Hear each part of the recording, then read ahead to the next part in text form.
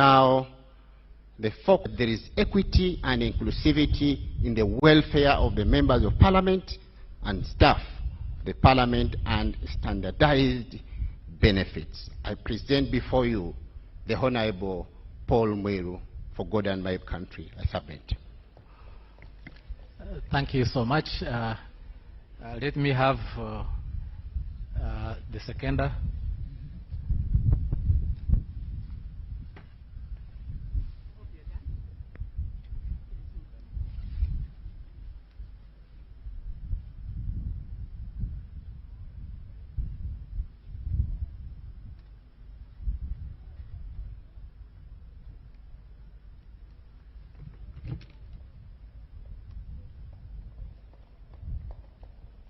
Your Excellency, the President of the Republic of Uganda, Your Lordship, the Chief Justice, honorable colleagues, my name is Sarah Luansasula, and I am the woman representative for the people of Ginger City.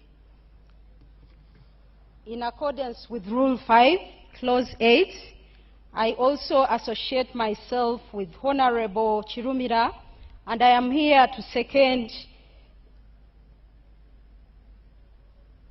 Honorable Mwiru Paul to be the Speaker of the 12th Parliament.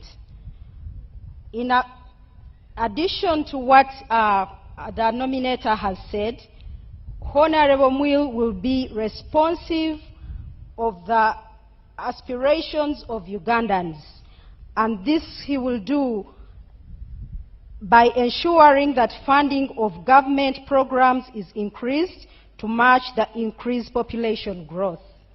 He will also ensure that the talk about the tenfold growth strategy is matched with resource allocation. Honorable Mwiru is competent, is exemplary, and accountable, so he brings such leadership to the 12th Parliament as a Speaker.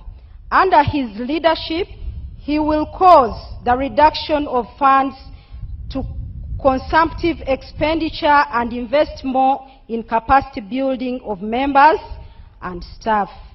In addition, resources will be reallocated to parliamentary committees so that members are adequately enabled to conduct oversight at committee level.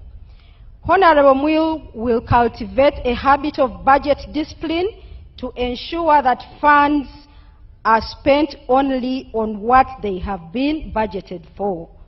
All members will be aware of what has been allocated to specific activities so that they can hold his leadership accountable.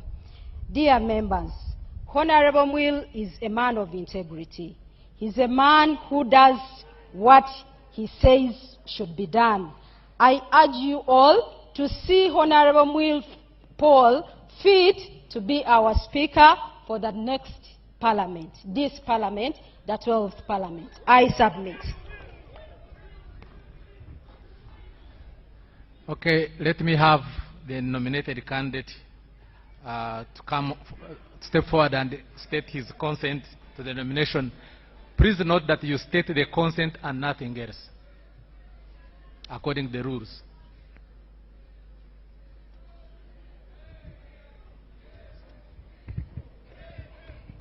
Your Excellency, the President, my Lord, the Chief Justice, honorable colleagues, I take the singular honor to accept the nomination for the chair of the Speaker of the Parliament of Uganda. I thank you.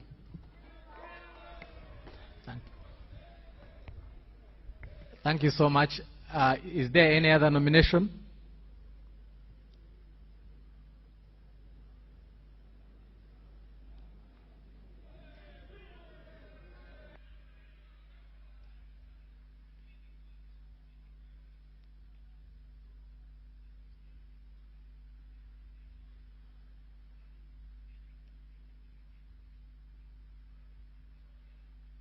Please nominate and continue to make the statement.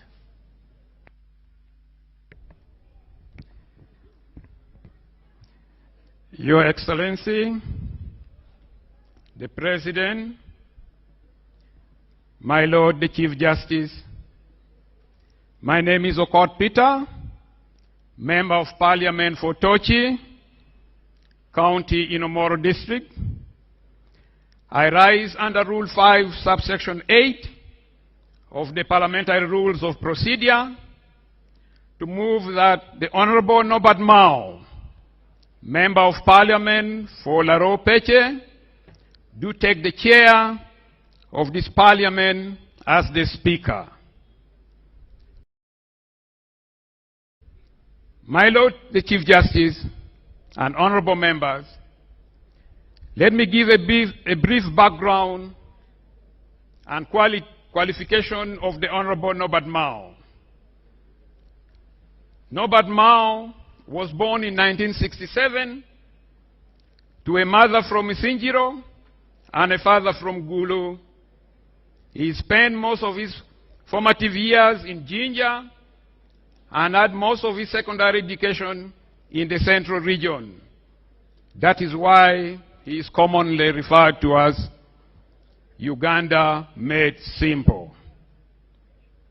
My Lord, Norbert Mao had a humble childhood in Lacho and Bobo, where he benefited from the kindness of many. Some of them were total strangers. As a little boy, he herded goats, helped on the farm, and worked as a cobbler, bicycle repairer, and as an apprentice to a tinsmith. His primary school then had no P7 class, but on account of his natural brilliance, he went on to do his primary leaving examination at Magwa Primary School, from where he moved on to Wairaka College for 2 years, and then went to Namiliango College, where he sat for both his O and A-level examination before joining Makerere University. His exceptional communication and interpersonal skills, leadership skills, were recognized early by his peers. While in primary school and even at secondary level, he participated in many debates and seminars where he excelled on account of the courage, clarity, and conviction with which he presented his case. At Makerere University, he was elected president of the Student Guild. At a time when coming from northern Uganda carried a big stigma, he overcame that stigma and rallied students to champion a campaign against the World Bank-inspired policies, referred to as structural adjustment program. But in reality, it required government in underdeveloped countries to drastically reduce spending on health, education, and livelihoods. The bywords of those policies was cost sharing. The fierce disagreement with the government led to a strike in which 2 students lost their lives and many were seriously injured when the police was deployed on campus on the 10th December 1990. One of those who was seriously injured was our own late Speaker Jacob Olanya. May his soul rest in peace. The Honorable Mao is ever a bridge builder and peacemaker. Norbert Mao, at just 23 years old at that time, reached out to State House and secured an appointment to meet President Museveni, who received the student delegation led by Mao to discuss how to balance other national priorities with the need to ensure access to higher education for students from poor families, the so-called needy students. That conversation laid the foundation for continued government sponsorship of students in universities alongside private sponsorship. Finally, my Lord the Chief Justice, Honorable Norbert Mao has education, experience, skills, and connection locally and internationally to unite this House to deal with crises of confidence facing the members, leaders, and the institutions of Parliament. Norbert Mao is a senior advocate of 32 years standing. He has an undergraduate law degree from Makerere University and a postgraduate diploma in legal practice from the Law Development Center. He has an associate Bachelor of Arts degree and a Master's of Arts degree in Development Studies from Uganda Matters University. He has a Master's of Dispute Resolution and a certificate in International Commercial Arbitration from Pepperdine University, USA. In addition, he was a 2003 World Fellow at Yale University, USA. My Lord, the Chief Justice, Norbert Mao is the President General of the Democratic Party and until recently, Minister of Justice and Constitutional Affairs in the government of Uganda. Having been appointed following a cooperation agreement between the National Resistance Movement and the Democratic Party, Norbert Mao believes in managing our differences through concessional democracy, where we use points of agreement as footholds to find consensus in areas of disagreement. The candidates I present to you will guarantee the privilege, immunities, and independence of the members of Parliament. There is no better prerequisite for guaranteeing the freedom of debate that representation and oversight demands. You should be winding up. Most of light, than having a presiding officer who does not have an overbearing or coercive influence on members and is himself not under the overbearing or coercive influence of anybody. Norbert Mao is a patriot and was a firebrand legislator in the 6th and 7th Parliament. Now returned to Parliament after voluntarily leaving it 20 years ago. He left Parliament and went to serve with the district as the district chair of Gulu District Local Government. That is why he is commonly referred to as Mr. Chairman. He worked alongside others to support the peace process that silenced the guns in the north, in northern Uganda, and laid the foundation for post-conflict reconstruction. God has preserved him through many life-threatening situations in order to serve the country he loves for such a time as this. As Minister of Justice and Constitutional Affairs, he has been a champion of alternative dispute resolution, the protection of the intellectual property of the creatives, and promoter of access to justice in collaboration with the judiciary. As the political head of the Ministry of Justice, he supported the completion of the new building housing many of the justice, law, and order institutions, saving governments over 30 billion shillings annually in rent. Surely, he will quickly ensure the completion of the new parliamentary chambers so that we don't have to come to Kololo every time we have a grand sitting of Parliament. My Lord, Chief Justice, and honorable members, in conclusion, Honorable Mao, as the current chairman of the Summit of the Inter-Party Organization for Dialogue, IPOD, understand what is at stake over the next 5 years and beyond. But at a deeper level, Honorable members, Norbert Mao as a candidate for Speaker is not the issue. The issue is what is at stake as we elect the Speaker. And what is at stake is bigger than any candidate.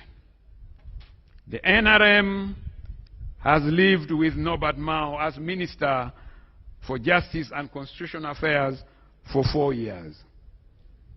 Surely, colleagues,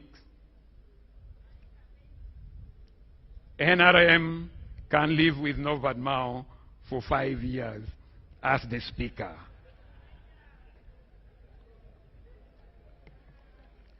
So let us rise above partisan alliance and embrace the gift of Norbert Mao to the NRM and Uganda. Don't ask why Mao, but ask why not Mao. My Lord Chief Justice and Honorable Member, I beg to move. Thank you very much.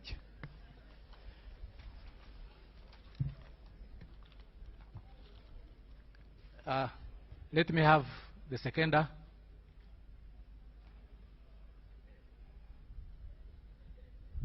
Please, you have 2 minutes. Don't use more than that. Much obliged.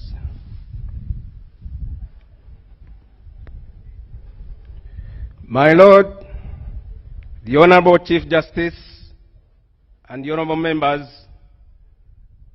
as per the Rule 5, Clause 9 of the Parliamentary Rules of Procedure, I, Patrick Okello Onguri, the Member of Parliament representing Aswa County in this 12th Parliament, rise on a motion to second the Honorable Norbert Mao to take the chair of this Parliament as the Speaker.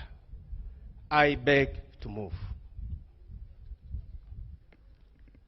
Thank you. The candidate, step forward to state your consent.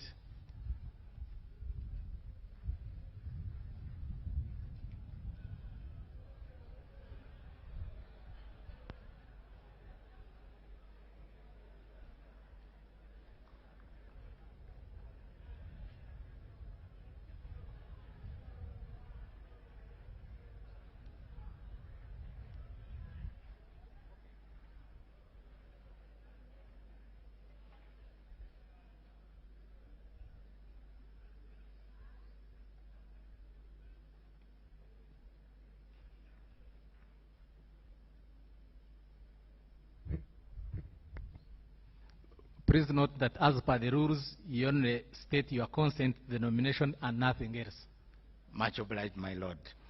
Your Excellency, the President of the Republic of Uganda, my Lord, the Chief Justice, the Honorable Members of Parliament, in as few words as it takes, I, Norbert Mao, Member of Parliament for Laro Peche, hereby consent to my nomination to take the chair as the Speaker. Thank you very much. May God bless you. Any other nomination?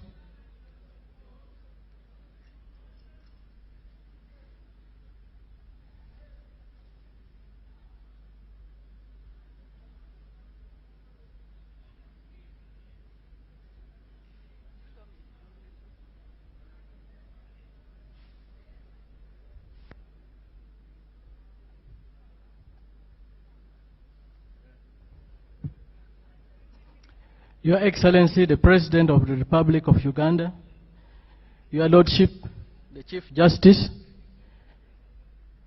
colleagues, members of Parliament, I'm here on twofold. One, to close the nomination. Two, to move on a matter of procedure under Rule 17, Sub-Rule 1. My Lord, Office of the Speaker carries immense responsibility, and the 11th Parliament has been alleged to have been the epicenter of corruption. Therefore, I move under Rule 17, Sub-Rule 1, causing for the suspension of Rule 5, Sub-Rule 3, and Rule 10, Sub-Rule 10, and to allow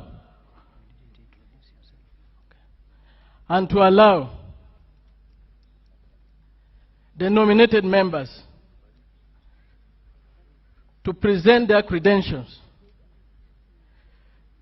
such that we are able to assess whether they meet the requisite governance qualities that can restore public trust in the institution of Parliament and to protect the gains so far achieved. My Lord, it is of imperative necessity that you allow this proposal and you suspend Rule 5, Sub-Rule 3, and Sub-Rule 10, and grant the nominated candidates 15 minutes to address the House such that we are able to make informed decision. My Lord, the right to be heard before a decision is made is constitutional. Even in the Bible, when Adam and Eve sinned in the Garden of Eden, God first called them to defend themselves before he passed judgment onto them. So today, we are going to make decision to elect Speaker of Parliament. It would be good for us to hear from them and we make an informed decision. Your Lordship, my name is Uchenn Geoffrey, Member of Parliament representing Kyoga North constituency in Amalata district. I beg to submit.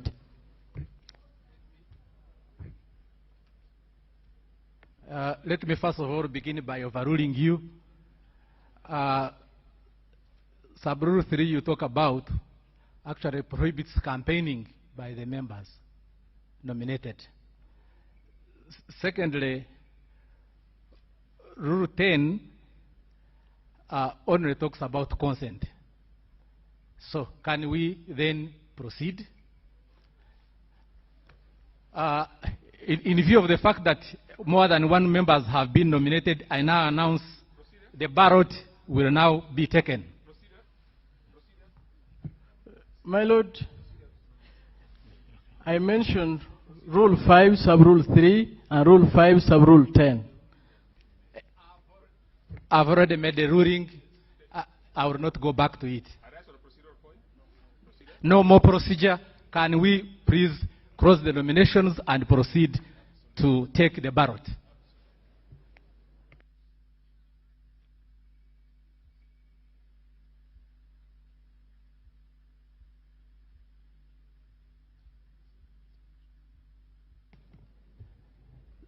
So given that there is no any other candidate,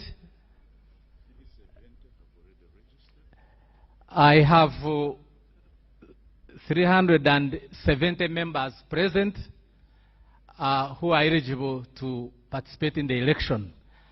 And in view of the fact that there is no more candidate, I close the nomination and I proceed to announce a ballot be taken in accordance with Rule 5, Sub-Rule 13.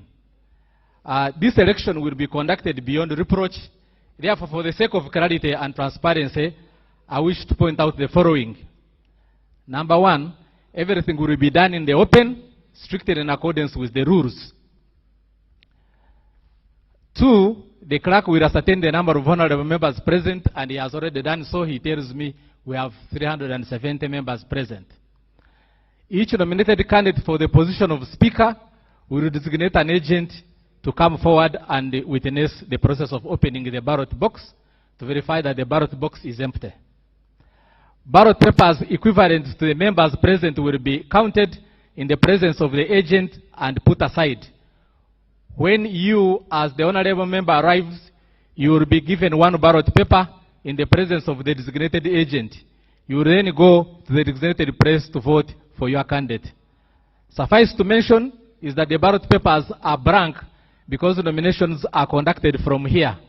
However, I'm confident that each one of you knows how to read and write. You write the name of the honorable member you are voting for speaker in the blank space provided on the ballot paper. Therefore, thereafter followed the marked ballot paper and inserted into the ballot box in full view of everyone. Voting will be by secret ballot and there is no voting by proxy.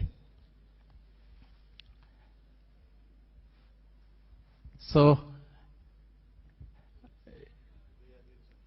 can I have the agents forward?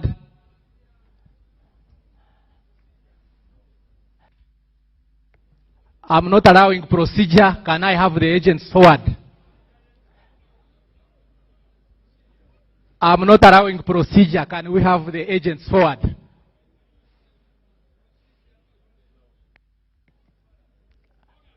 I'm not allowing procedure. Can we have the agents forward? Agents of the candidates.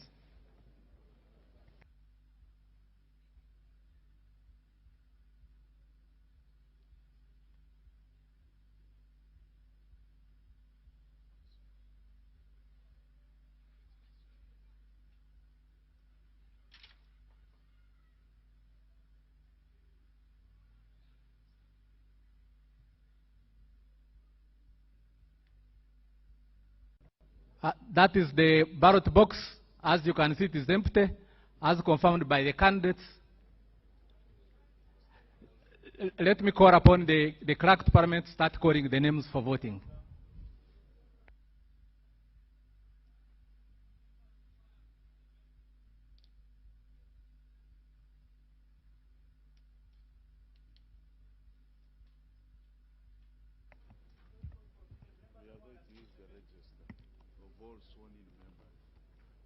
No, we are going to use the register of all sworn-in members to call the names.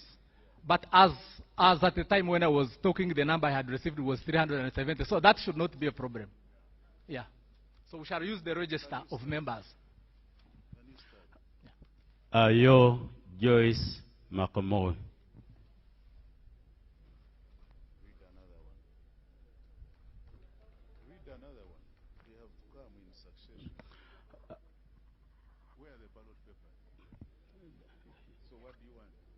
I suggest that save time, you read them in tens so that they line up, so that we don't spend time moving. Ababiku Jessica, Abeja Susan Jolie, Abe Lilian, Abigaba Cuthbert Mirembe, Akamfua Topista, Achan Joyce Okeny, Acheng Jen Ruth Ochero, Achayo Juliet Lodu, Acheng Sandra.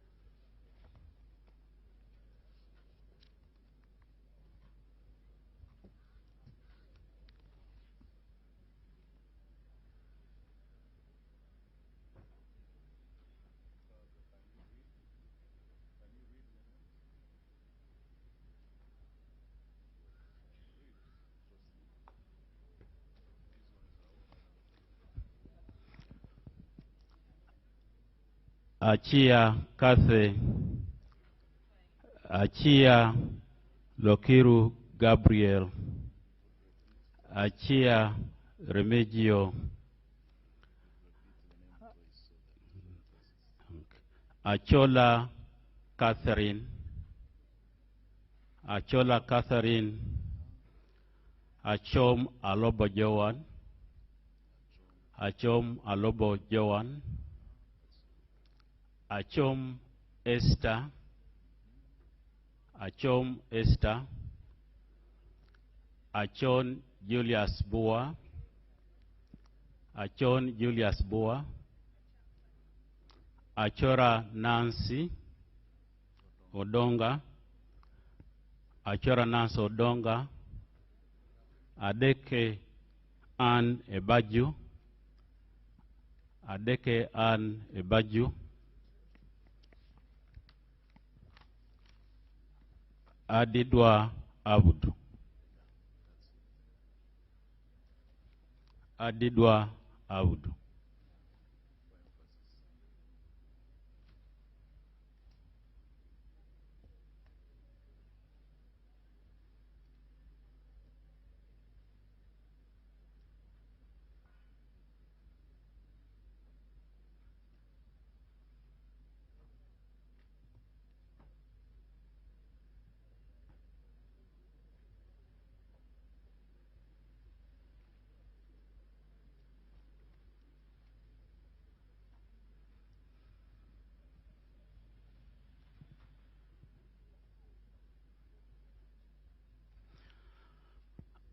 Adome Francis Lorica, Adome Francis Lorica, Ayeku Patrick, Ayeku Patrick, Agaba Gilbert, Agaba Gilbert, Agaba Peter, Agaba Peter, Aguti Sarah, Aguti Sarah, Ahewa Wilba Manyisa, Ahewa Wilba Manyisa,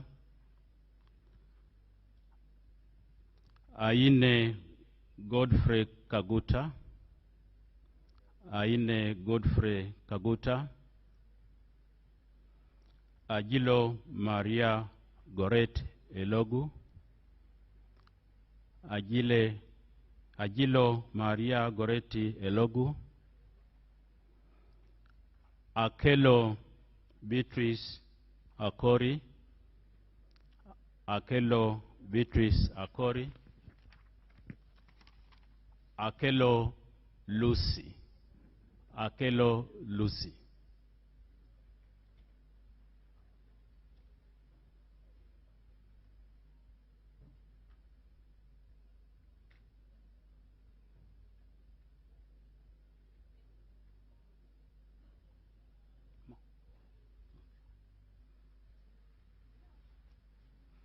Akelo Rose Lily, Akelo Rose Lily, Achifeza Grace Ngavirano, Achifeza Grace Ngavirano,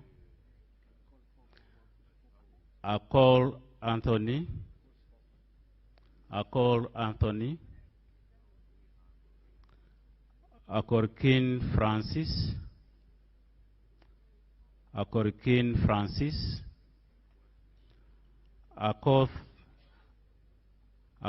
Angela Zonkire, Akoth Angela, Akuguziwe Ronald, Akuguziwe Ronald, Akuguziwe Lawrence, Akuguziwe Lawrence,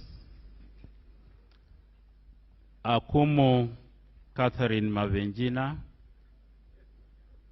Akumu Catherine Mavenjina, Alenyo Marshall Godfrey, Alenyo Marshall Godfrey, Alero Tom Azza, Alero Tom Azza, Alero Tom Aza.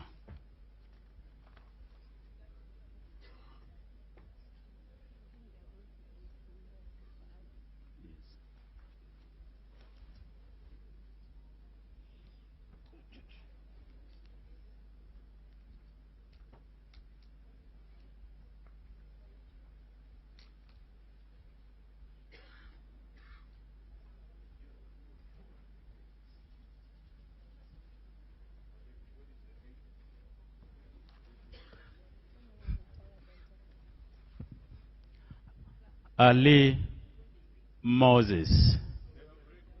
Ali Moses. Alinaitwe Silvia Tumuheirwe. Alinaitwe Silvia Tumuheirwe.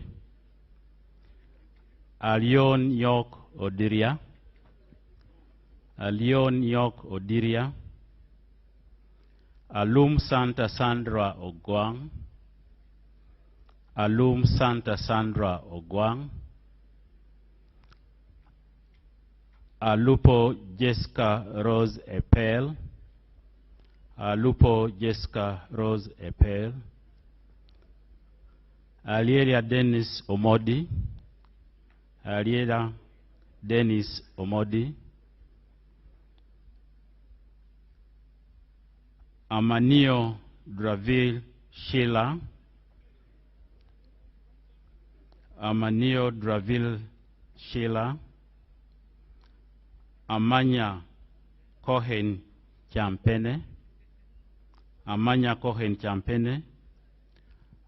Amede Agnes.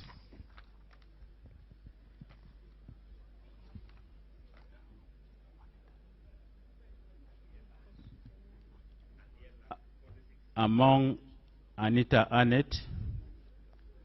Among in Jane Francis Okili. Among in Jane Francis Okili.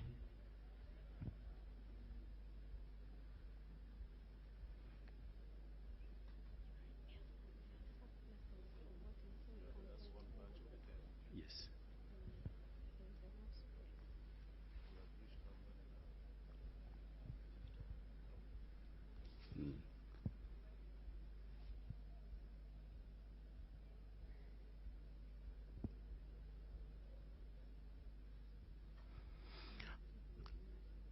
Angura Frederick. Angura Frederick. Angwech Colin. Angwech Colin. Anifa Vangirana. Anifa Vangirana. Anyakun Esther Davinia. Anyakun Esther Davinia. Anyang Janet Hope. Anyang Janet Hope. Anywa Eric Richard.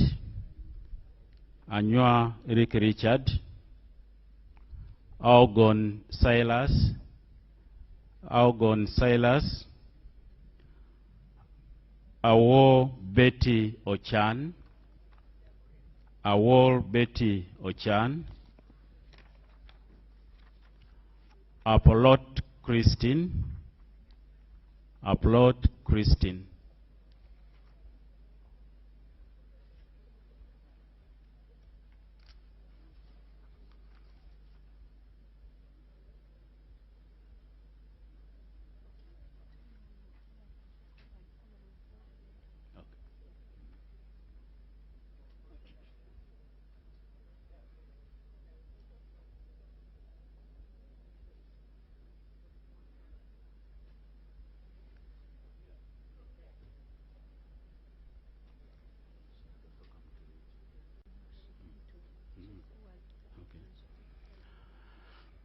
Ariko Herbert Edmund Okworo. Ariko Herbert Edmund Okworo. Arinaitwe Rwakajara Katambuka. Arinaitwe Geneva. Arinaitwe Geneva. Asera Stephen, Asera Stephen, Asimwe Amos, Asimwe Enos, Asimwe Florence Akiki, Asimwe Florence Akiki, Atan Okia Moses, Atan Okia Moses, Atugonza Alan, Atugonza Alan, Atuhoirire Arthur Kazora, Atuhoirire Arthur Kazora, Atukunda Rebecca Mubangizi, Atukunda Rebecca Mubangizi.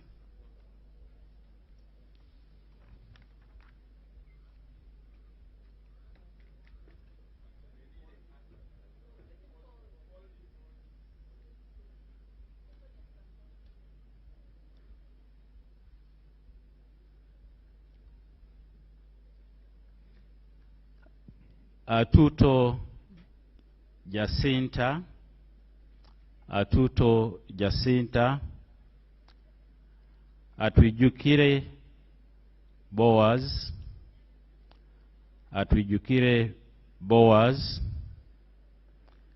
Atwijukire Dan Kimosho, Atwijukire Dan Kimosho, Atiang Stella, Atiang Stella, Auma Janet, Auma Janet, Auma Kenny, Auma Kenny, Auma Linda Agnes, Auma Linda Agnes, Avako Melissa Naima Gure, Avako Melissa Naima Gure, Avur Janet Pachuto, Avur Jane Pachuto, Awor Betty Engola, Awor Betty Engola.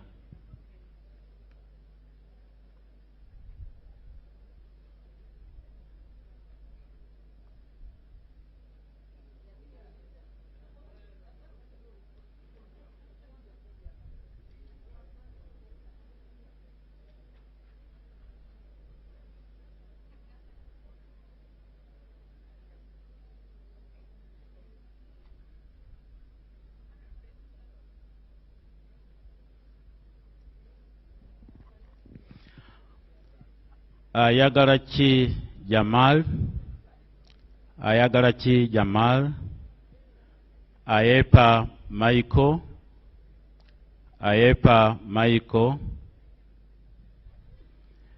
Ayo Janeth Febi Obol, Ayo Janeth Febi Obol, Ayume Charles, Ayume Charles, Batum Ben Koryang, Batum Ben Koryang, Vavanga Wilfred Erima, Vavanga Wilfred Erima, Vabirie Kitio Sara,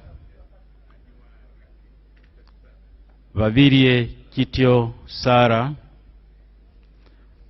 Vabirie Mili Vabaranda, Vabirie Mili Vabaranda, Vabura Noel Kateike Matlida, Vabura Noel Kateike Matlida, Vajire Agre Henry, Vajire Agure Henry, Vagore Ngobi John. Vagore Ngobi John.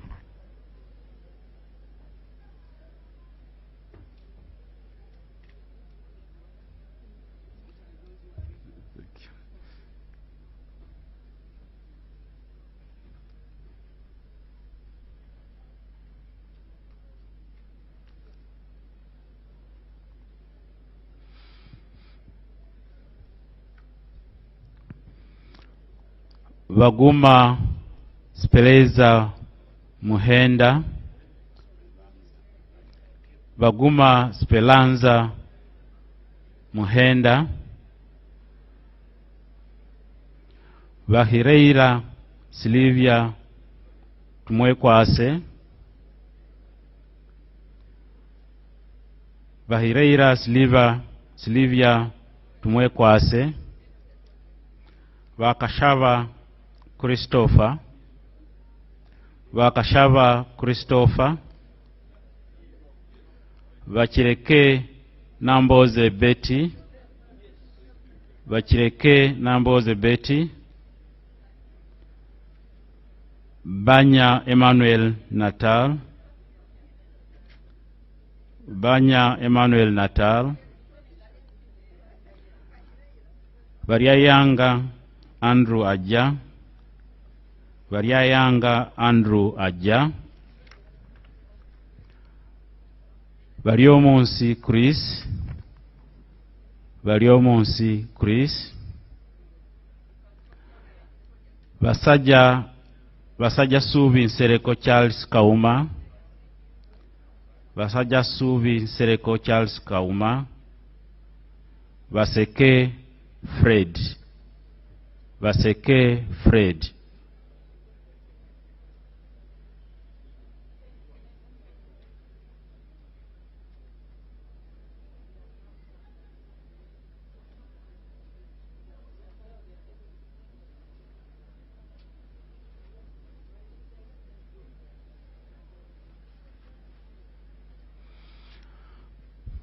Vasaja Idi, Vasaja Idi, Vatua Timothy Lusara, Vatua Timothy Lusara, Vazanya Matayo, Vazanya Matayo, Vevona Josephine Vavunji,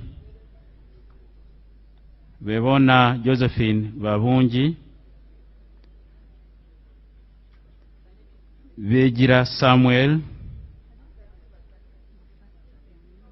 Vejira Samuel, Vegumisa Protazio, Vegumisa Protazio, Vaira Emmanuel Wephuru, Vaira Emmanuel Wephuru,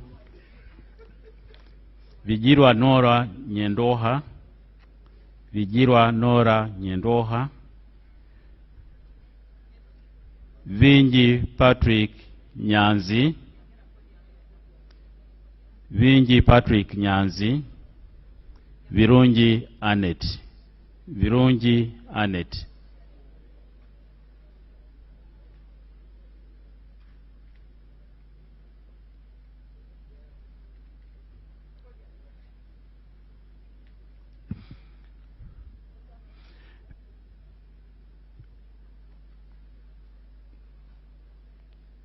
Virunji Caroline Nanyondo, Virunji Caroline Nanyondo, Visaso Abdu, Visaso Abdu, Bright Tom Amoti, Bright Tom Amoti, Bukenya Michael Iga, Vyamukama Fred, Vyamukama Rogers, Vyanyima Nathan, Vyevisho Sam, Vyuma Oswald Dez, Cadet Benjamin.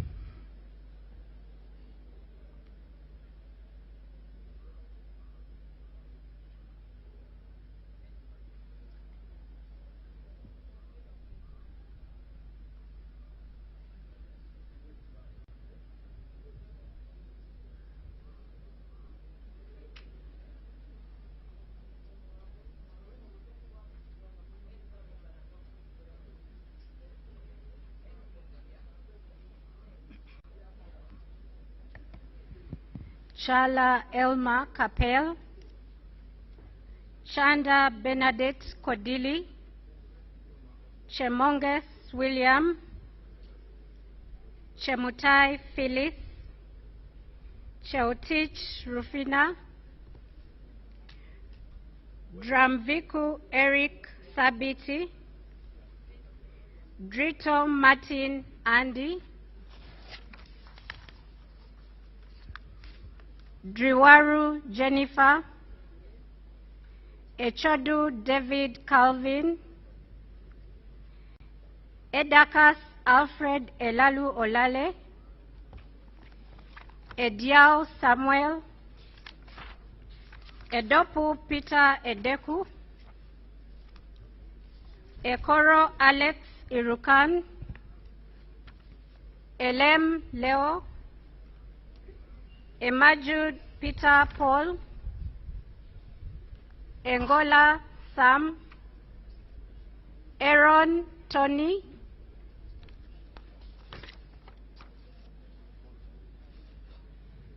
Etilu Margaret, Eunice Otuko Apio,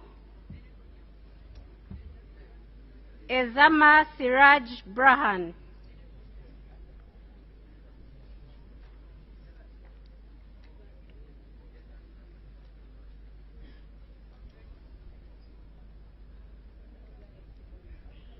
Kind of piled up.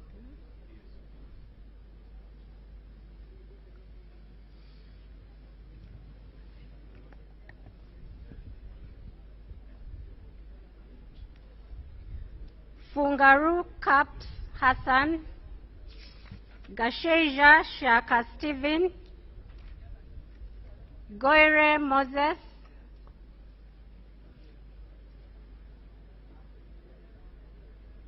Gonyi David Robert,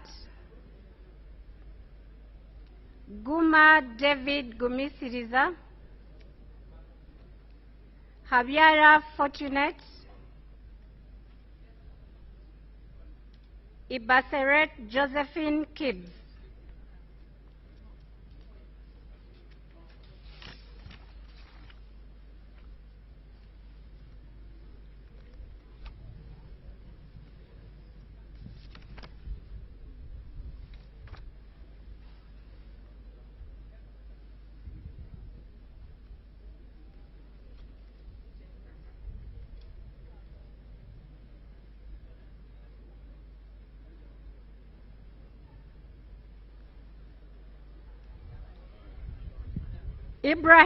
Ibrahim Aisu, Ikiriza Knight,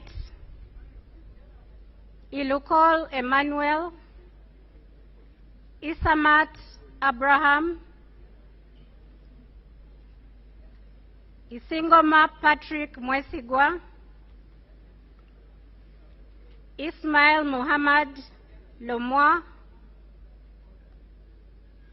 Itungu Sarah Masereka, Jalameso Fred, Joyo Harriet, Kabasa Valava Bruce.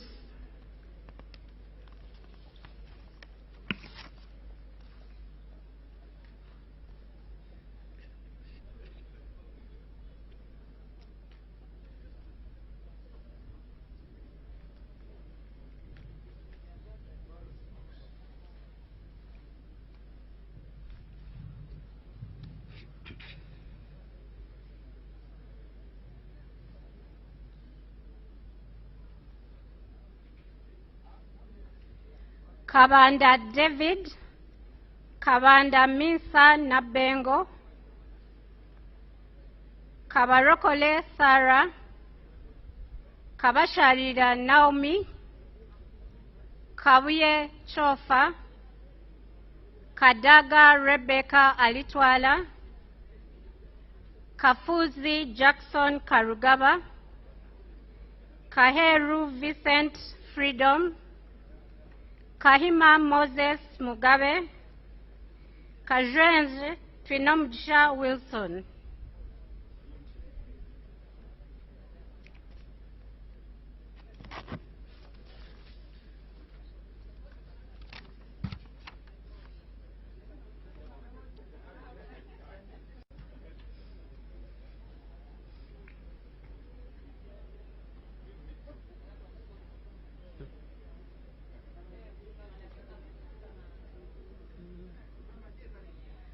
Kaka Lubega Ismail Uthman, Kakoza James, Kakoza Joseph, Kalenzi Victor, Kalisa Jovrin Chomkama, Kambale Ferigo, Kampanya Abdul Swaib, Kamuntu Ephraim, Kanabi Jimmy, Kangwaje Stephen Rakanuma,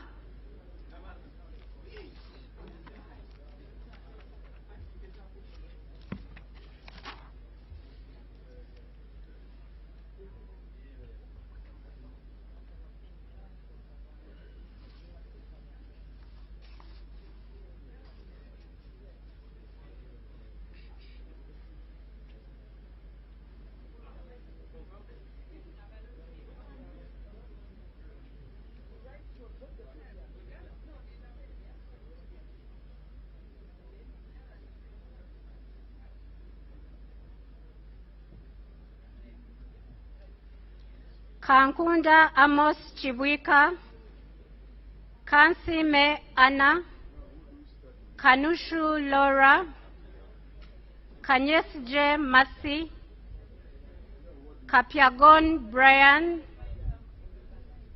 Karisa John Bosco Loy, Karisa John Bosco Koi, Karim Musa, Karubanga Jacob Atenyi, Karuhanga Gerald Kafureka, Karuhanga Gerald Kafureka, Kaseija Matia.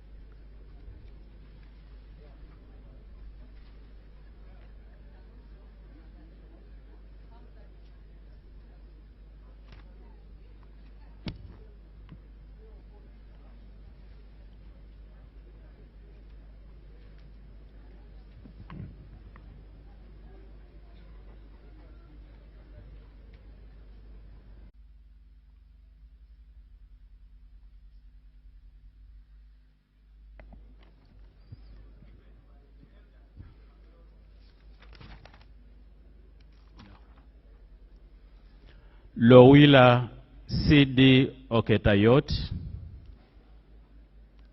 Lowila CD Oketayot, Rubowa Sebina Javira, Rugorovi Amos,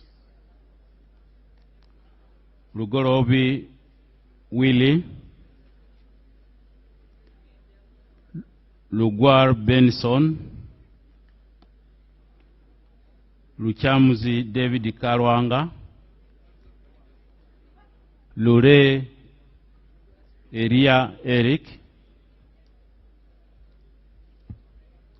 Luimbazi Narukora Elias, Rwansasura Sarah.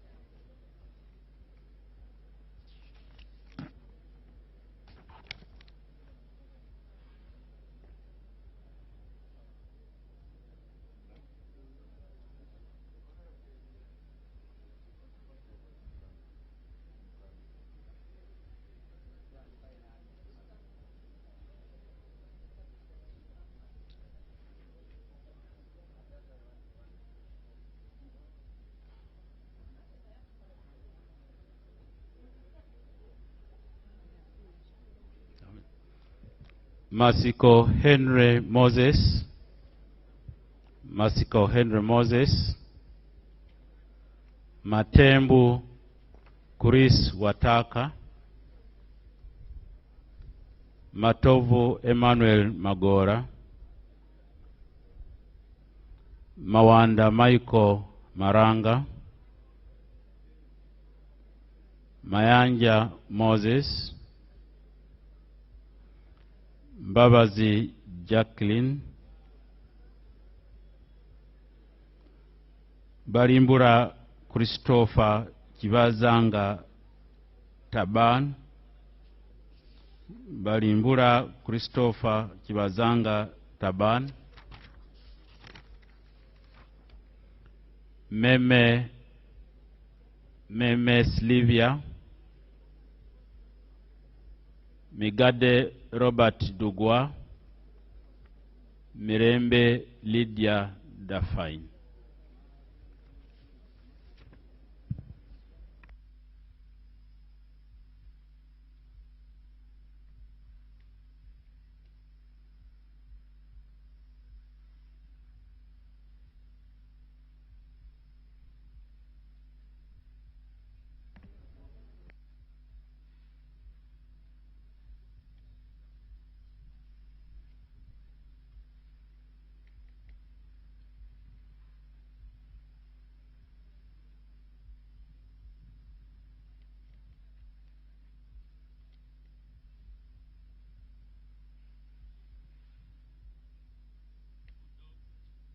Modoi Isaac.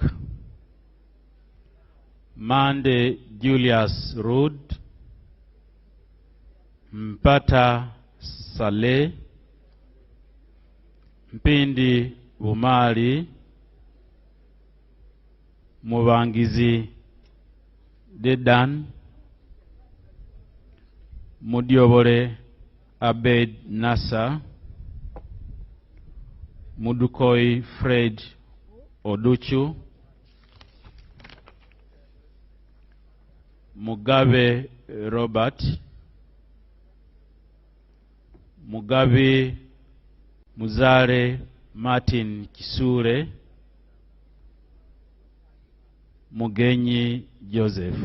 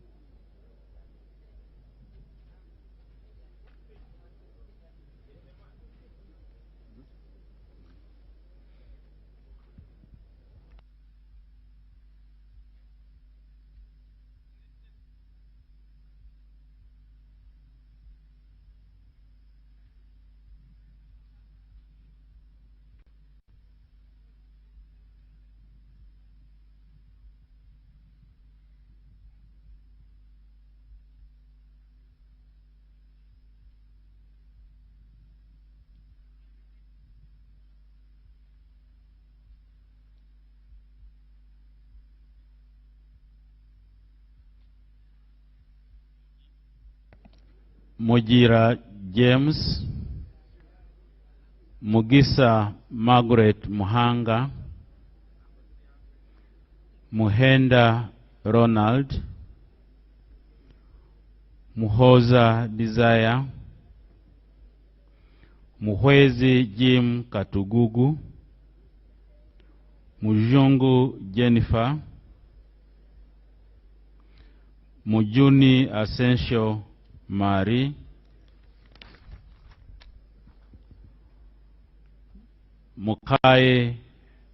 Mukaye Miriam,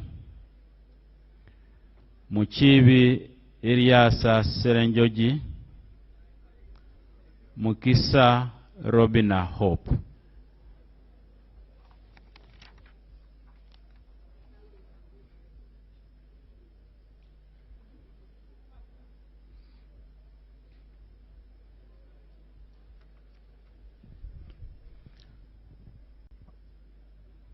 Muremia Ismail Sowed, Murindwa David Simbwa, Musa Noah, Musanje Moses, Musazi Henry Ariganyira, Mushave Rujochi Ruth, Musila John, Mwine Mpaka Rwamirama, Mwiru Paul, Nabaduka Annette,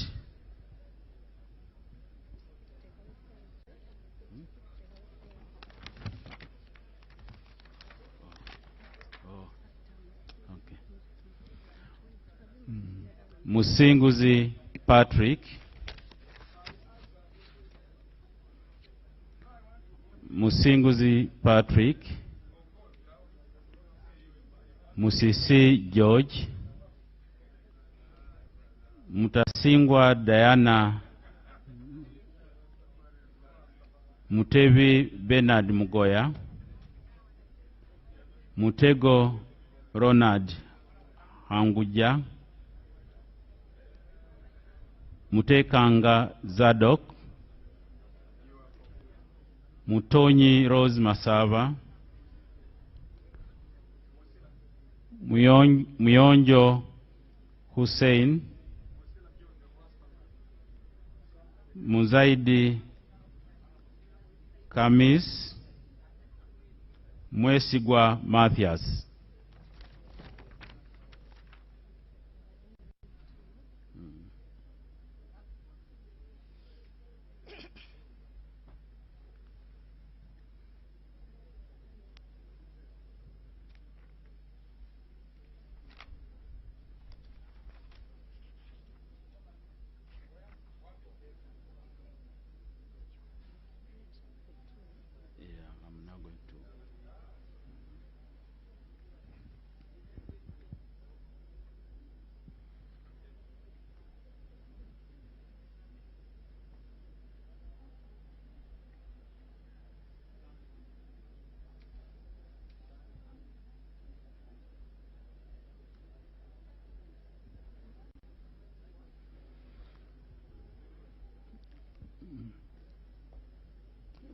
Mwiru Paul, Nabaduka Annette, Nabakoba Judith Nalure,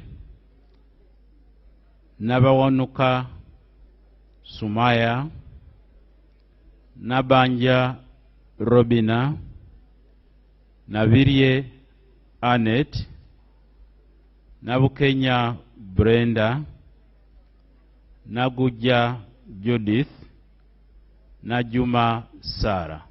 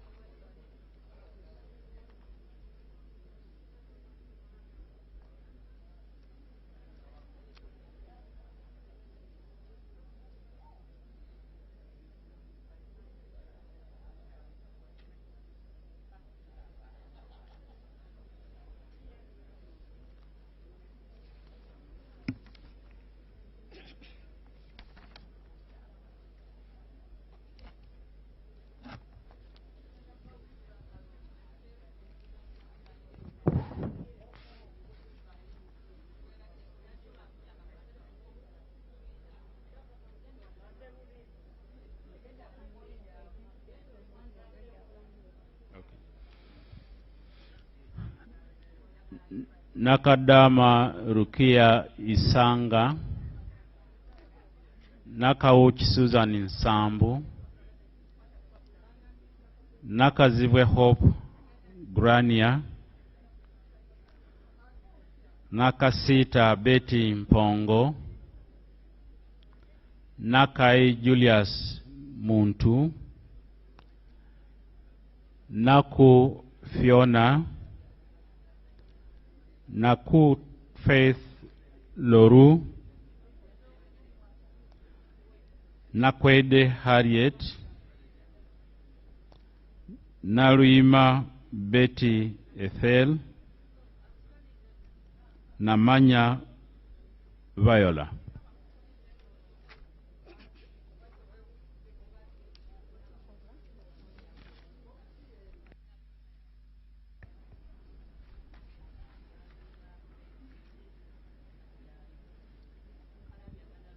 Namara Dennis, Namatende Eunice, Namatovu Mastula, Nambazira Florence, Nambeshe John Baptist, Namboze Teddy, Namboze Teddy, Namere Justin, Namubidu Rabusheja Margaret, Namuganza Persis Princess, Namuju Sisi Dionysia, Namuju Sisi Dionysia.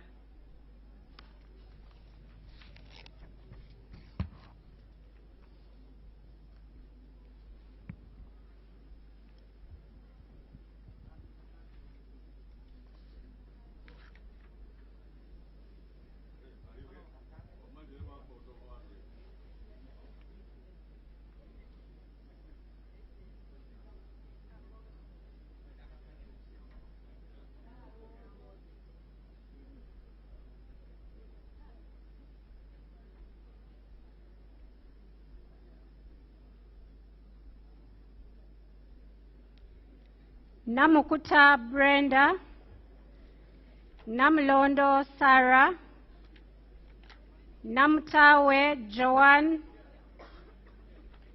Nangoli Gerald, Nangoli Umar, Nankabira Anne Maria, Nankwanga Stella Maris, Nantongo Fortunate Rose, Nanzala Metrin, Nasolo Eugenia.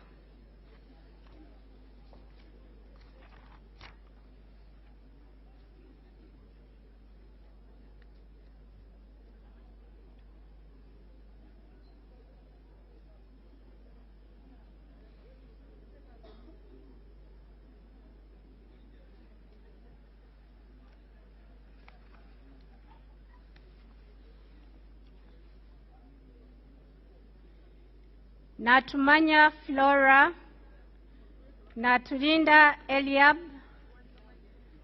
Nawe Molly Kamkama, Naevale Sylvia, Naziwa Margaret, Ndezi Alex, Nekesa Christine Situma, Ngabirano Charles, Ngompek Linus, Ninkusima John Paul.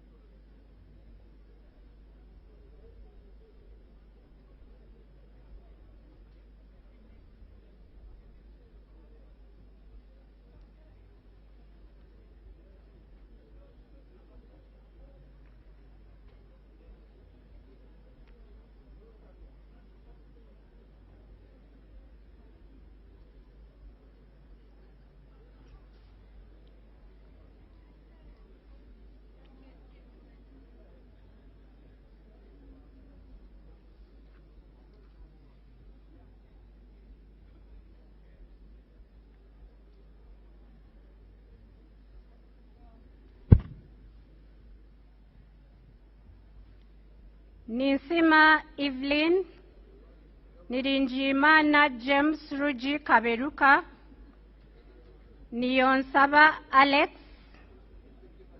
Nkrumah Roland, Nkunyinji Muwada, Namara Annette Oyes Vyamkama, Samba Patrick Oshabe, Segumire Muhammad Chibedi, Ntabazi Harriet, Ntale Sereko Madina.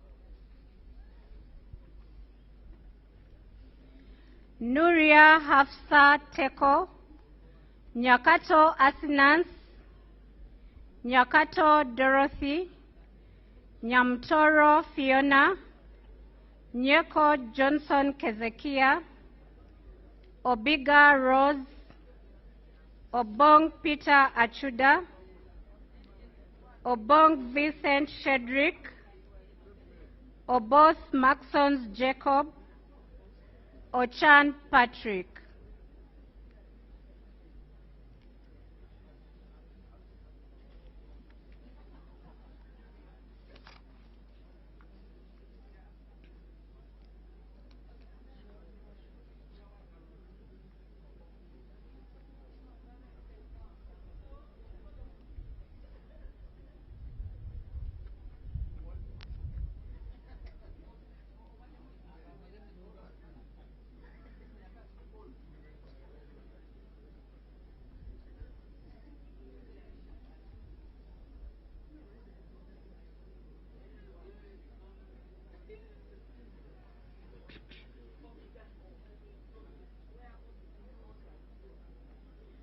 Ochen Geoffrey, Ochai Maximus, Odongo Jeje Abubeka, Odwori John, Ofono Opondo Podel, Ogama Ali Ismail, Ogwal Joseph Jones,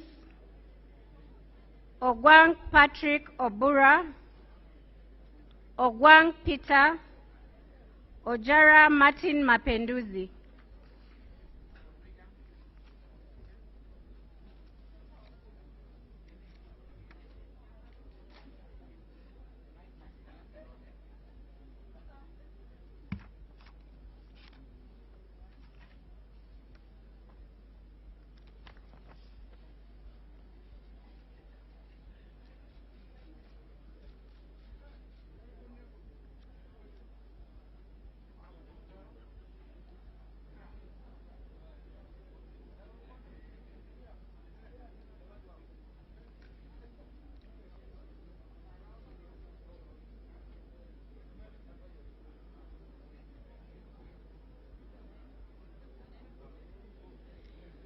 Ojit Peter, Ojok Andrew Olanya, Okasai Sidronius Opolot, Okelo Geoffrey Charles, Okelo Patrick Onguti, Okecho George, Okecho John Francis, Okeyo Peter, Okia Joan Aniku, Okiding Sam.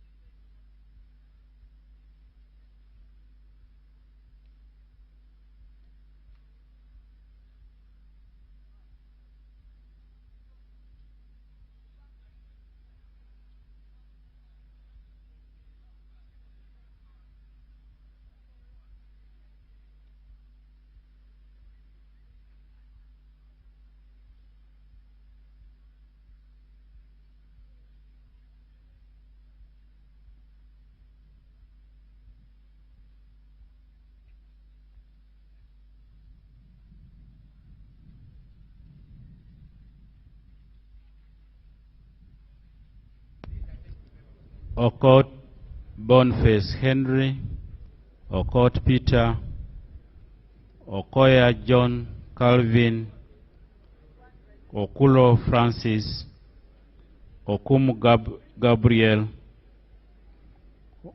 Okwere David Becham, Okwi Constantine, Olanya Gilbert, Oleru Huda Abason, Omara Paul, Omoding Emmanuel,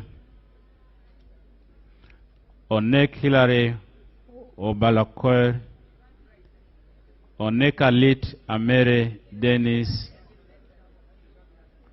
Ongaro Obote Clement Kenneth.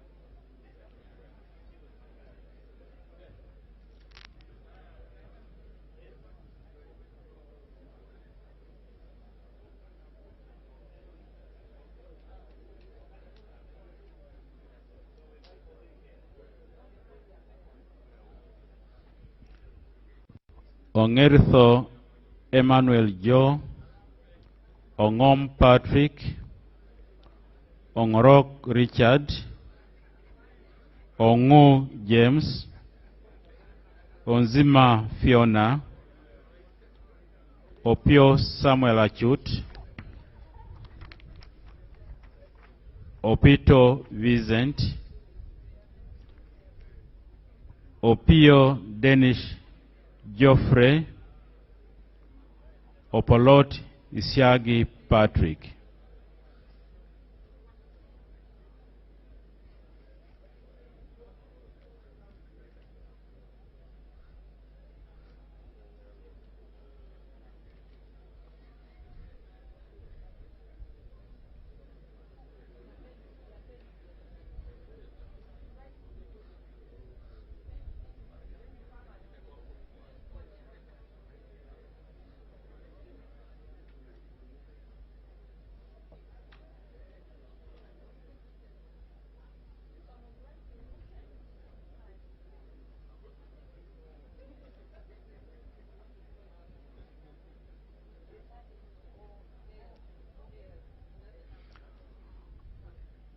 Opolot Okwalinga Simon Peter,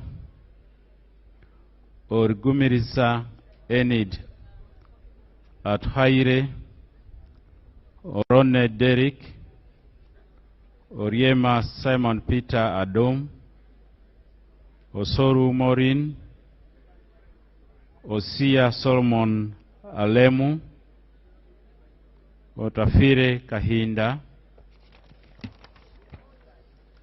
Otim Bernard, Otim Gui Isaac Ismail, Otto Edward McMott.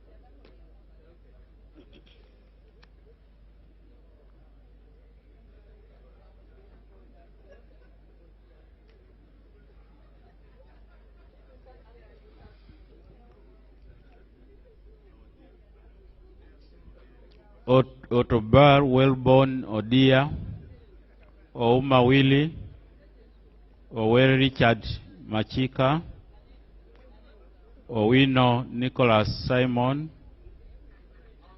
Parker Peter Pex, Paparu Lilian Obial, Pedun Josephine,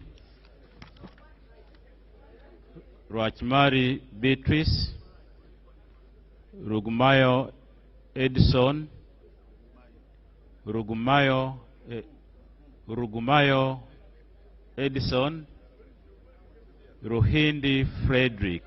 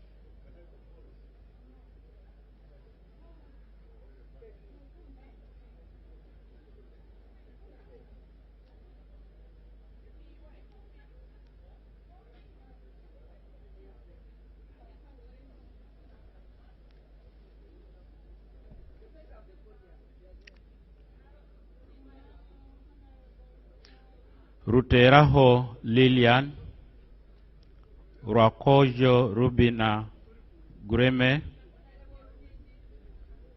Rwamirama Bright Kanyantore, Rashande Emmanuel, Sazi Godfrey, Nsange Jacqueline, Sebamara Richard, Sekabira Dennis, Sekindi Aisha, Senteza Richard.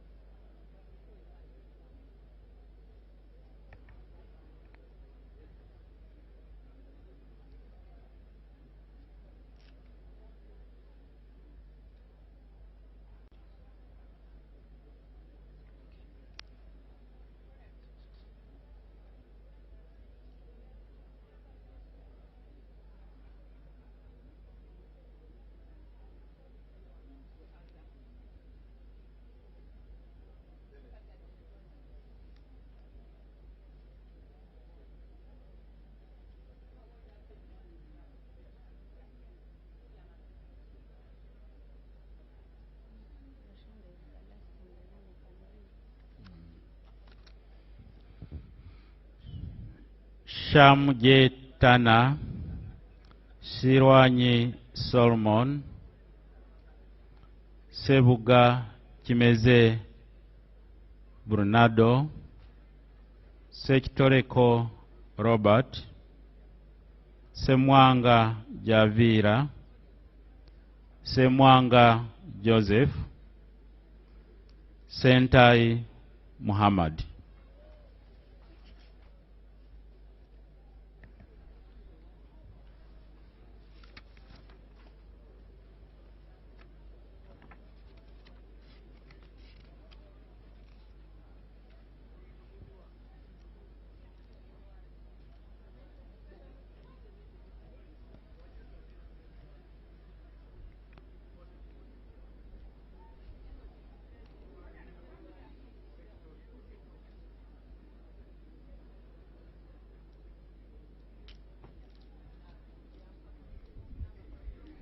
Senyonyi Joel Vesekezi, Serukenya David, Serunjoji Hassan Muchibi, Sewagude Robert, Sewungu Joseph Gonzaga, Suvi Chinyamatama Juliet K, Taban Ate Sharifa, Tayebwa Didas Kabumbuza, Tayebwa Thomas, Tebandeke Charles.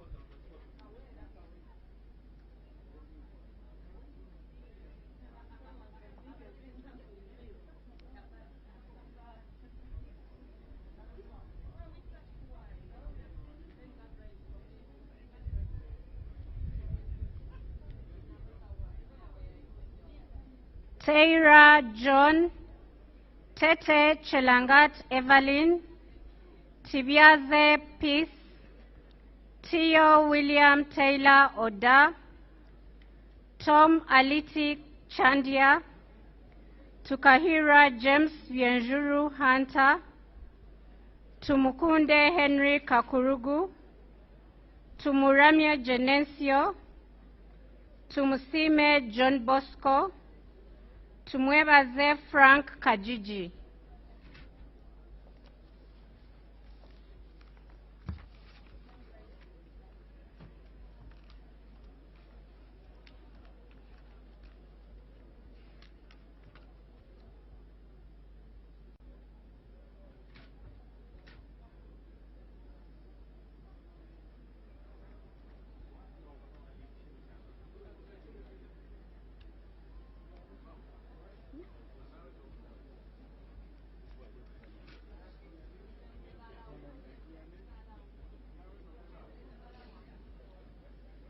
Tumwebaze Mwine, Tumwesje Anthony, Tumwesje Elioda, Tujaikayo Kebirunji Mary Paula, Twala Fadil, Twesige Stephen, Twinamasko Onesmus, Twinomujuni Francis Kazini, Uhuru Nelson, Wako Joy Peggy.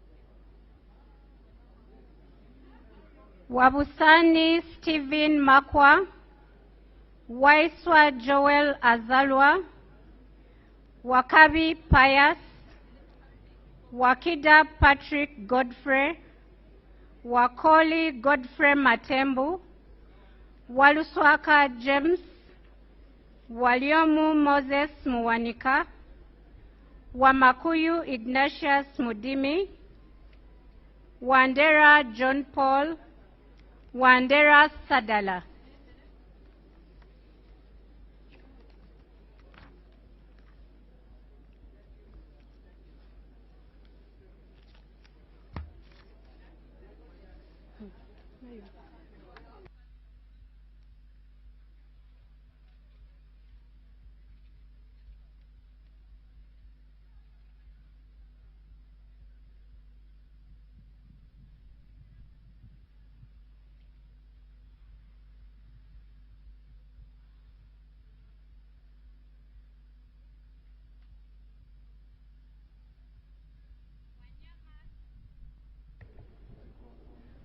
Wanyama Judas Tadeo, Wanyama Richard, Wanyenya Shafiga, Wanyoto Godfrey, Wanyoto Lydia Mutende, Wekomba Sarah Nambozo, Wembabazi Beatrice, Wokuri Geoffrey, Zake Francis, Zambali Blasio Mukasa, Zawede Victorious.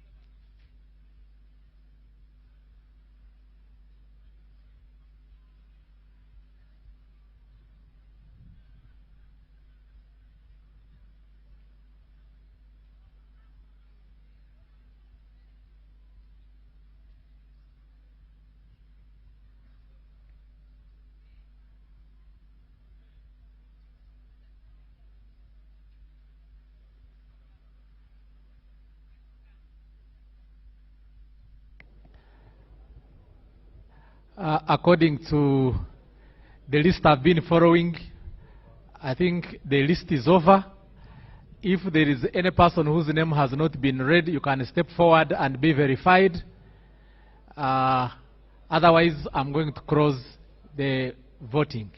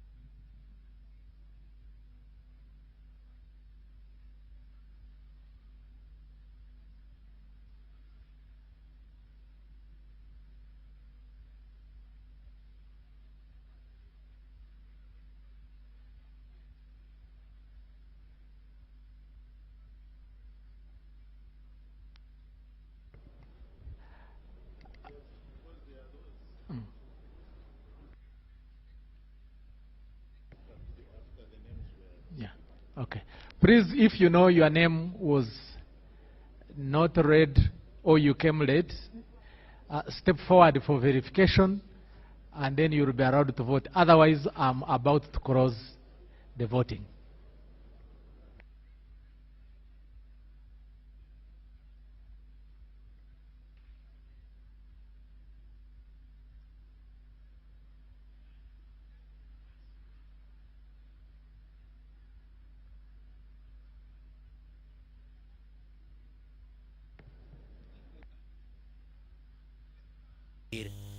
Me chiemo ni nuna hadong pe woro kana me yera te woro yanyim. Ento Moses Magogo amobera duongode komitie da woro gwero kui.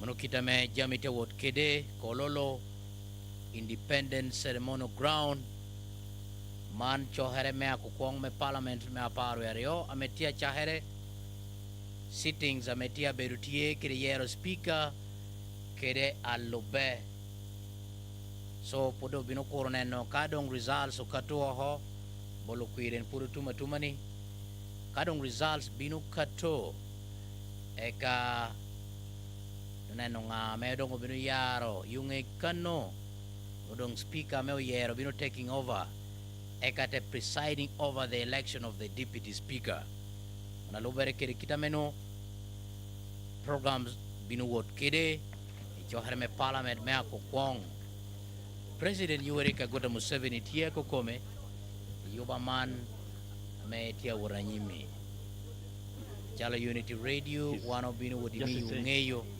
yore kita meno yuba me parliament tia wot kede members me parliament tia yero ador ocho here me parliament me ako kwong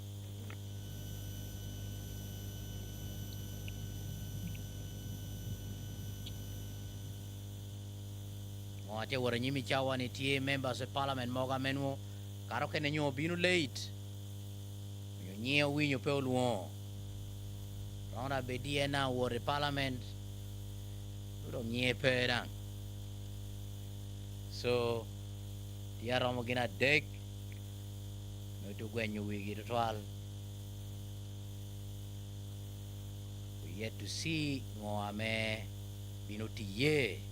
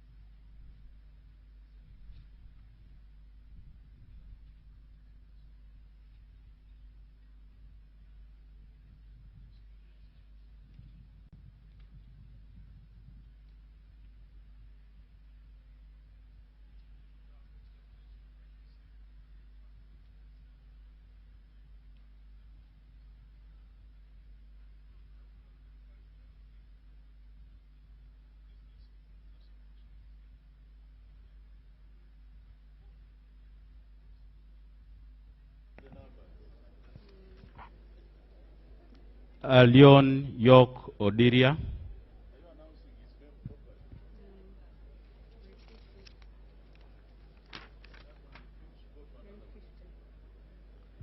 Among Anita Annette.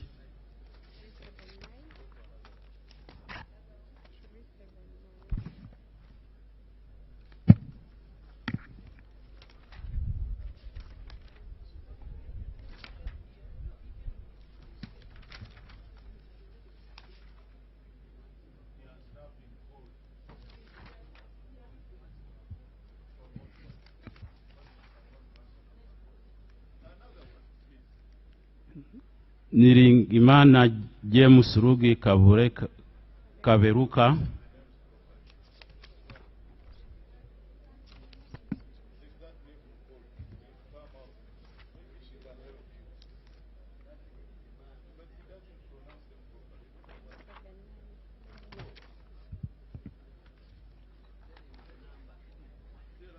Okia Joan Aniku.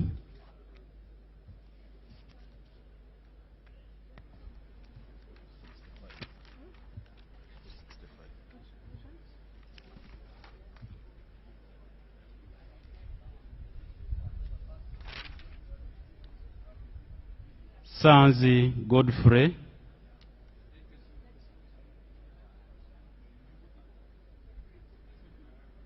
Sebamara Richard.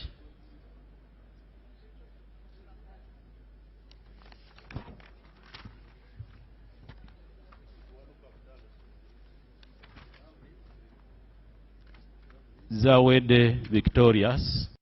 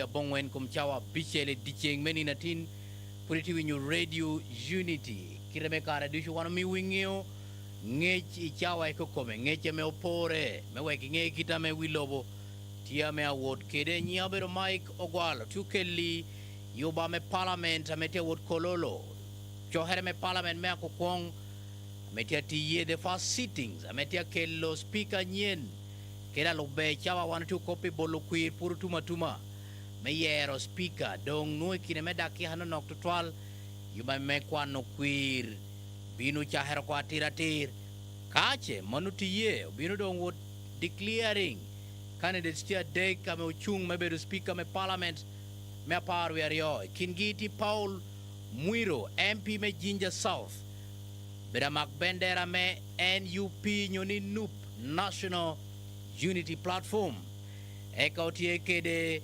candidate me DP Nobad Mao dok president me DP dang MP me Peshelaro ti Gulu City Nobad Mao tie Lake me mito bedo speaker me parliament me Uganda eka me adekere debedo MP me Budama West Central in Tororo District Mano Jacob Maxon Oboth tia kinajua dek ametia telotol me bedo speaker ichawa man awana tu copy en awin radio yumani enado wana tu copy yuba me kwano queer dong enien tiu chaher ko atiratir binu mi yunge yo kita menutia wot kede kache declaration binu katwe yunge chen ngame olanyo queer me bedo speaker me parliament me Uganda yero deputy mere abedi chen lo bere kede kita menu programs tia wot kede penchik me Uganda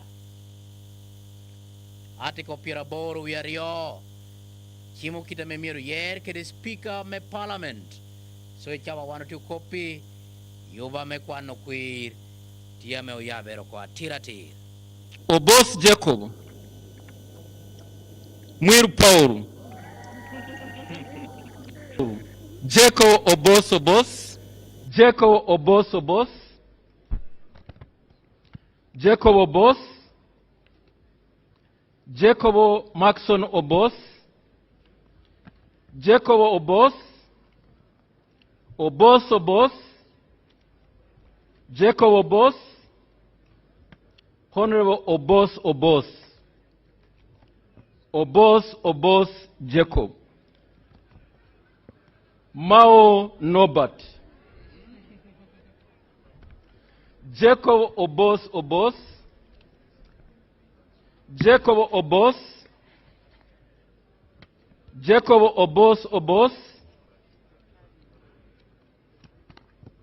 Obos Jacob Mwir Paul Jacob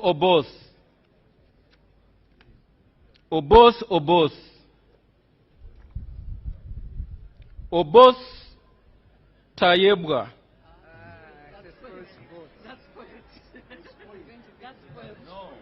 Yes. Spoiled? No, we don't have a candidate. Yeah. It's just an error. No, Obos. We don't have a candidate. No, we don't have a candidate called Obos. Yeah. No. Yes. Yeah. Jacob Obos. Obos. Jacob Obos. Yes. Jacob Obos. Jacob Obos Maxon, Obos,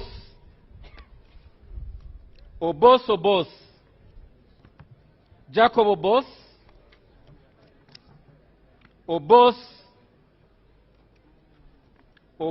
Obos Jacob, Honorable Jacob Obos,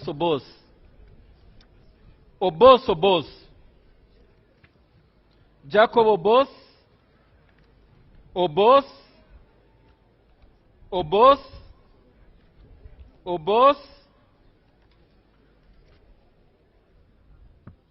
Jacob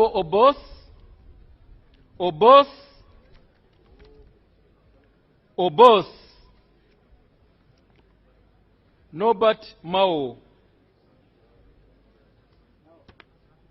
Jacob Obos, Obos Obos, Jacob Obos, Obos Jacob, Jacob Obos, Jacob Obos, Jacob Obos, Obos Jacob, Jacob Obos, Obos, Obos, Obos, Obos Obos, Jacob Obos, Jacob Obos Obos, Paul Mwiru, Norbert Mao, Obos Obos, Obos Obos, Paul Mwiru, Jacob, Jacob Obos, Obos Obos, Obos Obos, Jacob Obos, Obos Jacob, Obos Obos, Jacob Obos, Jacob Obos, Jacob Obos,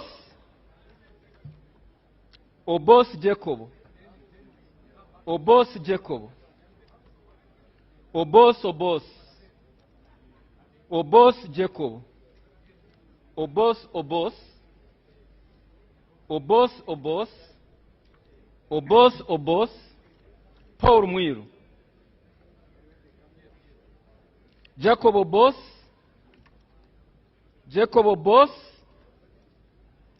Obos Obos, Jacob Obos, Jacob Obos, Jacob Obos, Paul Mwiru, Obos Jacob, Jacob Obos, Obos Jacob, Obos Jacob, Obos Jacob, Jacob Obos, Jacob Obos, Obos Obos, Obos Jacob, Obos Jacob, Obos, Obos Jacob, Obos Jacob, Obos Jacob, Obos, Jacob Obos,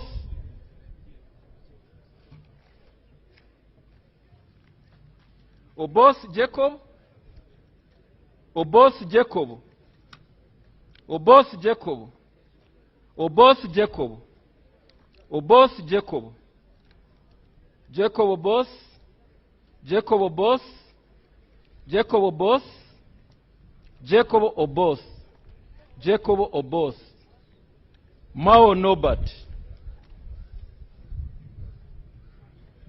Obos Obos, Obos Obos, Obos Jacob, Obos Obos,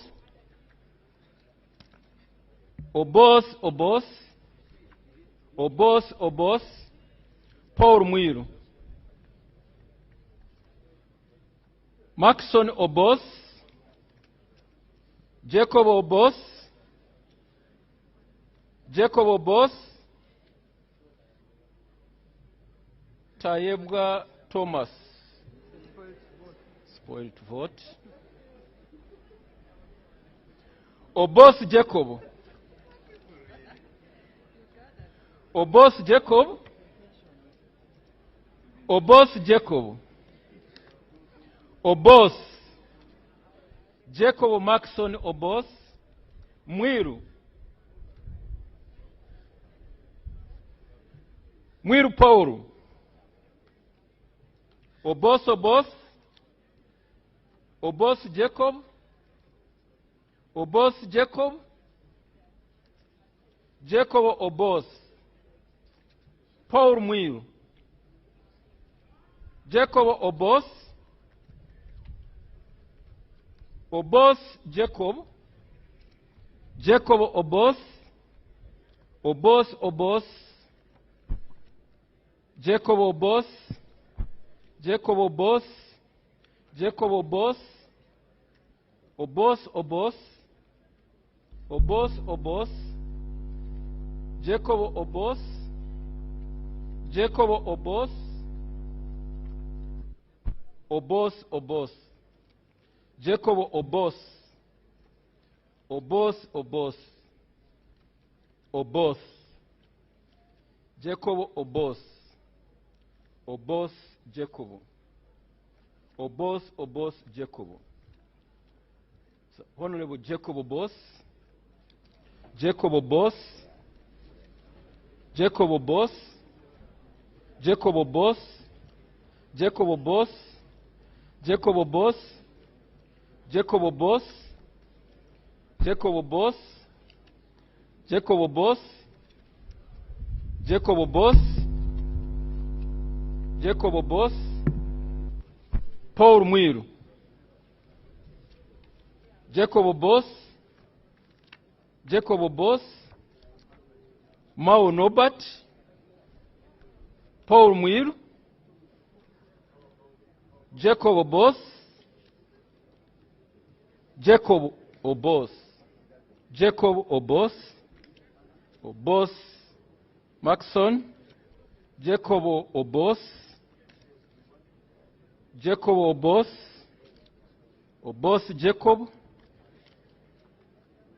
Paul Mwiru, Jacob Obos, Obos, Obos, Obos, Paul Mwiru, Obos, Obos, Obos, Obos, Paul Mwiru, Paul Mwiru, Jacob Obos, Obos Jacob, Jacob Obos, Obos Jacob, Obos Obos, Paul Mwiru, Paul Mwiru, Jacob Obos, Jacob Obos, Jacob Obos, Jacob Obos, Jacob Obos, Jacob Obos, Paul Mwiru, Obos Jacob, Obos Obos, Jacob Obos, Jacob Obos, Jacob Obos, Obos Obos, Paul Mwiru, Paul Mwiru, Obos Obos, Obos Obos, Obos Jacob, Obos Obos, Obos Obos, Jacob Obos, Paul Mwiru, Obos Jacob, Obos Jacob, Obos Jacob, Obos Jacob, Obos Jacob, Obos Jacob, Obos Jacob, Jacob Obos, Obos Jacob, Obos Jacob, Obos Jacob, Obos Jacob, Obos, Obos, Paul Mwiru, Jacob Obos, Paul Mwiru, Jacob Obos, Obos, Obos, Obos, Obos, Obos, Paul Mwiru, Obos, Obos, Obos, Norbert Mao, Jacob Obos, Jacob Obos, Paul Mwiru. Jacob Obos, Obos, Obos, Mwiru Paul. Obos, Paul Mwiru, Paul Mwiru, Obos, Jacob Obos, Obos, Obos, Paul Mwiru. Obos, Obos, Obos, Obos, Obos, Obos, Obos, Obos, Paul Mwiru. Obos, Obos, Obos, Obos, Jacob Obos, Obos, Paul Mwiru. Jacob Obos, Obos. But that's Obos. The intention is Obos. Jacob Obos, Jacob Obos, Maxon Obos, Jacob Obos, Jacob Obos, Jacob Obos, Maxon Obos, Jacob Obos, Jacob Obos, Jackson Obos, Jacob Obos, Jacob Obos, Obos Obos, Jacob Obos, Mwiru Paul. Jacob Obos, Obos Obos, Obos Obos, Jacob Obos, Obos, Obos, Paul Mwiru. Paul Mwiru, Obos, Obos, Obos Jacobo, Obos Jacobo, Obos, Paul Mwiru, Paul Mwiru, Paul Mwiru, Obos, Jacob Obos, Obos, Obos, Obos, Obos, Paul Mwiru, Obos, Obos, Obos, Paul Mwiru, Obos, Obos, Obos, Obos, Obos,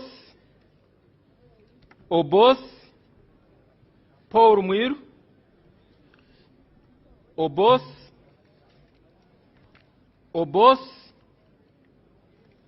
Obos, Obos, Paul Mwiru, Jacob Obos, Obos, Obos, Paul Mwiru, Jacob Obos, Obos, Paul Mwiru, Obos, Obos, Obos, Obos, Obos, Obos, Obos, Obos, Obos, Obos, Obos, Obos, Mwiru Paulo, Obos, Obos, Obos, Obos, Obos, Obos, Paulo Mwiru, Paulo Mwiru, Obos, Obos, Obos,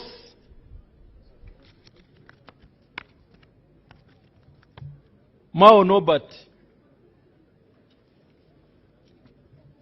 Obos, Nobat Mao,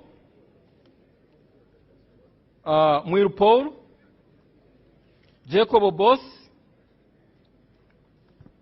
Obos, Obos, Jacob Obos, Obos, Obos, Nobat Mao, Obos, Obos, Obos, Obos, Obos, Obos, Paul Muir, Obos, Obos, Nobat Mao, Nobat Mao, Jacob Obos, Obos, Obos, Nobat Mao, Jacob Obos, Obos, Obos, Obos, Obos, Obos, Obos, Obos, Mwiru Paul, Obos, Obos, Obos, Obos, Obos,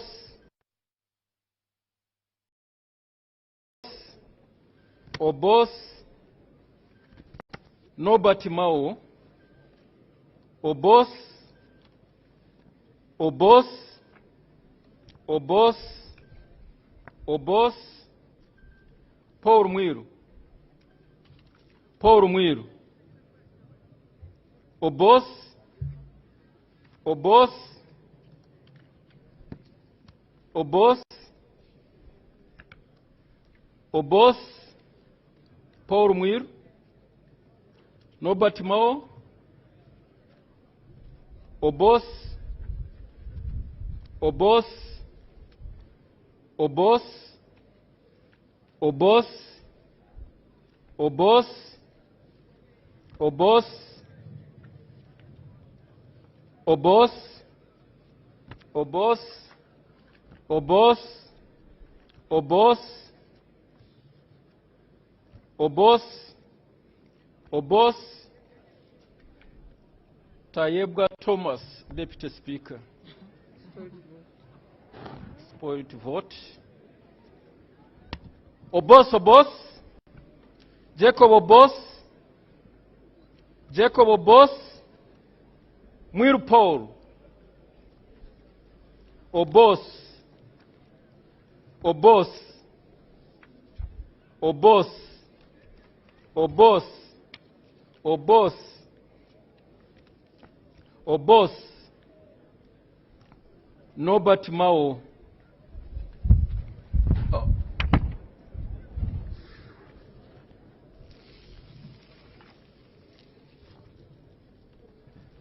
Obos, Obos, Obos, Obos, Obos, Obos, Obos, Nobat Mao, Obos, Obos, Obos, Obos, Obos, Obos, Obos, Mwiru Paul, Obos, Obos, Obos, Obos, Obos, Obos, Obos, Obos, Obos, Jacob Obos, Obos, Obos, Obos, Obos, Obos, Obos, Obos, Obos, Paul Muir, Obos, Obos, Obos, Obos, Obos, Obos, Obos, Obos,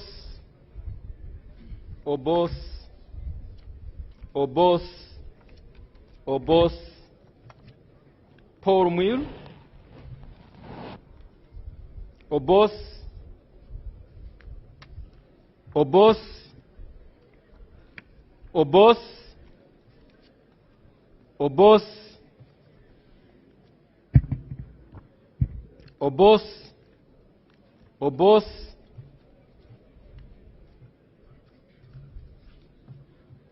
Obos, Paul Muir,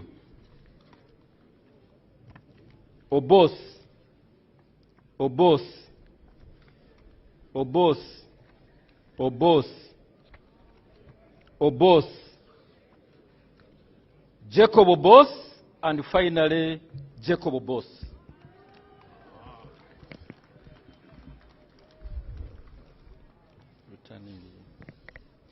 We are going now to count the votes obtained by each candidate, starting with spoiled votes.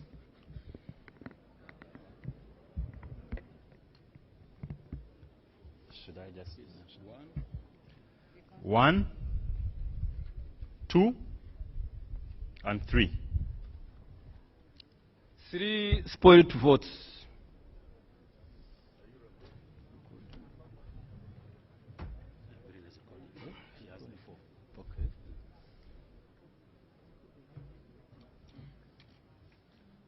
I shall invite the clerk with Honorable Norbert Mao's votes to count one by one. 1, 2, 3, 4, 5, 6, 7, 8, 9, 10, 11, 12, 13, 14, 15.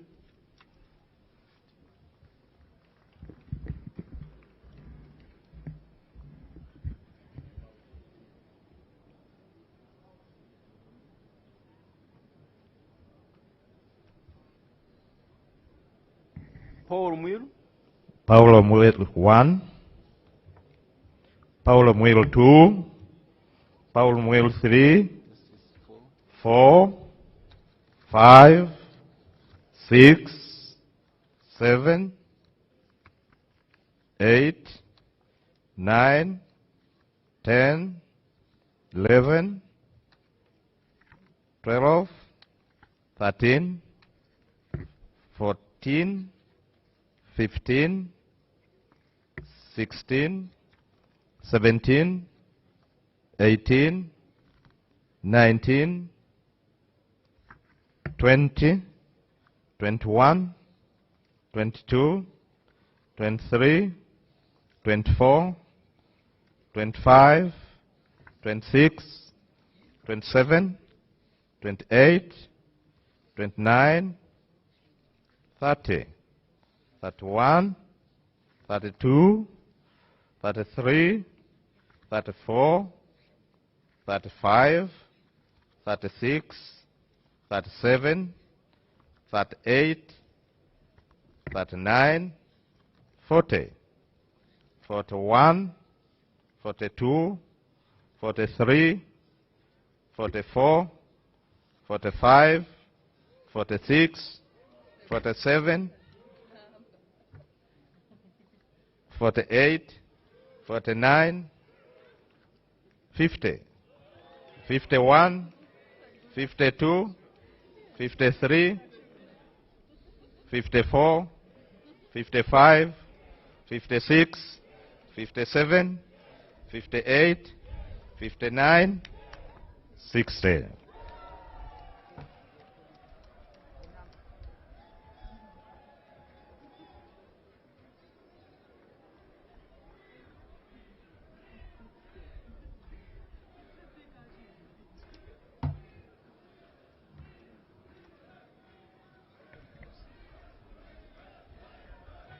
Order in the House. Order in We the shall House. now we shall count the votes for Honorable Jacobo Obos. 1, 2, 3, 4, 5, 6, 7, 8, 9, 10, 11, 12, 13, 14, 15, 16, 17, 18, 19, 20, 21, 22, 23, 24, 25, 26, 27, 28, 29, 30, 31, 32, 33, 34, 35, 36, 37, 38, 39, 40, 41, 42, 43, 44, 45, 46, 47, 48, 49, 50, 51, 52, 53, 54, 55, 56, 57, 58, 59, 60, 61, 62, 64, 63, 64, 65, 67, 66, 67, 68, 69, 70, 71, 72, 73, 74, 75, 76, 77, 78, 79, 80, 81, 82, 83, 84, 85, 86, 87, 88, 89, 90, 91, 92, 93, 94, 95, 96, 97, 98, 99, 100. 101, 102, 103, 104, 105, 106, 107, 108, 109, 110, 11, 12, 13, 14, 15, 16, 17, 18, 19, 120, 21, 22, 23, 24, 25, 26, 27, 28, 29, 130, 31, 32, 33, 34, 35, 36, 37, 38, 39, 140, 41, 42, 43, 44, 45, 46, 47, 48, 49, 150, 51, 52, 53, 54, 55, 56, 57, 58, 59, 160, 61, 62, 63, 64, 65, 66, 67, 68, 69, 170, 71, 72, 73, 74, 75, 76, 77, 78, 79, 180, 81, 82, 83, 84, 85, 86, 87, 88, 89, 190, 91, 92, 93, 94, 95, 96, 97, 98, 99, 200. 201 and 2 and 3 and 4 and 5 and 6 and 7 and 8 and 9, 210. 11, 12, 13, 14, 15, 16, 17, 18, 19, 220.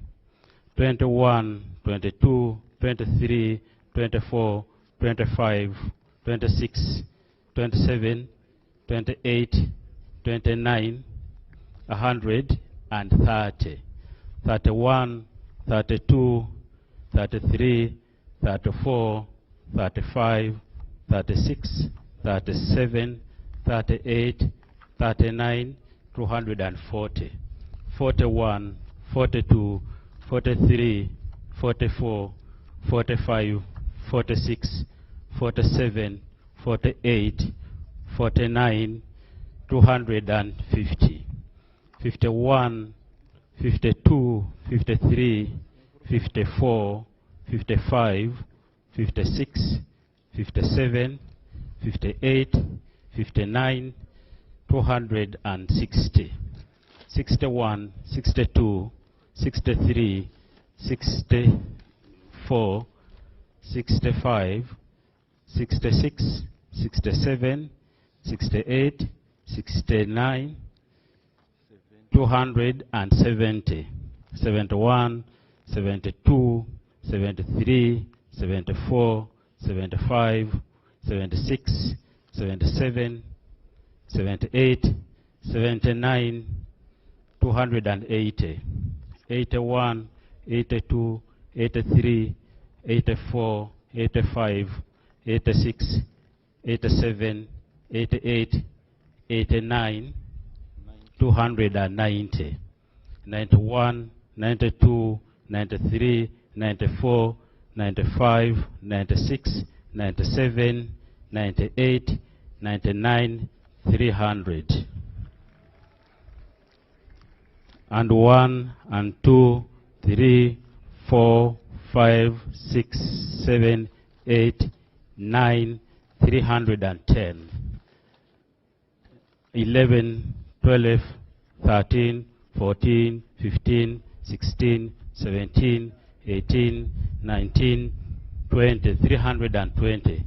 And 21, 22, 23, 24, 25, 26, 27, 28, 29, 330, 31, 32, 33, 34, 35, 36, 37, 38, 39, 340, 41, 42, 43, 44, 45, 46, 47, 48, 49, 350, 51, 52, 53, 54, 55, 56, 57, 58, 59, 360, 61, 62, 63, 64, 65, 66, 67, 68, 69, 370, 71, 72, 73, 74, 75, 76, 77, 78, 79, 380, 81, 82, 83, 84, 85, 86, 87, 88, 89, 390, 91, 92, 93, 94, 95, 96, 97, 98, 99, 400. 401 and 2 and 3 and 4 and 5 and 6 and 7 and 8 and 9, 410. 11, 12, 13, 14, 15, 16, 17, 18, 19, 420. And 21, 2, 3, 4, 5, 6, 7, 8, 9, 430, and 31, 32, 33, 34, 35, 36, 37, 38, 39, 40, 441.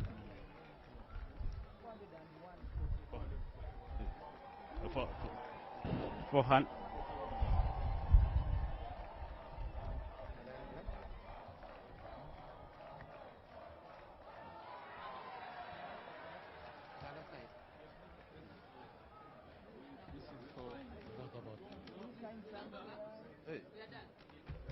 All the votes are here.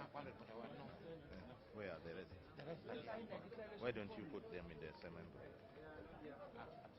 These are for one. Then we can put the rest here.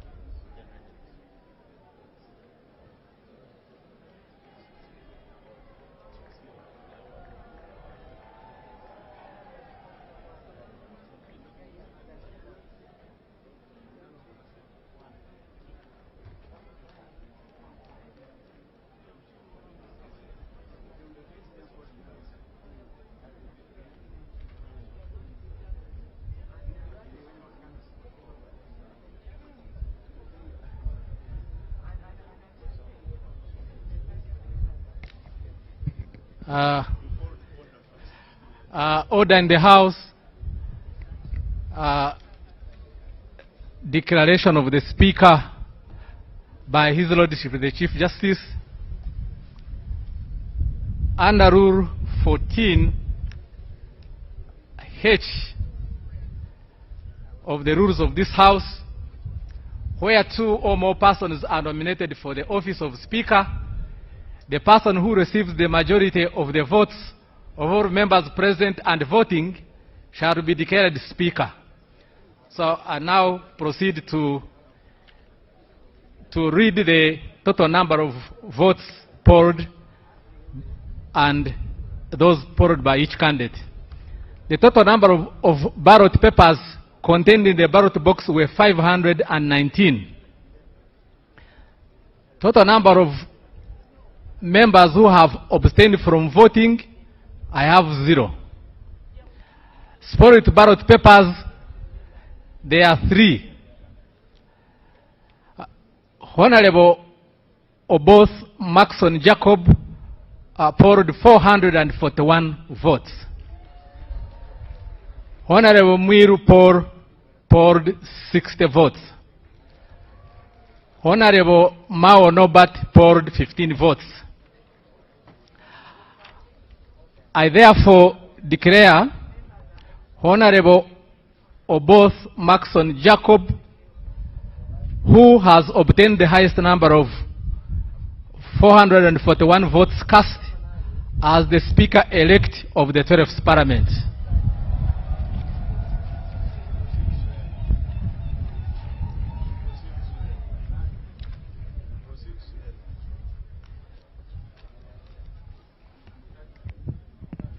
Administration of oath to the Speaker-elect.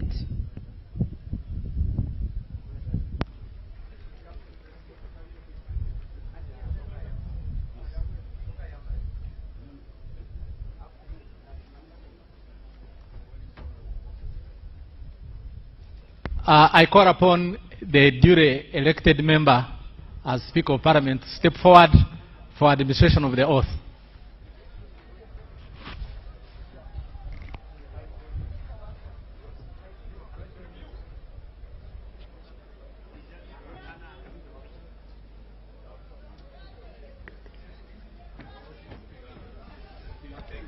Distinguished guests, and all those who are following the events of today, what is happening now is the traditional dragging of the Speaker to take the oath. Those who have been following have noted that the Honorable Jacob Oboth has polled 441, which is the majority number of votes cast, and he is now being presented to His Excellency the President for the administration of the oath. According to the Constitution, Article 82(10), the oath of the Speaker will be administered by His Excellency the President. That is in accordance with Article 82(10) of the Constitution and the second schedule of the Oath Act, Chapter 19 of the laws of Uganda.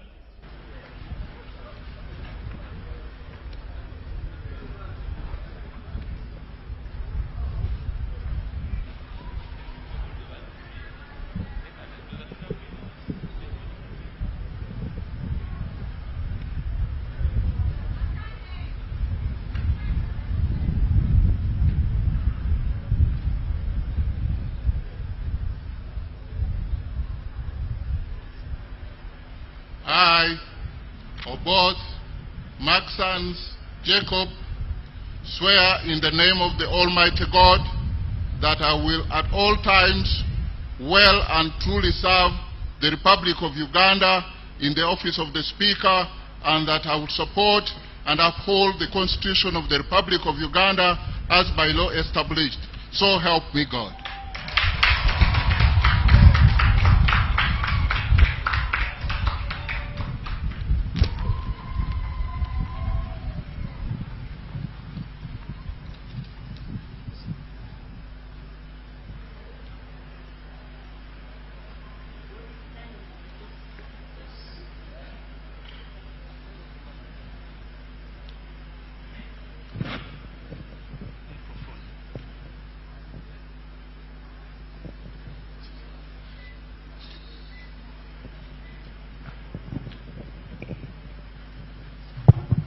So now that Honorable Jacob Maxon Oboth has taken the oath of the Speaker of Parliament, he is going to receive the instruments of power from His Excellency the President, starting with the mace.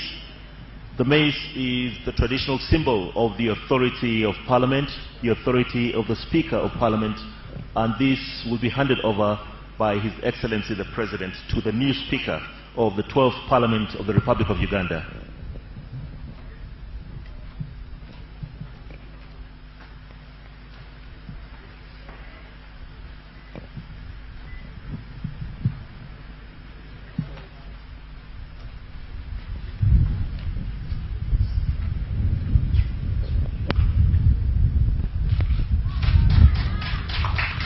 The Speaker has received the mace. He has received the authority over Parliament. Next, he will be given the Uganda flag. Parliament is a custodian of the Uganda flag, and His Excellency the President shall hand over the Uganda flag to the new Speaker of Parliament.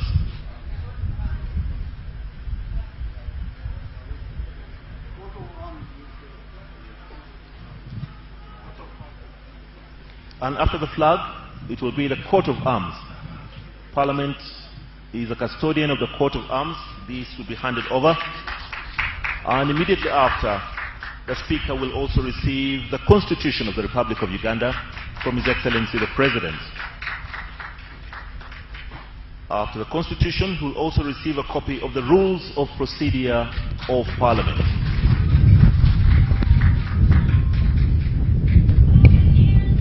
And the final instrument of power that the Speaker receives will be the Speaker's robes. And once he has received the robes, once he has been robed, then he is fully in the stead of the Right Honourable Speaker of the 12th Parliament. of the Republic of Uganda.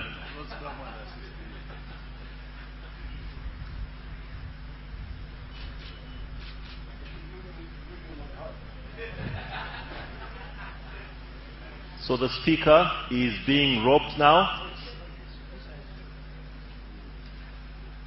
These are the ceremonial robes of the Right Honourable Speaker of the Parliament of Uganda. So at this moment, we can proudly say that the 12th Parliament of the Republic of Uganda has a new Speaker.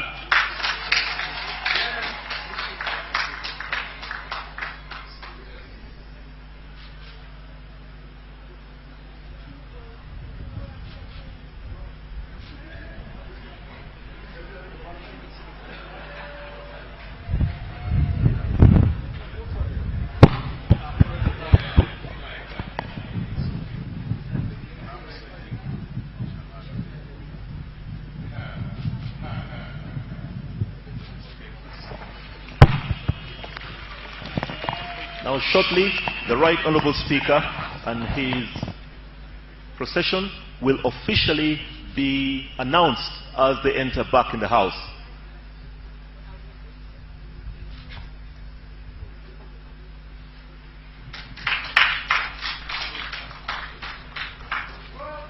So, ladies and gentlemen, that is the procession of the Right Honourable Speaker of the 12th Parliament of Uganda, the Right Honourable Jacob Maxons Oboth.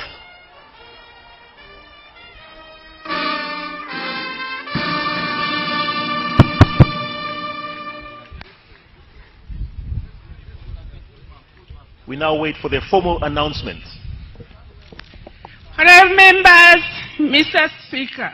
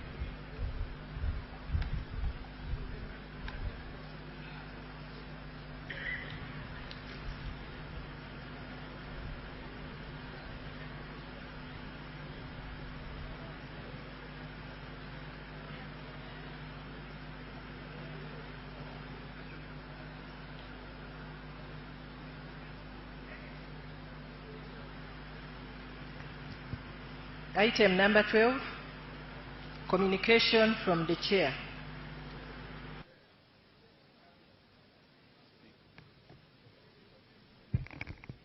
Your Excellency, the President of the Republic of Uganda,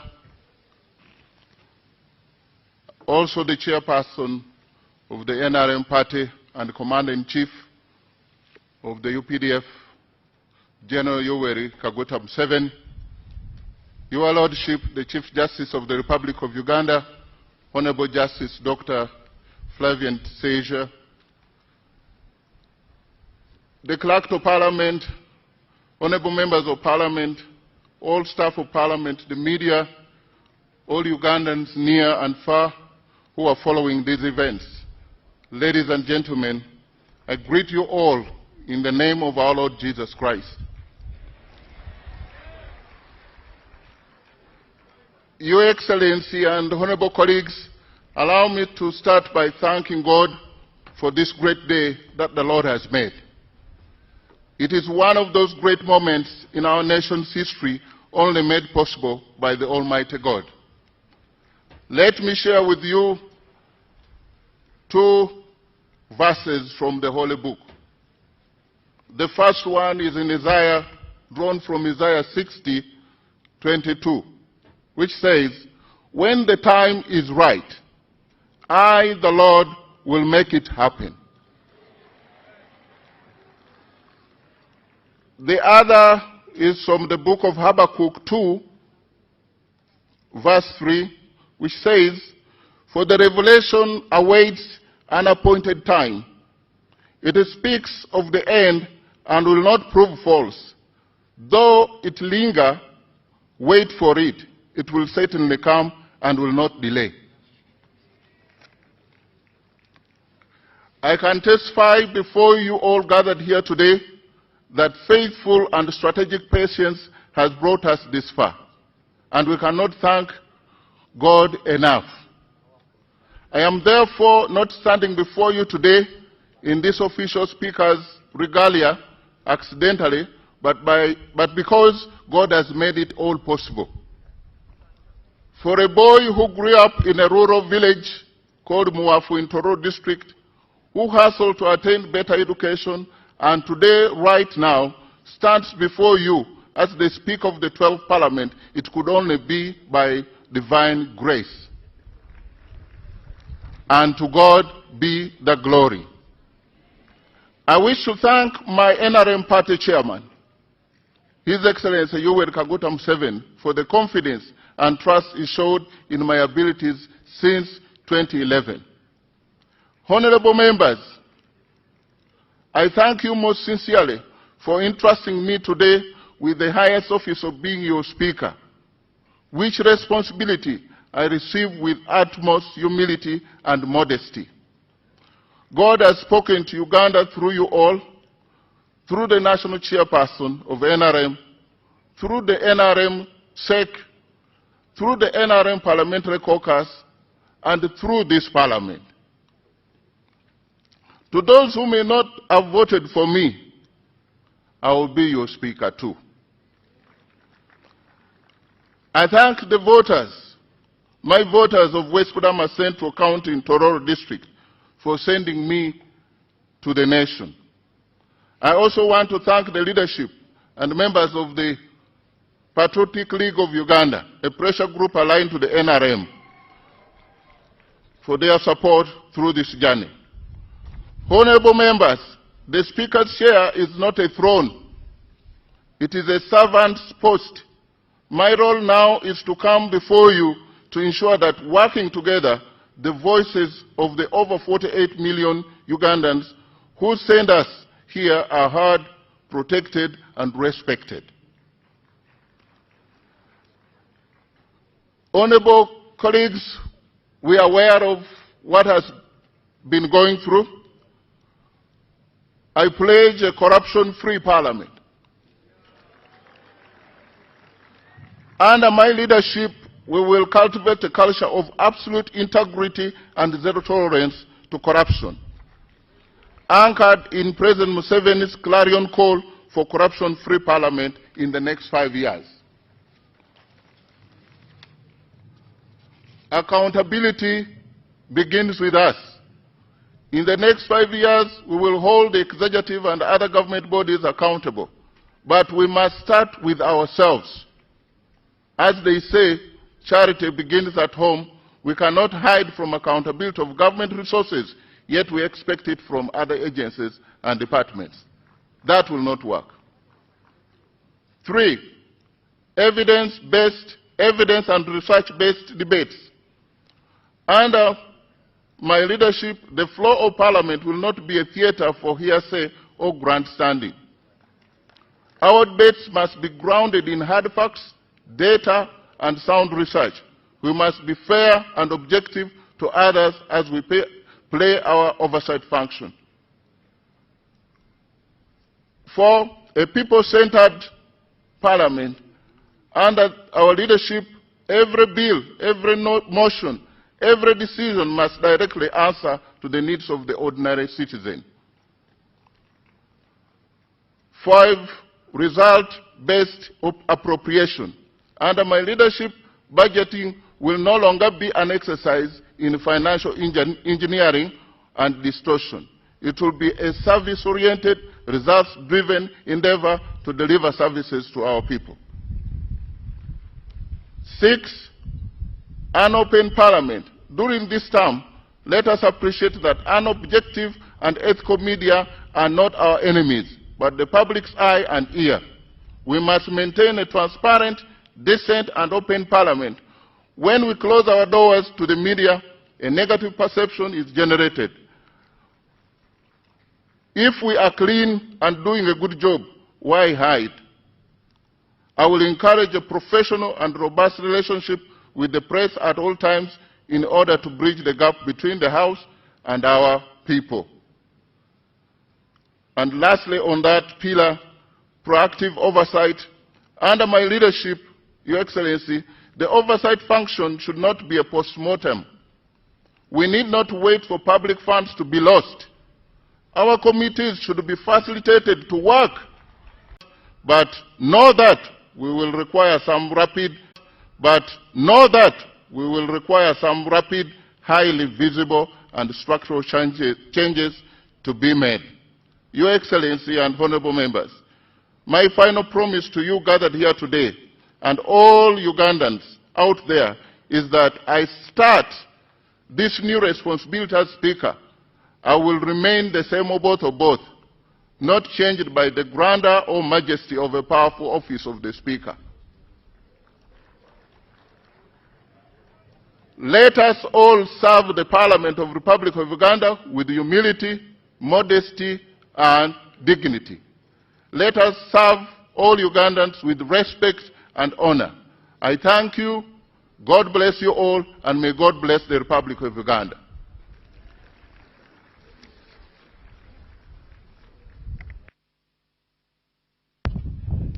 Election of Deputy Speaker.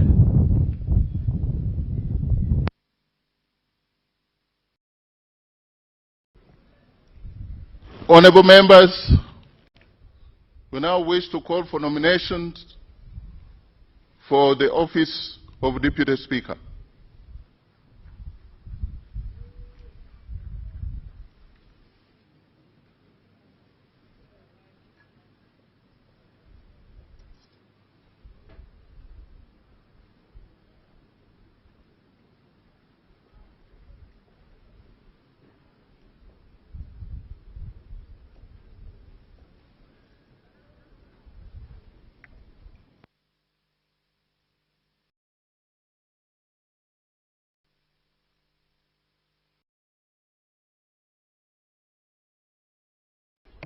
Your Excellency, the President of the Republic of Uganda, my Lord the Chief Justice, the Right Honorable Speaker, honorable members, my name is Dr. Eunice Otoko Apio, the Member of Parliament representing the great people of Oyam County North in Oyam District.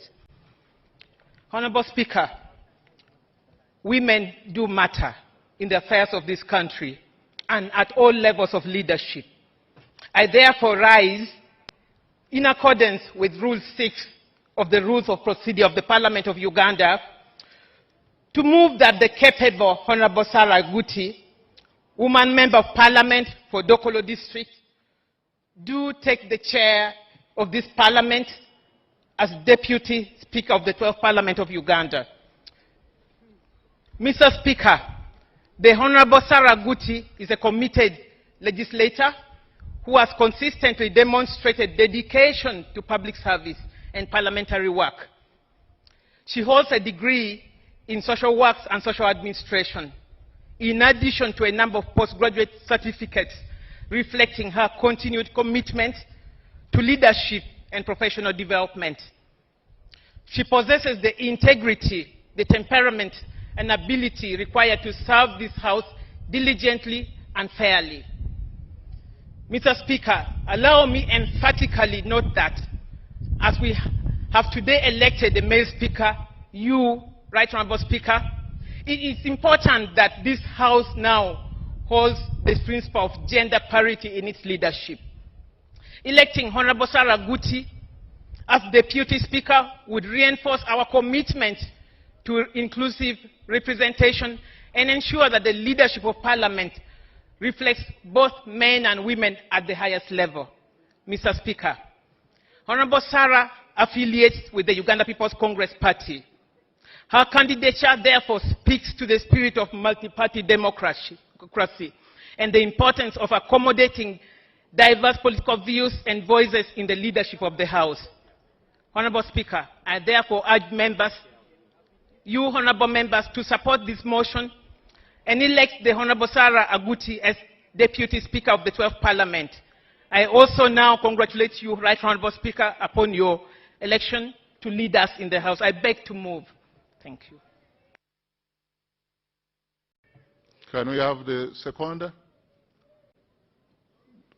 2 minutes.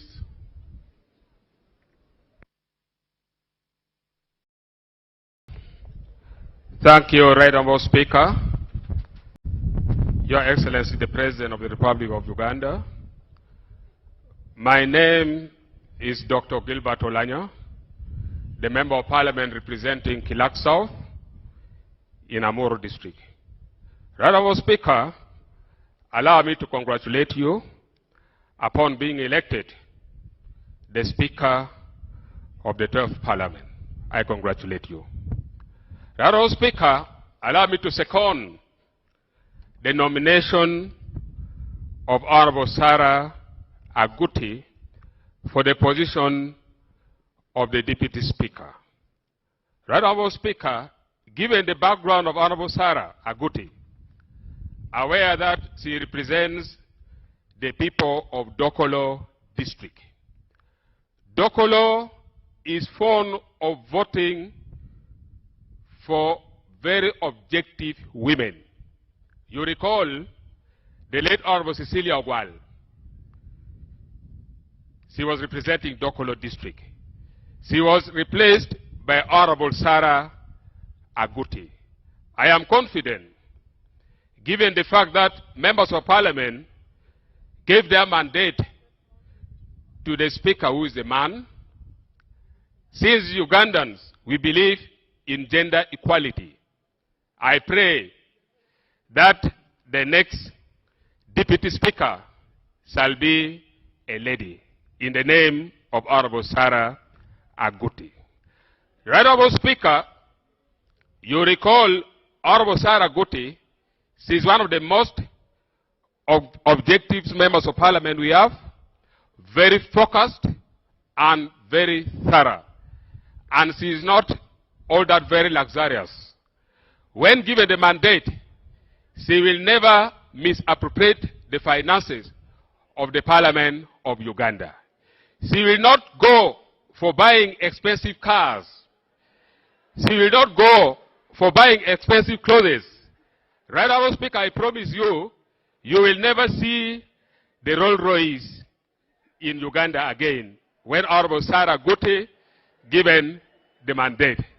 Finally, Right Honorable Speaker, as you gave me only 2 minutes, aware of what is going on in the Parliament as per now, I am very sure when you are in the chair, Sarah Aguti is your deputy, the issue of corruption shall never be heard in the Parliament of Uganda again. You recall the money meant for committees and everything. I'm telling you, in the last Parliament, we really suffered. When committees wanted to do work, you are told money is over. Therefore, as the chairman for PAC local government in the last Parliament, we did not enjoy our work at all. All our monies, we didn't know where the money was going. I am very confident when you are there, Sarah Gut is here, the Parliament of Uganda shall really work. Finally, to you honorable members of Parliament, this time we need Parliament who will be people's center, as stated by the right honorable Speaker. Let us vote for gender equality. Let us vote for the betterment of the Parliament of Uganda. With these few remarks, right honorable Speaker, I congratulate you once again, and I move that let Honorable Sarah Guti be voted the Deputy Speaker of the Parliament of the Republic of Uganda. I beg to move. Just before I call another, if there is any other nomination, under our rules, and if we are to play by the rules, Rule 5, the relevant sub-rule 8 and 9. A member making a nomination shall move a motion that the name do take the chair of Deputy Speaker and shall give a brief statement. That brief statement is of the background and qualification of the nominee, but not to say what that person can be able to do. You speak about the person. That is the rule. Because going into what the person can do is actually offending other rules, that's campaigning. And so, can I call for another nomination, if there is?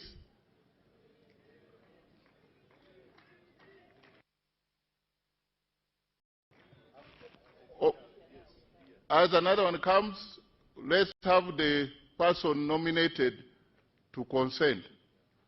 You never know if the other people conspired against her and she's not willing to consent to the nomination. Is Honorable Sarah there?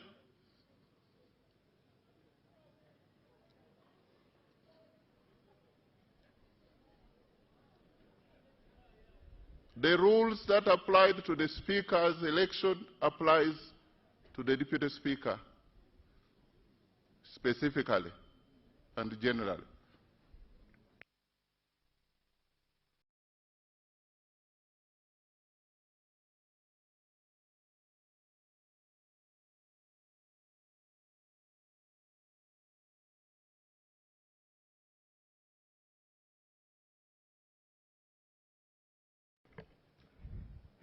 Your Excellency, the President of the Republic of Uganda,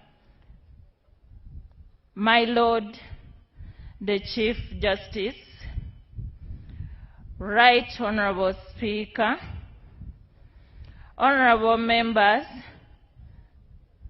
and fellow Ugandans, I humbly accept my nomination for the Deputy Speaker, and I pledge fairness, integrity, and commitment to the Constitution in the service of all Ugandans. I say all this for God and my country. Next nomination. Honorable Speaker, I take honor to observe the protocol. In reference to Article 82 of the Constitution of Uganda, Rule 6 of our Rules of Procedure of Parliament, I hereby stand to move a motion to nominate Honorable Nyakato Asinas, Member of Parliament Hoimasite, for the position of Deputy Speakership of the 12th Parliament of Uganda, 2026-2031. I beg to nominate. Right Honorable Speaker, allow me give a brief statement to the nomination mentioned above. Honorable Nyakata Sinas is pure. She is holy. She is absolutely white. It is from this equity background that I rise with profound honor and a deep sense of duty to second the nomination of a colleague, a patriotic, a nationalist, and a proven servant to this House. Right Honorable Speaker and colleagues, Honorable Nyakata Sinas, a woman member of Parliament, Hoima City, is a person fit to the office of high dignity in this country as the Deputy Speaker of the Republic of Uganda. Honorable members, election defines institutions, but leadership defines legacy. Today this House has a chance to choose not just a unique presiding officer, but a custodian of its dignity, a defender of its independence, and a driver of its purpose. That personality is practically observed in the right honorable in the member of Parliament I'm nominating for Deputy Speakership. Members, allow me present to you a case of Honorable Nyakato Asinas, whose record speaks louder than any other factor as mentioned. Competence. Honorable Nyakato Asinas is a competence forged in experience. He is not a stranger to this House. This is a second time of her service in Parliament, with resilience as exhibited from the people of Hoima who have elected her to the second term of service to this House. She has a distinguished character. She is eloquent, resourceful, and of sound mind. Before she was elected as a member of Parliament, to hold this badge, she served as a policy analyst to this very House. She has served as a shadow minister for energy and mineral development, and also as a shadow minister for agriculture. The good Honorable Nyakata Sinas stands the atomy of Parliament, its rules, its commitment with the committees and its bottlenecks, not from theory, not even from service, but all considerations. Honorable Nyakata Sinas is a product of Kitara Secondary School and Mandela Secondary School, where he attained her Certificate of Education and Higher and Advanced Certificate of Education as she's a distinguished alumni of the Uganda Management Institute, where he earned a bachelor's degree in social administration and a postgraduate diploma in public policy and management.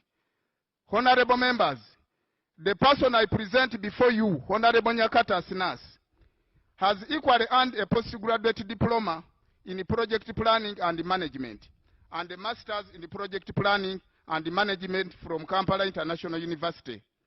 Honorable Nyakata Sinas obtained a master's degree in public policy and governance from Uganda Management Institute and is now a candidate of PhD degree in the University of Cape Town. She is therefore not only learned but also fit for purpose and committed to the discipline thought that this House would possess.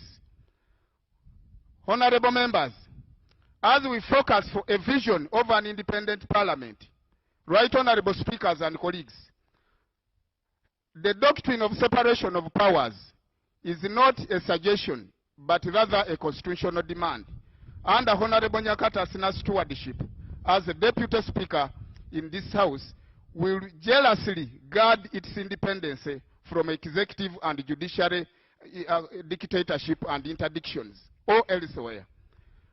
Honorable Nyakato Asinas will ensure that the different portfolio in the Parliament are streamlined and work independently, free from overlap, interference, and any paralysis that would affect the performance of this House and any other business. Honorable Nyakato Asinas believes as much as is not only a member to this House, but a committed servant of God, and therefore fit for purpose to streamlining the dignity and the integrity of this House. Right Honorable Speaker and colleagues, Parliament works for the people. For so long, as a member of Parliament, and as colleagues you can observe, our constituents have asked us for so long, what does this Parliament do for us? Honorable Nyakato Asinas is the answer to this simple question. Parliament must be people-centered, and in the spirit of Article 1 of the Constitution of the Republic of Uganda, she is committed and a defending candidate fit for this purpose to service the interests of Ugandans. Right Honorable Speaker and colleague. Parliament that sits in dignity, debate, and the glory also glorifies the people, the electorates, and the taxpayers' money can be saved. Right Honorable Speaker, as I wind up, the Honorable Member of Parliament I'm presenting before you for this higher office shares no any blemish on her integrity, and her leadership leads by example. She's a member of 2 times in this House where the public trust in institution of Parliament is declining. Honorable Nyakato Asinas is the answer for this, to reclaim the glory of Parliament. In conclusion, Right Honorable Speakers and members, as I conclude, I have a clarion call to this House. Honorable members, today we are not electing the Vice Speaker, but we are electing the Deputy Speaker who will work interchangeably with the Speaker elected. We are not electing the whips for different parties, but we are rather electing the Speaker of the members of Parliament in line with the interests of the people of Uganda. To my colleagues in NRM, you seek a Deputy Speaker who will protect the dignity of government business while defending the integrity of this House. Nyakato Asinas is a bridge. My brothers and sisters from the opposition, you seek a presiding officer who will guarantee you right to speak, to dissent, and to be heard without fear or favor or any other interference. Honorable Nyakato Asinas is the answer to this. Honorable members, as I wind up, Honorable Nyakato Asinas is not the candidate of a region or a party. A minute, Right Honorable, and I wind up. You've used about 5 minutes out of 3. I therefore call upon each of you, members of the opposition, members of the NRM, members of the independent, and any representative members of special interest groups, to vote consciously while in consideration of the interests of the people you serve. And this is the answer as to why I front Honorable Nyakato Asinas. I second her nomination. I talk about her nomination in the name of the people, in the interest of the people of Uganda, in the voice of the people of Uganda, and the spirit of the people that the Uganda I want. I do hereby recommend you, honorable members, to vote for the candidate that I present before you in the voice of the people and the voice of the God. Vox Populi, Vox Dei. Honorable Nyakato Asinas, a fitting candidate to the 12th Parliament as a Deputy Speaker. Seconder? Well, I thought he said he is seconding. No, I'm seconding. So who is the nominator? That is the nominator. He said he was seconding and talking about the candidate. But right Honorable Betty, go ahead. I would take it that you are seconder. Thank you, Right Honorable Speaker. Your Excellency, the President of the Republic of Uganda, Right Honorable Speaker, our Lordship,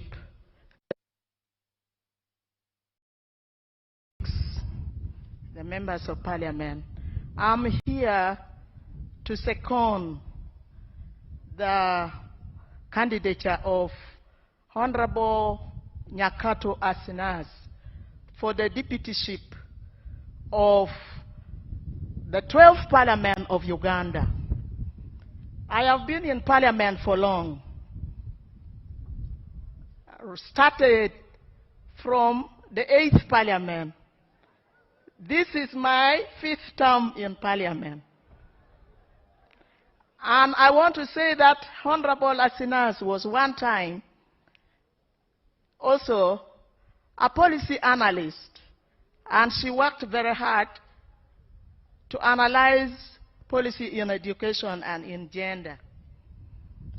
Because I've taken long in Parliament, I also, before concentrating on our Parliament here, want to tell you that I went for benchmarking in Ghana. And the people of Ghana are not suffering the way our people are suffering here from corruption, because one of the deputy speaker is from opposition. And they all work for Uganda. And I want to also tell you that the candidature of Honorable Asinas is also to tell us that right from the 8th Parliament that I have been in, there is no time that we had both the Speaker and the Deputy Speaker male. One was always a woman. And here we talk very much about gender. I am an advocate of gender, also of women. So, a house without a woman or a home without a woman is not a home. 12th Parliament without a deputy speaker who is a woman, now that we have the right honorable speaker who is a man, it's going to have a lot of problem. Women, we talk a lot about equal opportunities. Where is the equal opportunity if we only see men? We want the women also to be there, all inclusive. I am here to say that Honorable Asina's second term, we need to nurture her. She should be the Deputy Speaker of the 12th Parliament. Who knows, maybe she will also be the Speaker of the 13th Parliament. So let us have Honorable Asinas. I want to say that Honorable Asinas is from Hoima City. She's a princess to Bunyoro Kitara Kingdom, born to Mr. and Mrs. Jovan Kamanda of Hoima City. People of humility and hard work. Honorable Member, she is rooted in her community, yet national in her outlook. She carries Hoima City on her back, but she carries Uganda in her heart. I still have a lot to say about Honorable Nyakato Asinas, but because of time, I may stop here by appealing to all of us members of Parliament. If we consider equal opportunities as important to us, and women as very important, gender equality, gender parity, let us vote for Honorable Nyakato Asinas. I beg to second. Thank you. Can we have the member nominated to either consent to the nomination?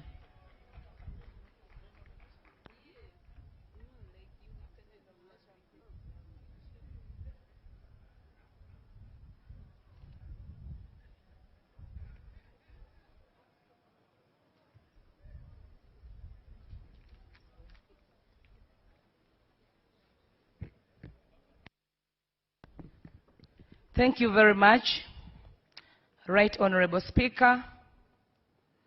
Congratulations. Thank you very much, Dear Honorable Members of Parliament, Right Honorable Speaker, in the spirit of restoring sanity in the 12th Parliament, I hereby accept my nomination for the position of Deputy Speaker of Parliament for the 12th Parliament. Thank you very much. Can we have any other nomination?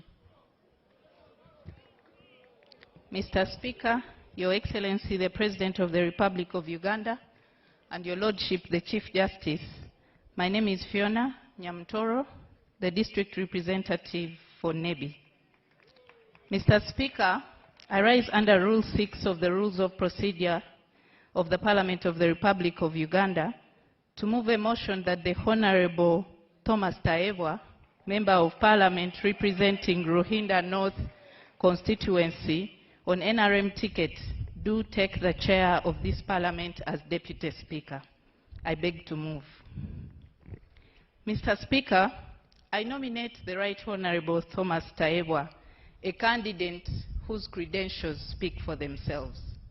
A man of all seasons that has stood the test of time with proven integrity as a generational leader, a known team player, stemmed to be result-oriented on a strong foundation of consultative leadership.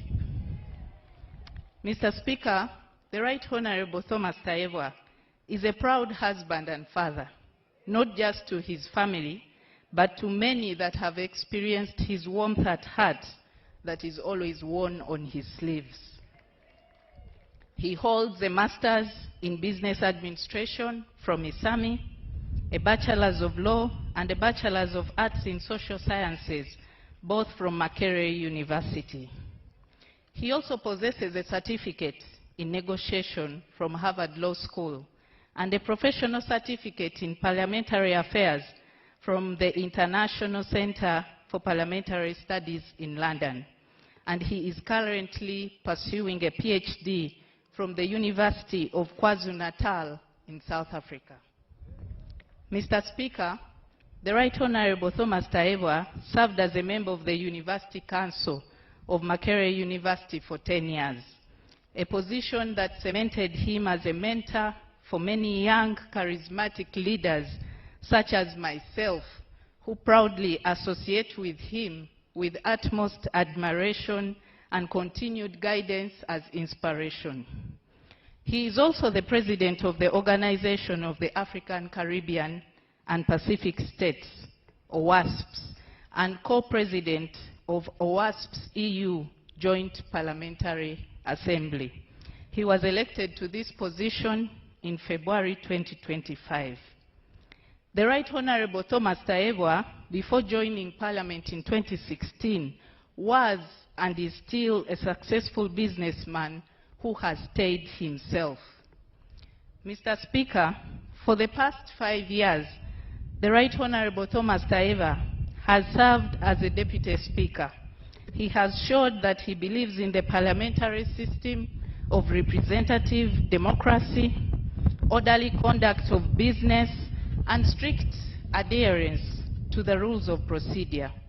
He has ensured a smooth working relationship between the executive and the legislature while conducting the business of the House. He joined elective politics in 2015 and immediately distinguished himself as a peacemaker in the 10th Parliament. As one of the political doyens, the Honorable Thomas Taebwa rode on the strength of mind, negotiation skills, and a proper understanding of the law to have things done. He was a member of the Natural Resources and the National Economic Committees of Parliament. After the 2021 presidential elections, he was appointed Government Chief Whip, a position which he held until he was elected Deputy Speaker of the 11th Parliament in March 2022. Mr. Speaker, the Right Honorable Thomas Taebwa is a Pan-Africanist who has used his position to champion the cause of Pan-Africanism on the global stage especially the permanent seat for the African continent on the UN Security Council. The Honorable Thomas Tayebwa has been a champion for good governance, transparency, and accountability. His stance on affordable health care, political dialogue, free education for all, and clean energy precede his reputation.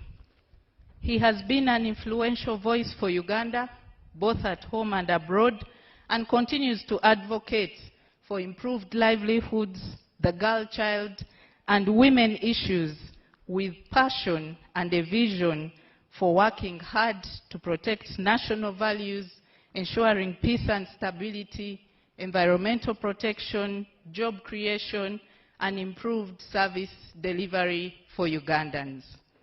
Mr. Speaker, I am beyond confident that the Right Honorable Thomas Tayebwa presents the best candidacy for the position of Deputy Speaker of the 12th Parliament. I beg to move. Is it seconded?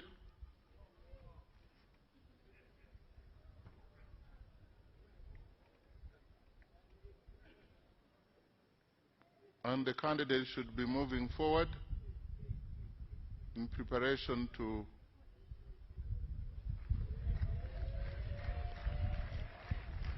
Honorable Migade, you have 2 minutes. Your Excellency, Lord Honorable Speaker, and my Lord the Chief Justice, I'm Migade Robert Ndugwa, Member of Parliament of Maryland. I move under Rule 6 of our Rules of Procedure to second the Right Honorable Tayebwa, MP Luhinda North County, for position of Deputy Speaker of the 12th Parliament. I have known the Honorable Tayebwa for over a quarter decade, right from university days, where I was also the Social Affairs Minister and the Chair Guild Council. He is a social man and an established member of the parliamentary golf team.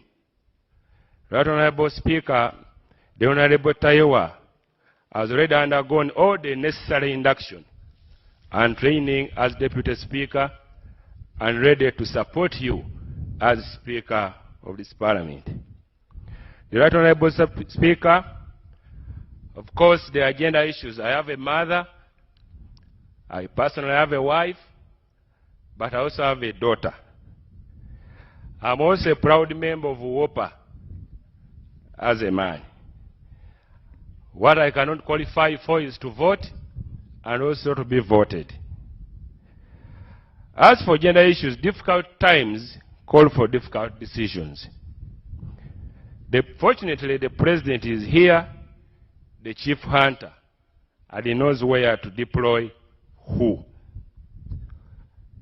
Right Honorable Speaker, the Honorable Tayebwa is an industrialist employing very many women. There's an African saying, why look for a moon when the sun has not offended you?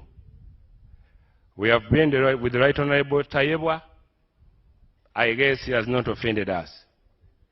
So, Right Honorable Speaker and honorable members, I beg to second the Right Honorable Tayebwa for the position of the Deputy Speaker of the 12th Parliament.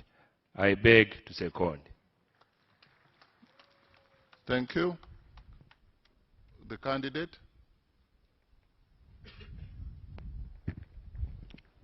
Your Excellency, the President of the Republic of Uganda, the Right Honorable Speaker of Parliament, Your Lordship, the Chief Justice, honorable colleagues, members of Parliament, with high humility, I do hereby consent to my nomination to serve as the Deputy Speaker of the 12th Parliament. I do consent.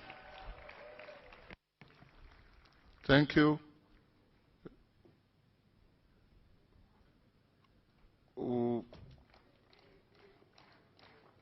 Is that another nomination? Or another candidate consenting? It's a nomination, Right Honorable Speaker. Go ahead. Right Honorable Speaker, first and foremost, allow me congratulate you upon being elected as the Speaker of the 12th Parliament. My name is Chiruruta Yusufu Junior Nkeretanyi, standing here as a representative of the people of Kalungu County East. Before I nominate my candidate, Right Honorable Speaker, allow me, first and foremost, recognize and appreciate the President of the Republic of Uganda for his presence. Your Excellency, the President of the Republic of Uganda, thank you for sacrificing yourself for the past 40 years to be the President of the Republic of Uganda. Right Honorable Speaker, the President has not only sacrificed himself, but he has sacrificed the members of the first family to take on the leadership positions of this family, something that cannot be taken for granted. Right Honorable Speaker, there seems to be a talent for standing as a sacrifice for the people of Uganda from the first family.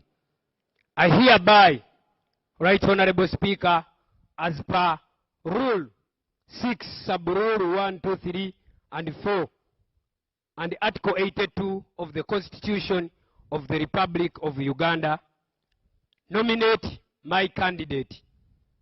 My candidate is not a minister, he's not a prime minister, and neither is he a vice president. And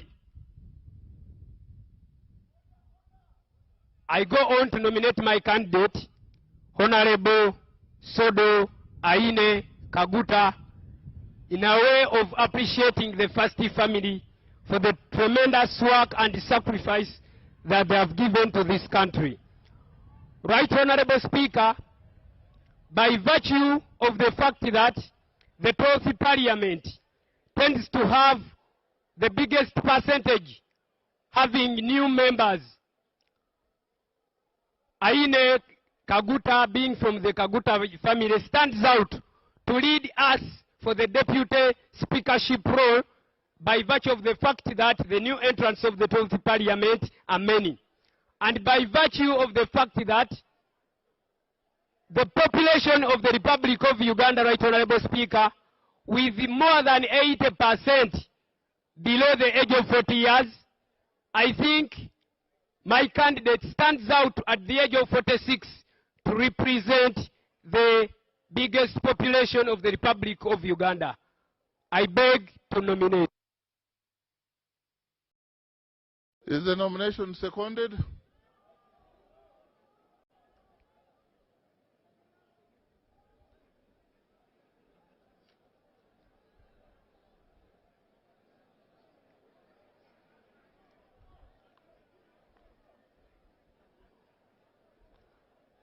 I take it that the nomination is not seconded,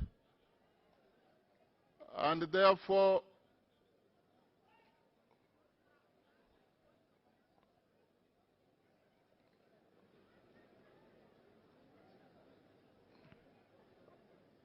are you coming to second the nomination?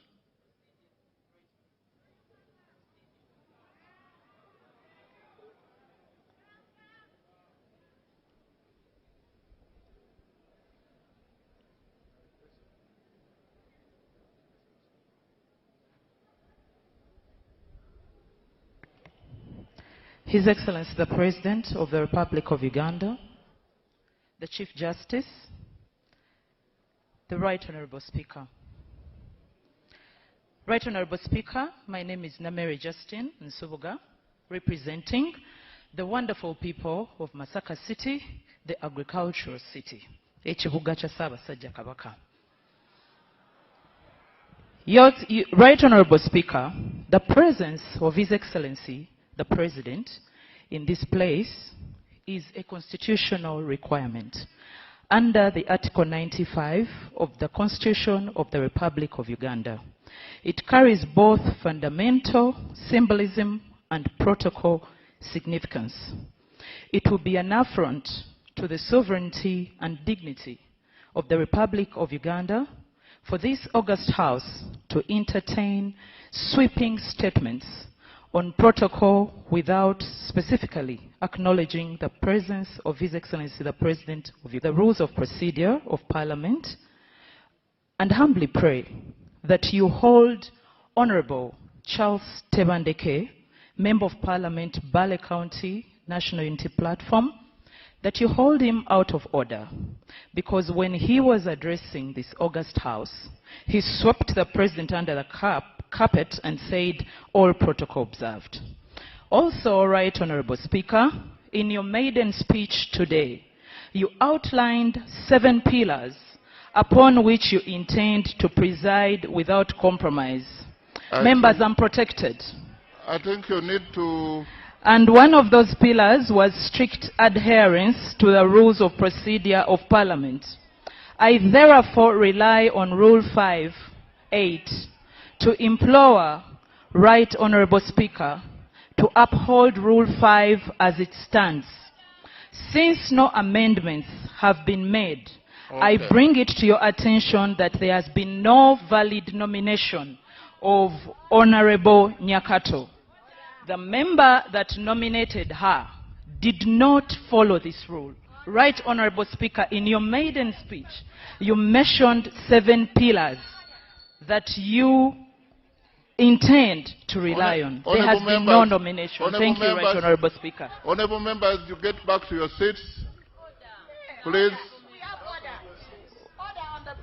Honourable Bet, you said you've delayed in this Parliament. You think it's your time to leave?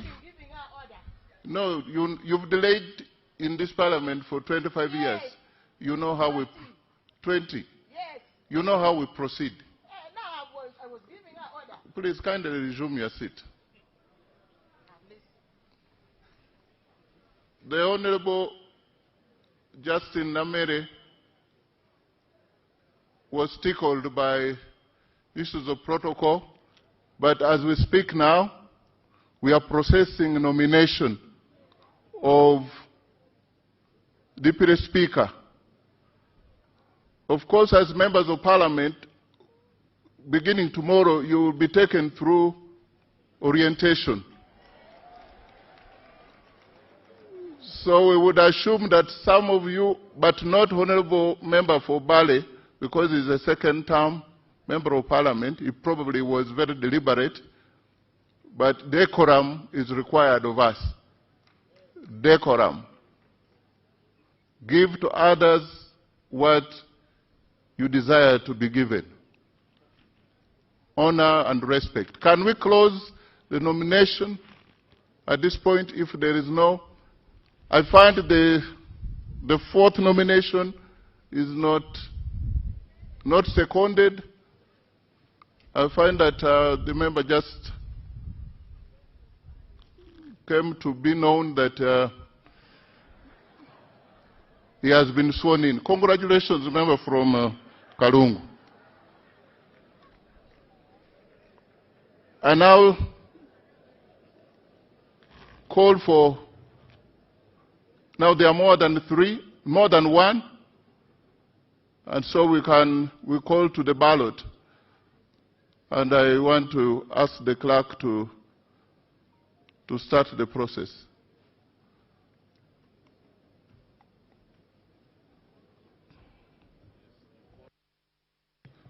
Can we have the agents of Honorable Aguti Sarah, and then of Honorable Nyakato Asinas, and then of Right Honorable Thomas Tayewa. Only agents. And the process starts.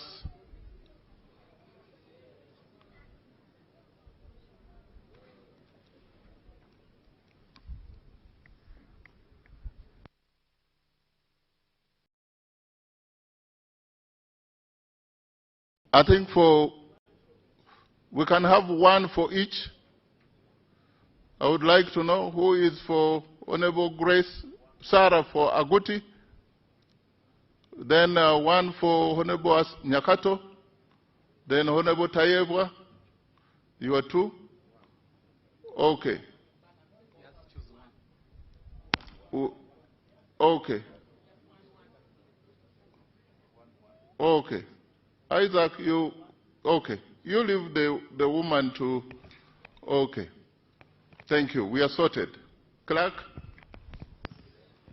Ayo Joyce Makamo. Can we first determine the ballot paper, the ballot boxes that is empty? Confirmed by the 3 agents, and now the voting can commence. By calling out names. Ayo Joyce Makamo. Ababiku Jessica. Abeja Susan Jolly. Abe Lillian. Abigaba Cuthbert Mirembe. Achafua Topista. Achan Joyce Okeni. Acheng Jane Ruth Ochero. Achayo Juliet Lodu. Acheng Sandra.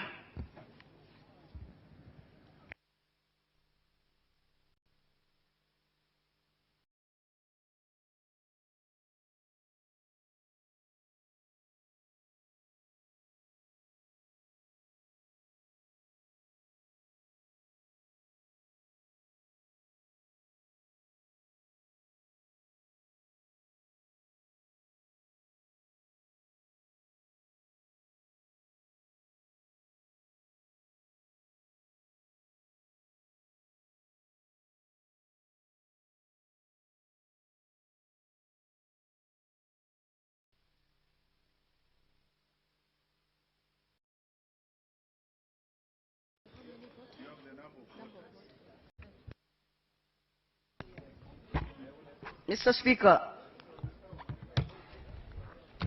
I raise on a point of procedure, Mr. Speaker. Mr. Speaker, while elections for the Speaker were being called, the CJ announced that we had 370 voters in the House. However, when the tally was done, you scored 441 votes. Right Honorable Muiru Paul scored 60 votes. And Honorable Mao Norbert scored 15 votes, bringing the total number of votes to 516, giving a difference of 146 votes out of those that were originally announced. To people who will be reading the answer, Mr. Speaker, they will think that there was ballot stuffing during the election of the Speaker. I think there was a mistake that was done because other people were still being registered on arrival as the elections were going on. As we move to start the elections for the Deputy Speaker, Right Honorable Speaker, wouldn't it be procedural okay for us to be informed on the true number of voters who are here present and for record to be set straight on the issue of the number of people who actually participated during the election of the Speaker? That is the point of procedure I want to raise, Mr. Speaker, and I beg for your kind guidance. Thank you. You raising procedure matter on my own election. You sat on your right while the presiding officer was the Chief Justice, and now I am presiding over the election of Deputy Speaker. But what I'm being told is that the Chief Justice said at present, at that point of the beginning of the voting, there were 372 or something, 370. Members of Parliament kept on coming, and the register is an open document there. They are the ones who registered. 519 registered. And yes, that is not anything strange. it is very difficult to determine other than using the register. So we are using the register. I'm sure that they could have either more members could have come, or even we could have lost some. So can the voting go on? Achia Kathy, Achia Lokiru Gabriel, Achia Remigio, Achola Catherine, Achom Alobo Joan, Achom Esther, Achom Julius Bua, Achora Nancy Adong, Adek Ann Ebaju, Adidiwa Abdu, Adome Francis Lorica.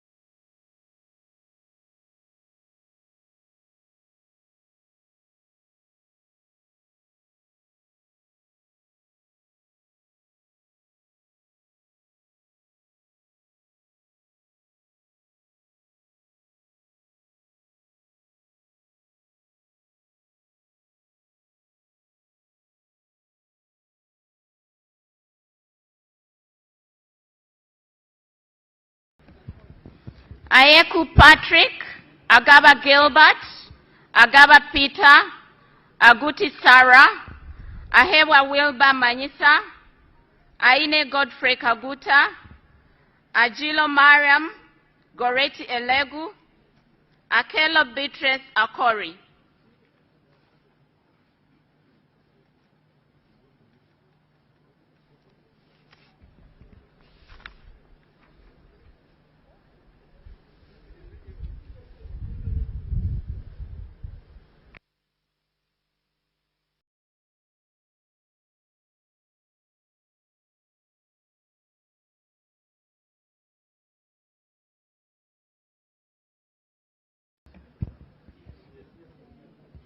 Akelo Lucy, Akelo Rose Lily, Akifeza Grace Ngabirano, Akol Anthony, Akorikin Francis, Akoth Angela Ndokire, Akugiziwe Aled Ronald, Akugiziwe Lawrence, Akum Catherine Mavenjina, Alenyo Michelle Godfrey.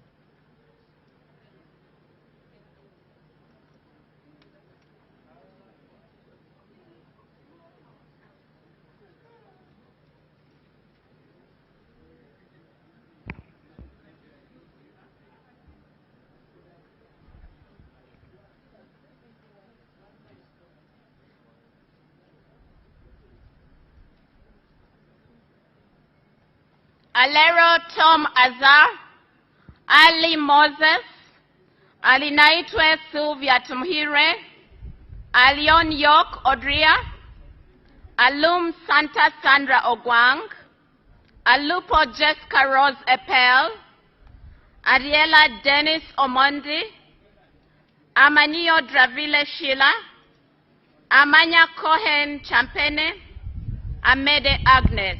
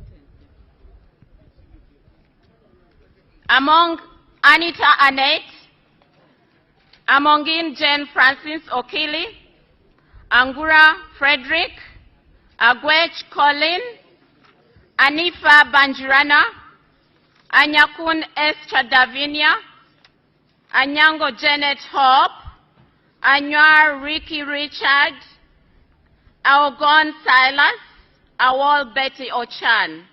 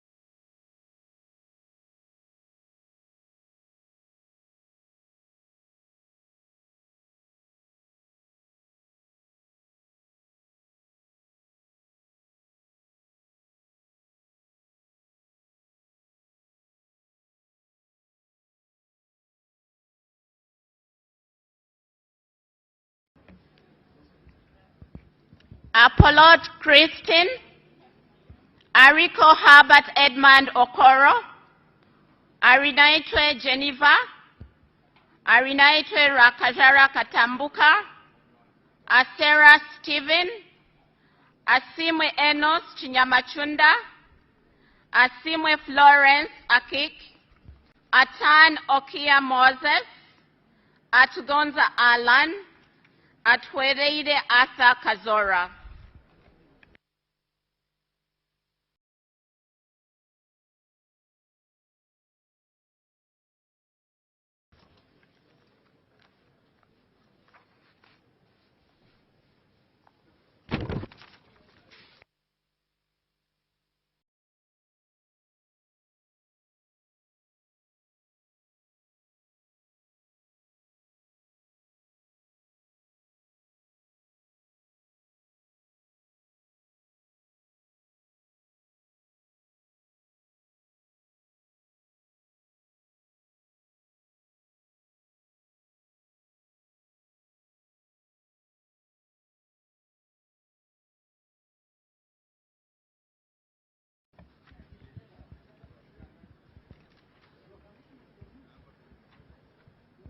Atkunda Rebecca Mubanjizi, Atuto Jacinta, Atuizuchire Boaz, Atuizuchire Dan Chimosho, Atiang Stella, Auma Janet, Auma Kenny, Auma Linda Agnes, Avako Melsa Naima Gule, Avrul Jen Pakuto.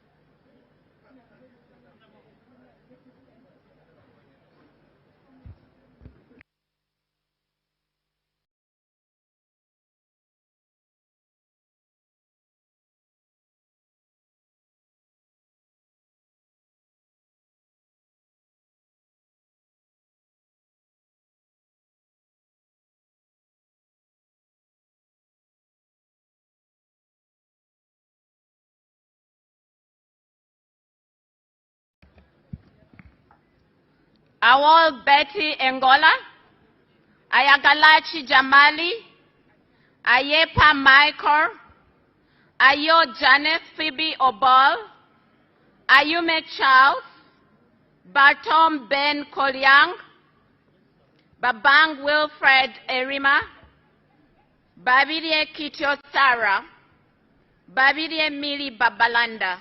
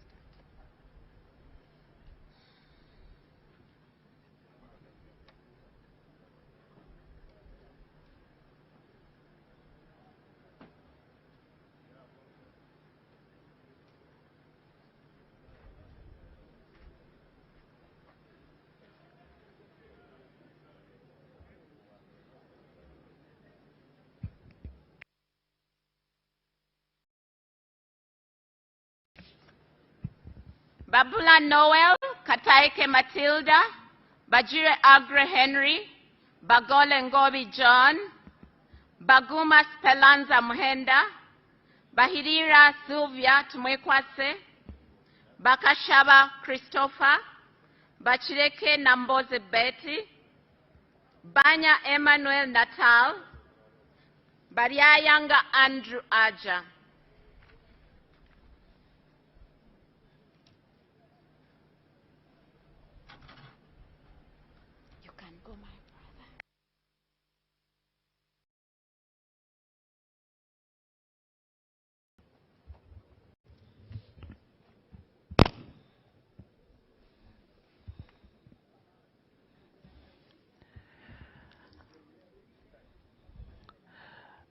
Baliomonsi Chris Basajja Subi Nsereko Charles Kauma Baseke Fred Basajja Idi Batua Timothy Lusala Bazanya Matayo Bebona Josephine Babunji Bejira Samuel Begumisa Protasio Biara Emmanuel Wepukulu.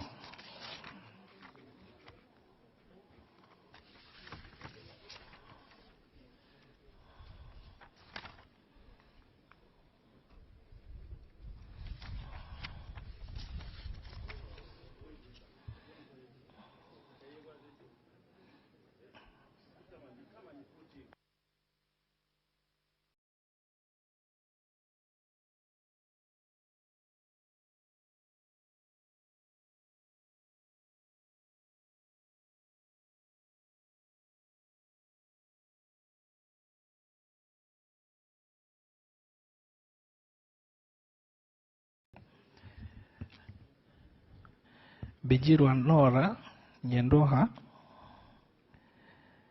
Binji Patrick Nyanzi Birungi Annette Birungi Caroline Nanyondo Bisaso Abdu Bright Tom Amot Wakenya Michael Iga Biamukama Fred Biamukama Rogers Bianyima Nathan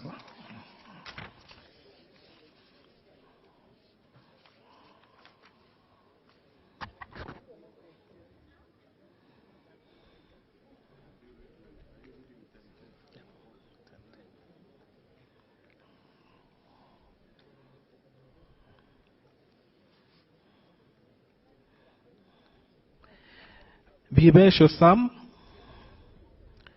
Biuma Oswald Dez Cadet Benjamin Chala Elma Capel Chandia Bernadette Kodiri Chemonges William Chamtai Phyllis Cherutich Rufina Dramviku Eric Sabit Drito Martin Andy.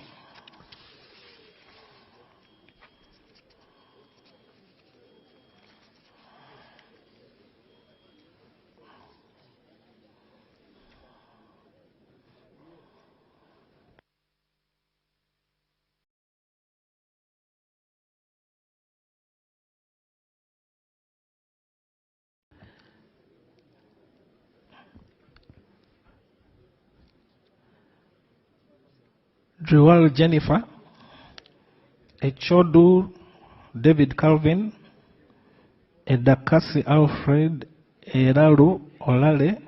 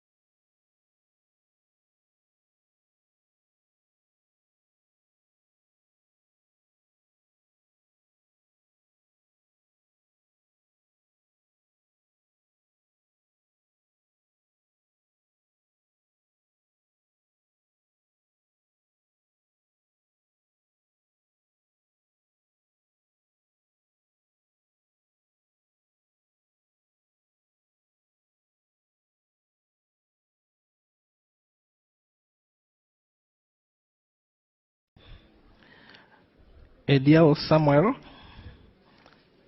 Edopu Peter Edeku, Ekoro Alex Irukani, Erem Leo, Emaju Peter Paul, Engola Sam, Eroni Tony.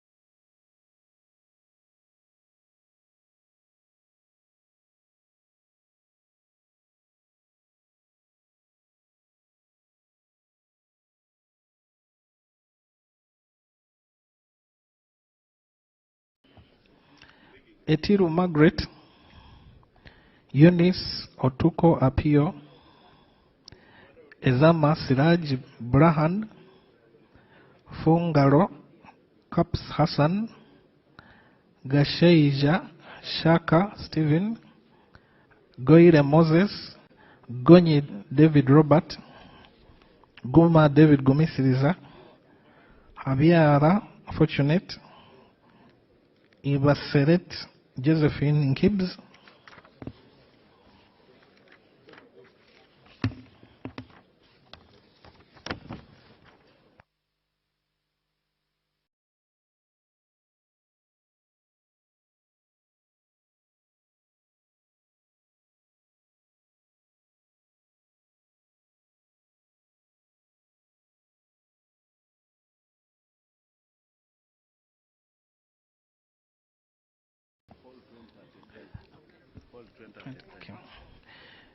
Ibrahim Aisu, Ikiriza Knight, Ilkol Emmanuel, Isamat Abraham, Isingoma Patrick Mwesgwa, Ismail Muhammad Lomwa, Itung Sara Masereka, Jarameso Fred, Joyo Harriet, Kavasa Balaba Bruce, Kabanda David, Kabanda Minsana Bengo, Kabalokole Sara, Kabasharira Naomi, Kawiye Chofa, Kadaga Rebecca Litwara, Kafuzi Jackson Karugava, Kaheru Vincent Freedom, Kahima Moses Mugabe, Kajwenze Twinomjisha Wilson, Kaka Lubega Ismail Uthman.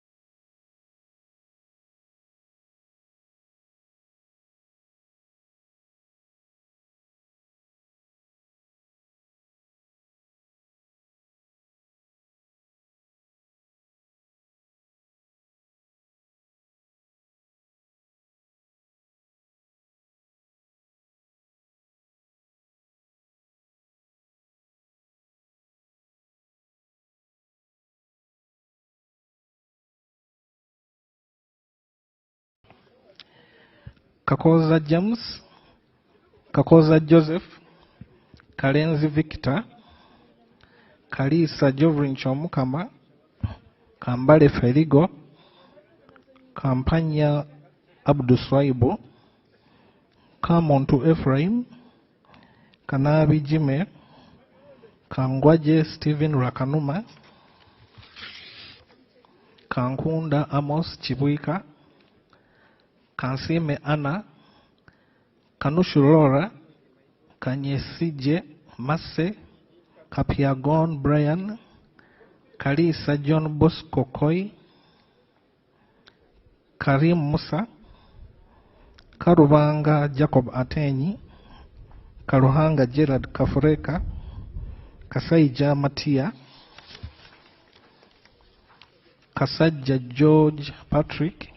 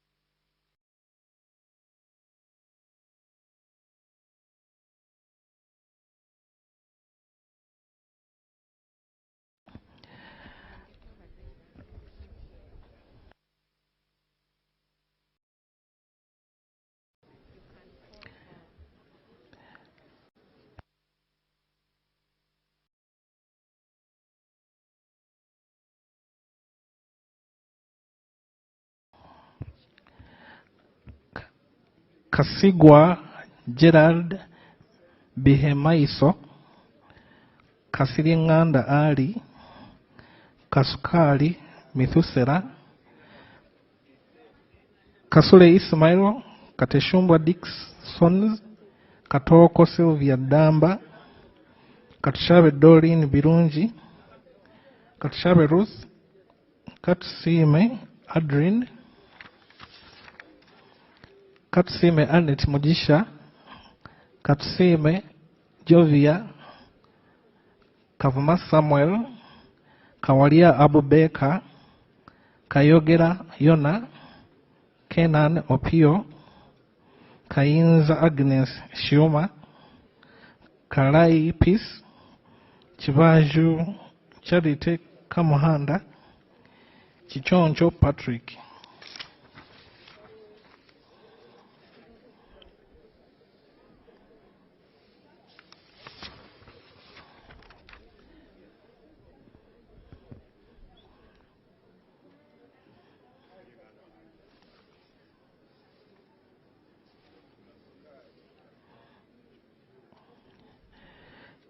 Chiria Grace Pade Wanzara, Kiza Andrew Namitego Kaluya, Kiza Kenneth Nyendoha, Chikabi Edward, Chinarwa James, Chinobere Herbert Tom, Chinshaba Peace Nkunda, Chiruruta Yusuf Junior Nkeretanyi, Chirumira Hassan, Chirunji Annette Pamela.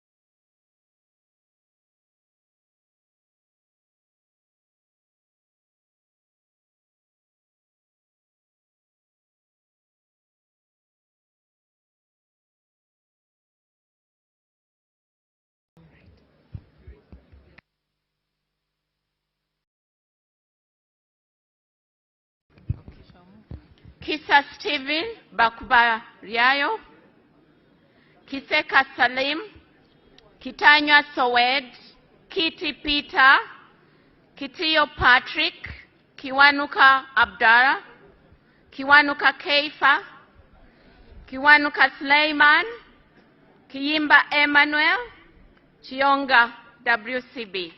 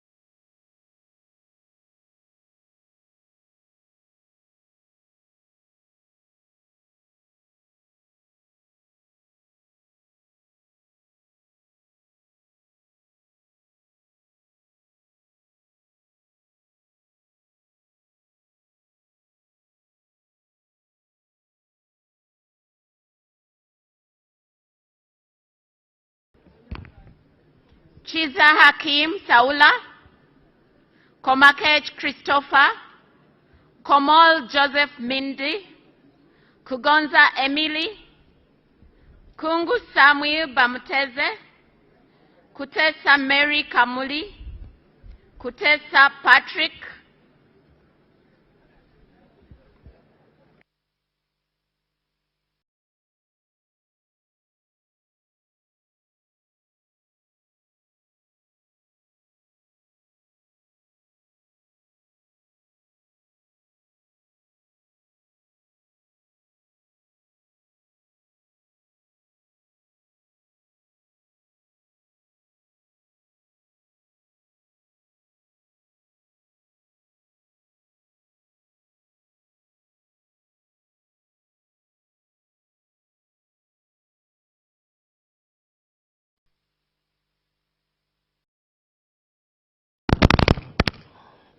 Kweyuchin, Grace Freedom, Quiz.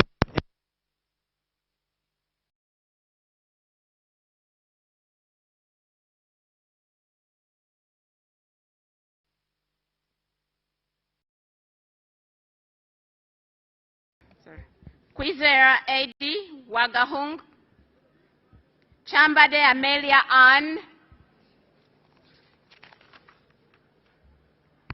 Charampe Rebecca, Charikunda Roida Trinomjuni, Cheyune Haruna Kasolo, Cheyune Ivan, Chogabi Rejaki Muganda, Lakisa Masi Faith, Lamwaka Catherine, Lanyero Christine Awani, Lenia Charity Kevin, Linda Irene.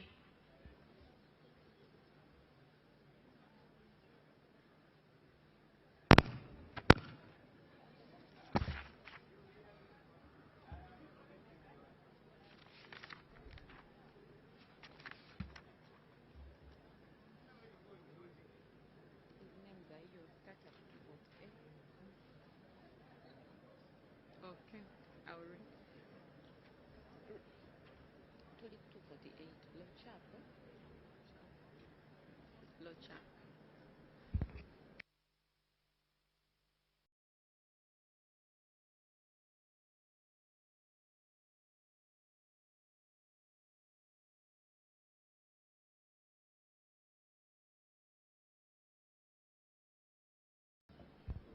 Lochap Peter Ken, Logose Sarah Annette, Loki John Baptist, Lokor Albert, Lokor Stephenson Yoyo, Lokbal Emmanuel,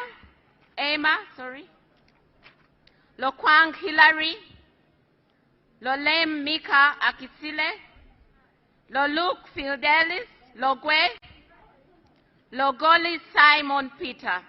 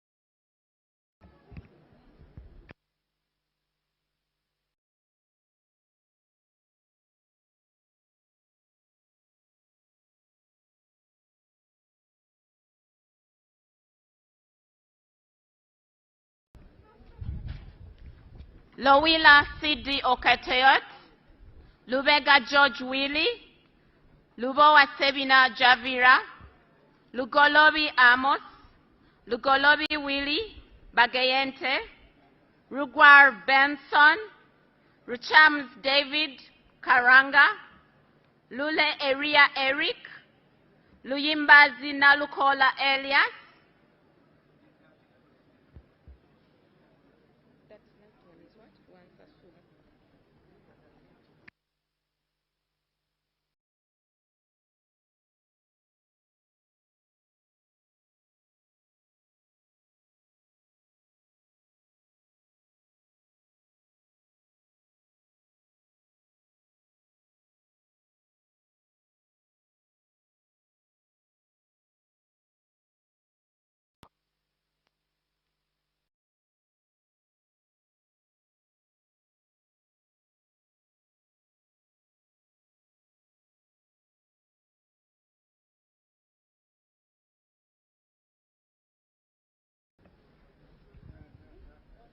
Ransa Sulasara,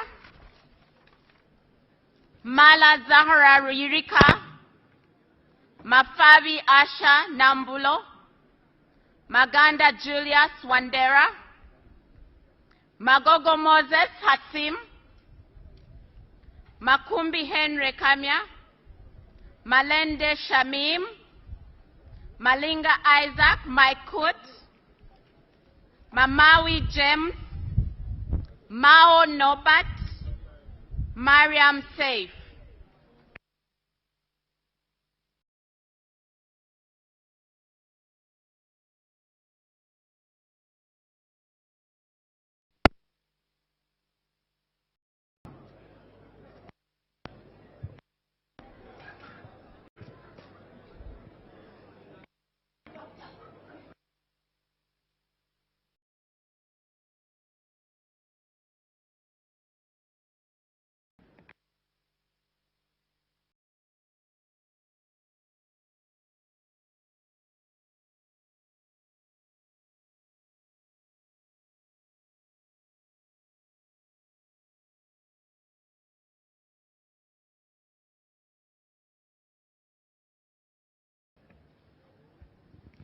Masaba Karim, Masaba Muhammad Mutenyo, Maseruka Robert, Masiko Henry Moses, Matembu Chris Wataka, Matovu Emmanuel Magola, Mawanda Mike Maranga, Mayanja Moses, Mbabazi Jacqueline,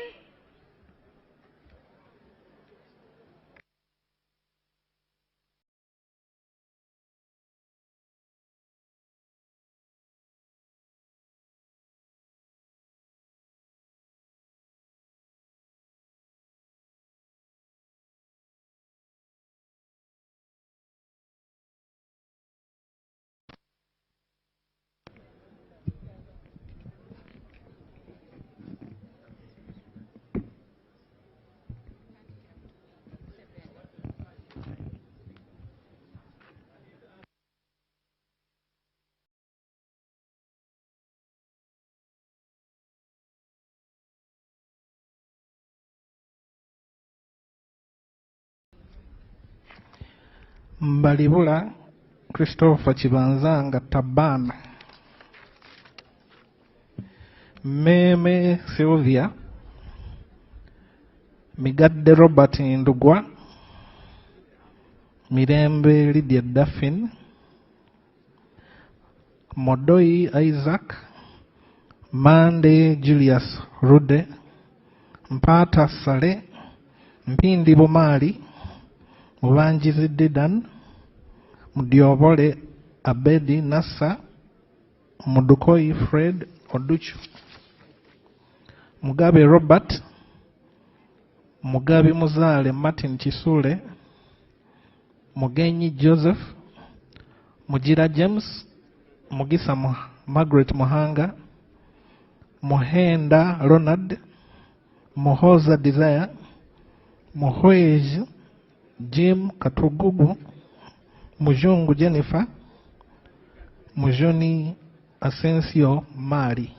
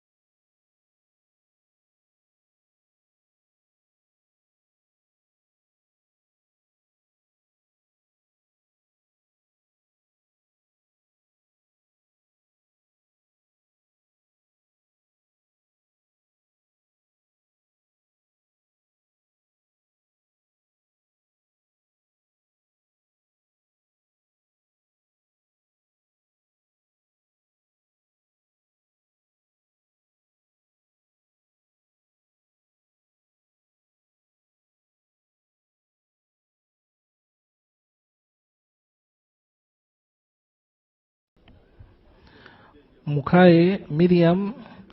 Muchiri Elias Serunjoji. Mukisa Robin Hope. Mulemia Ismail Sowedi. Mulindwa David Isimbwa. Musa Noah. Musanje Moses. Musasizi Henry Aliganyira. Mushabe Rujoki Ruth. Musira John. Musinguzi Patrick. Musisi George. Mtasingwa Diana Nankunda. Mutebi Bernard Mugoya. Mutego Ronald Hanguja. Mutekanga Zadok. Mutonyi Rose Masava. Muyonjo Hussein. Muzaidi Kemisi. Mwesigwa Matthias.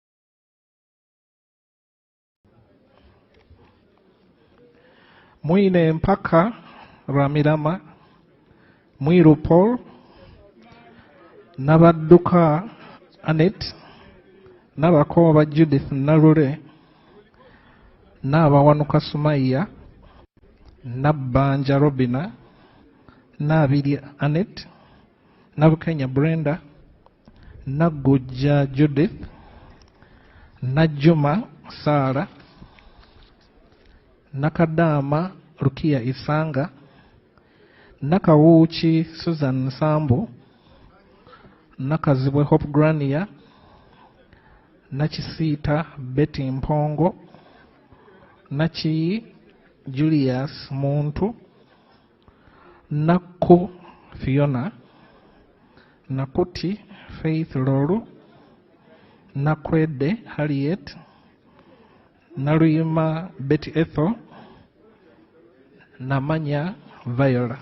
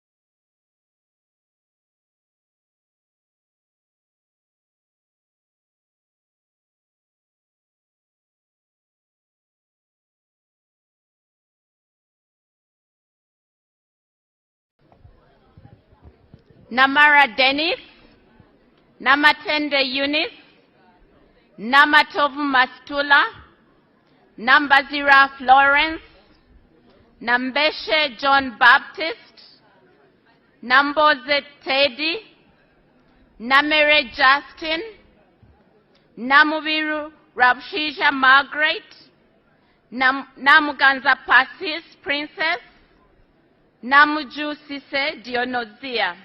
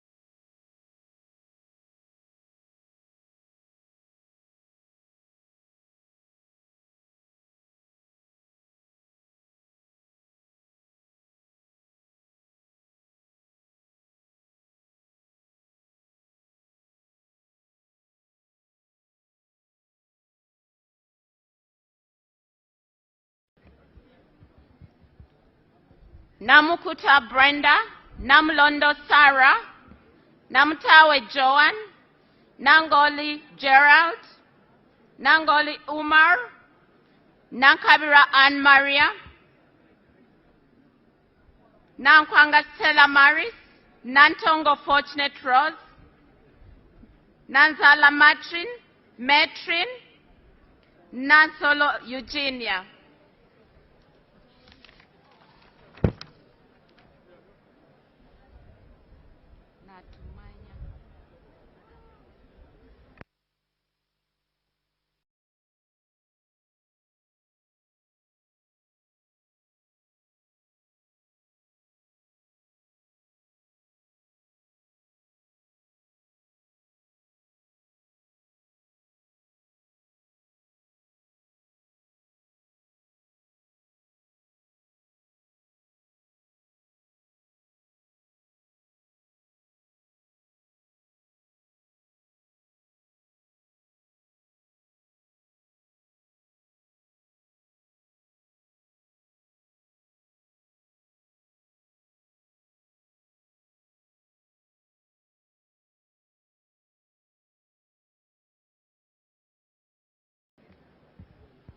Natmanya Flora, Natrinda Eliab, Nawe Molly Kamukama, Nayevale Sylvia, Naziwa Margaret, Des Alex, Nekesa Christine Situma, Ngabirano Charles, Gompe Klinos, Ninkusima John Paul.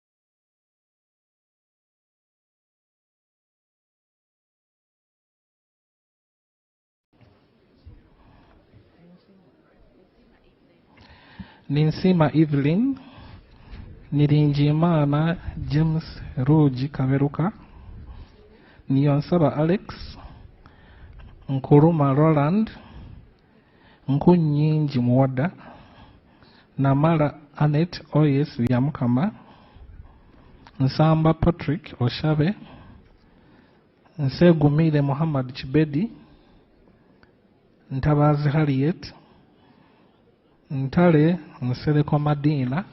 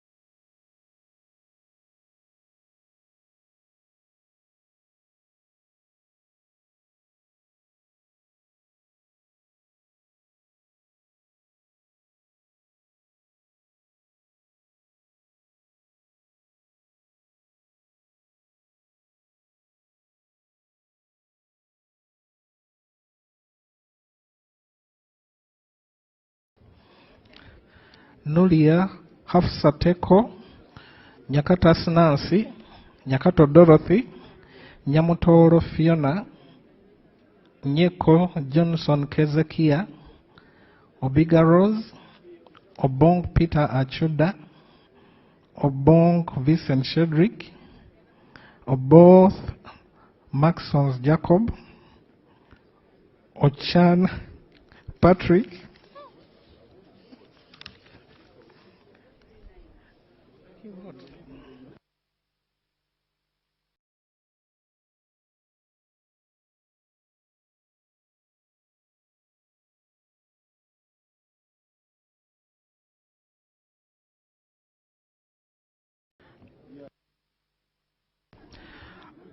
Ochen Geoffrey, Ochai Maximus, Odong JJ Abubakar, Odori John, Ofono Opondo Podere, Ogama Ali Ismail, Ogwal Joseph Jones, Ogwang Patrick Obura, Ogwang Peter, Ojala Mapenduzi Martin.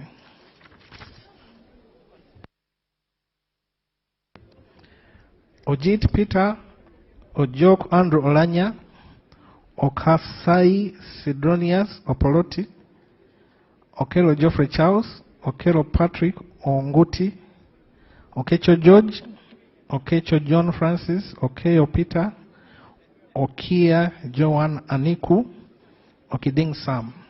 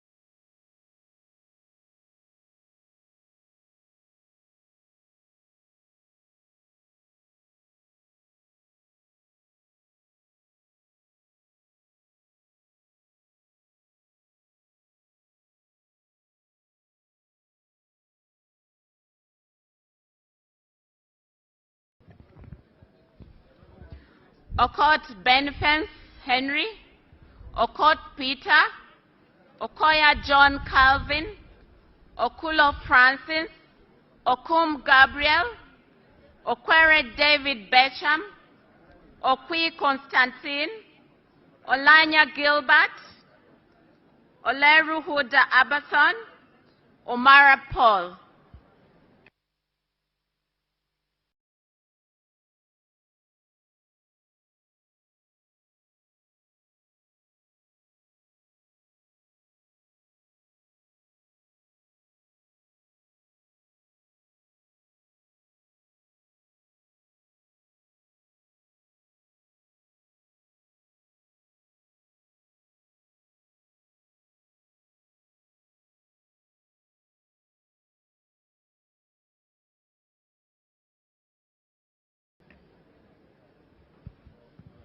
Omoding Emmanuel, Onek Hilary Abalokel, Onek Alit Ameri Dennis,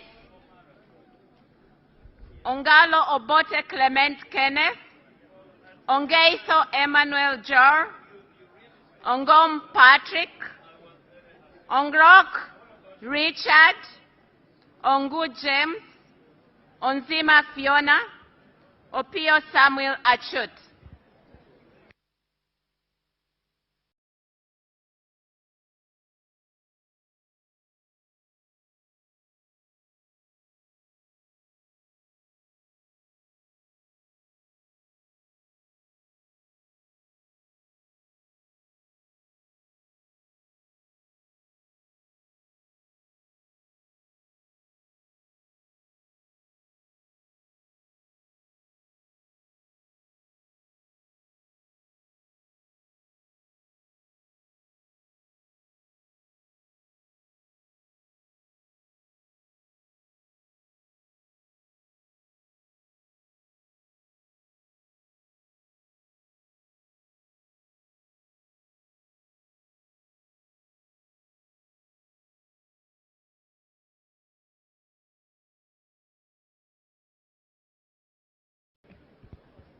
Opito Vincent, Opio Danish Godfrey, Opolot Isiagi Patrick, Opolot Okwalenga Simon Peter, Oligumisiriza Enid Ateide, Oron Derek, Oriema Simon Peter Adum, Osuru Morin, Osia Solomon Alemu, Otafide Kahinda.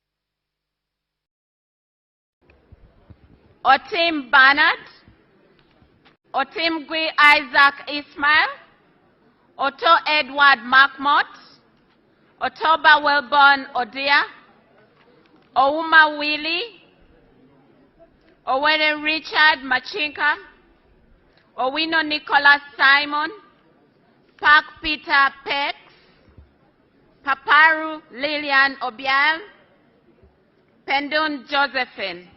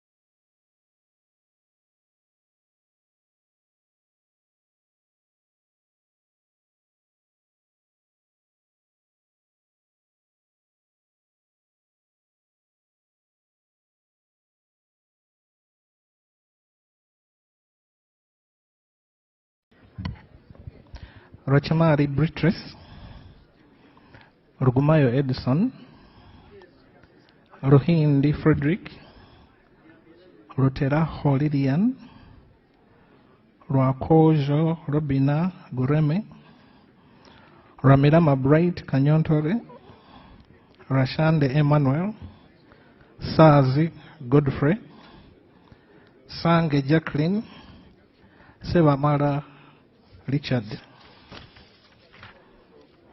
Sekabira Dennis, Sechindi Aisha, Senteza Richard, Sham J. Tana, Sirwanyi Solomon, Sebuga Chimeze Beronado, Sechitoleko Robert, Semwanga Javira, Semwanga Joseph, Sentai Muhammad.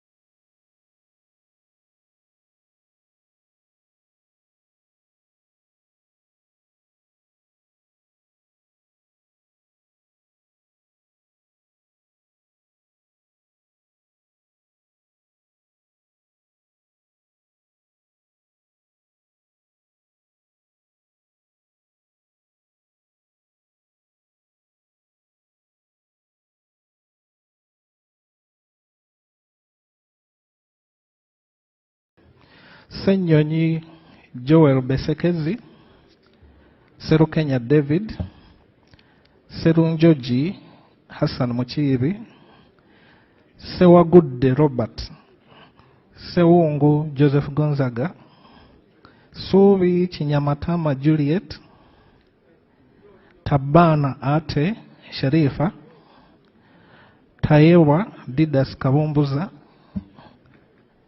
Taewa Thomas, Tevandeke Charles.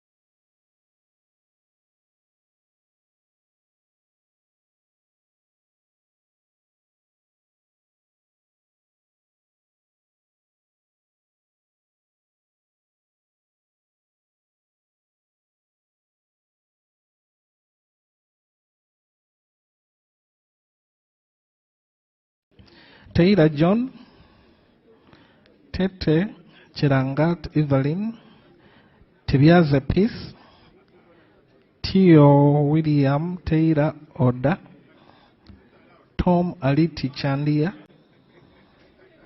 Tukahirwa James Viengeru Hunter,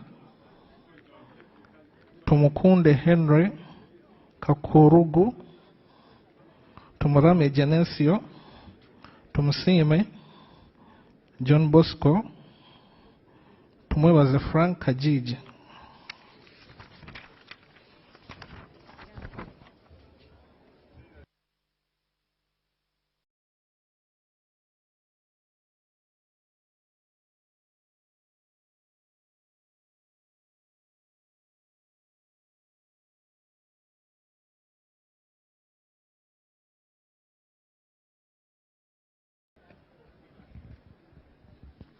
Tumwebaze Mwine, tumwesije Anthony, tumwesije Eliod, tulyakayo Kebirungi Mary Paula, Twala Fadil, twesije Stephen, twinamasko Onesimus, twinomjun Francis Kazin, Uhuru Nelson, wako Joy Peggy.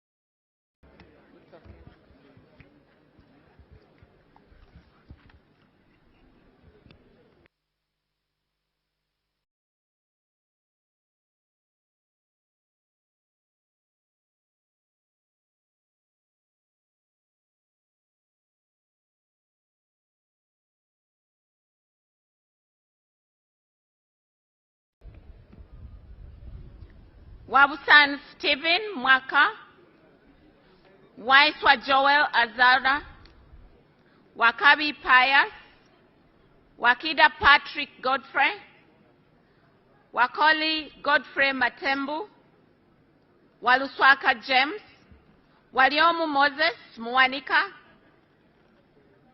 Wamukuyu Ignatius Mudimi, Wandera John Paul, Wandera Sandala.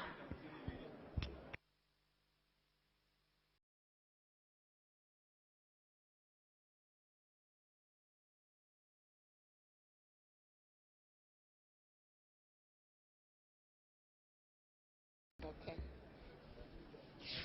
Oh yeah, malayo. Linda kuba nobajebe no malayo.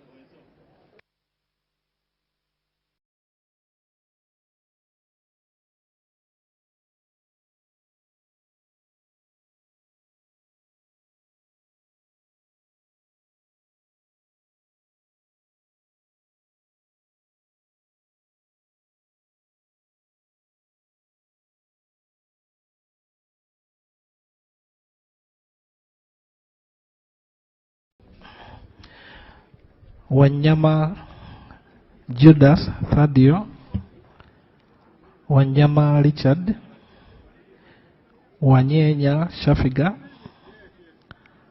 Wanyoto Godfrey, Wanyoto Lydia Mutende, Wekomba Sara Nambozo, Wembabazi Beatrice, Wokuli Geoffrey, Zake Francis, Zambali Blasio Mokasa,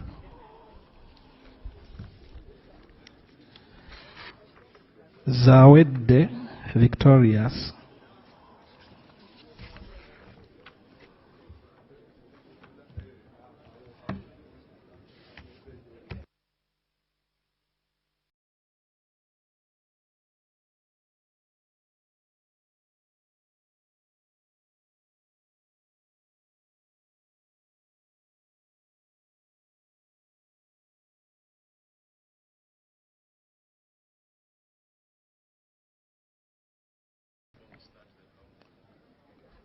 Yes, the names have all been read, but just in case if you came after your name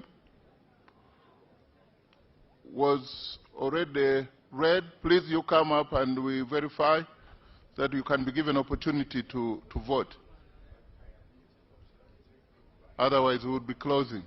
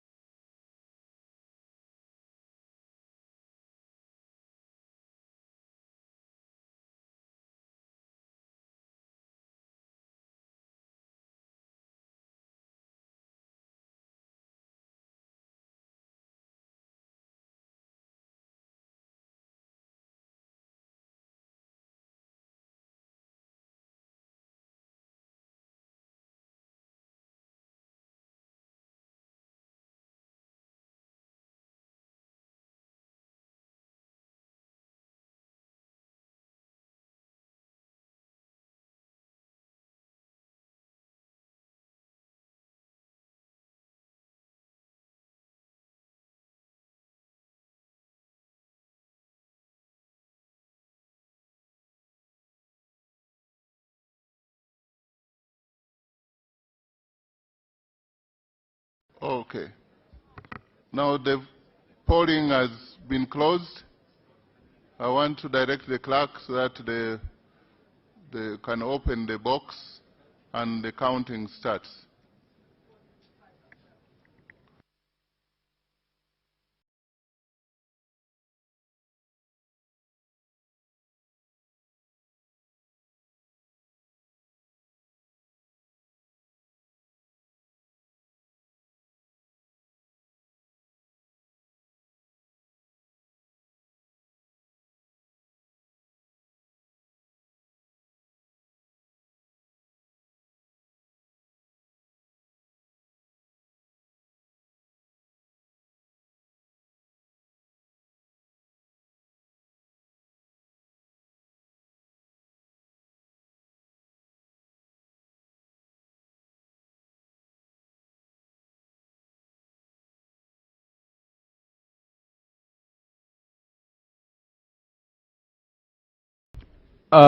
We are going to have 2 polling assistants. One shall receive the votes for Thomas Tayebga. Yeah, 3 polling assistants plus 1 who will receive spoiled votes. You will be in charge of Thomas Tayebga. You'll be in charge of Asana, Nyakato. Then you'll be in charge of Agut Sar, and you'll be in charge of spoiled votes. Okay, start. Thomas Tayebga. Thomas Tayebga.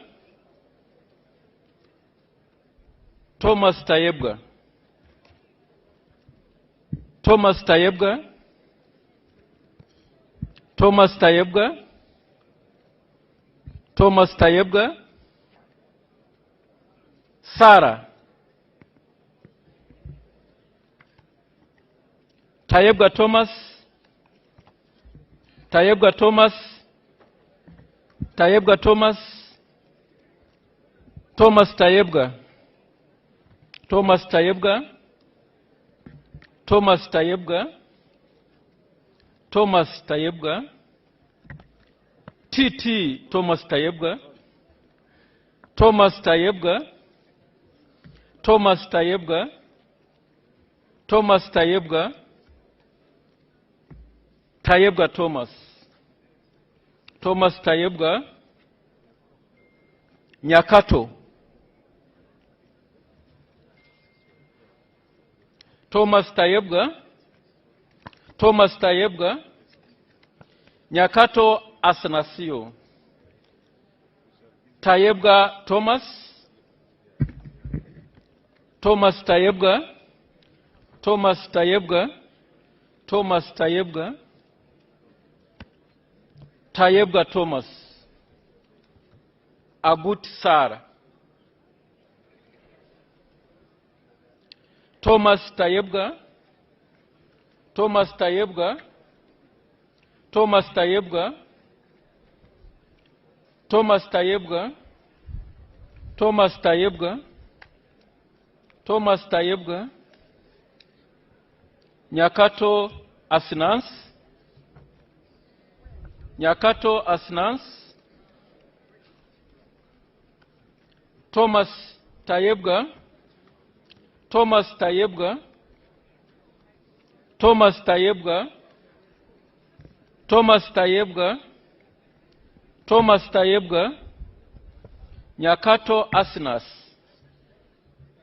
Tayebga Thomas. Nyakato. Thomas Tayebga.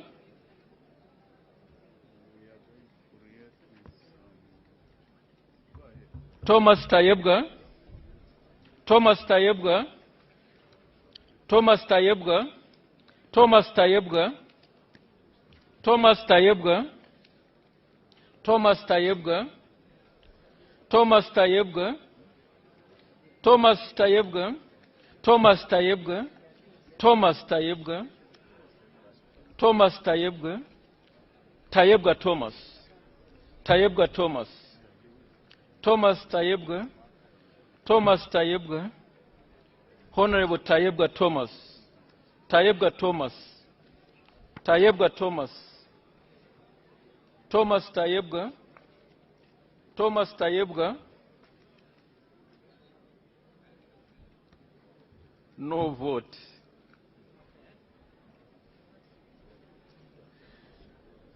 Tayebga Thomas, Tayebga Thomas, Thomas Tayebga, Tayebga, Tayebga, Nyakato, Tayebga, Tayebga, Tayebga, Tayebga, Tayebga, Sarah Aguti.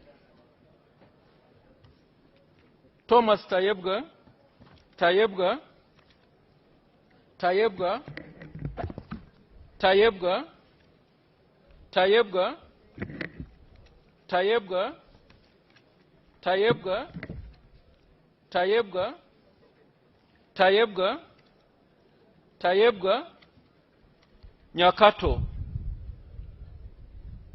Thomas, Thomas,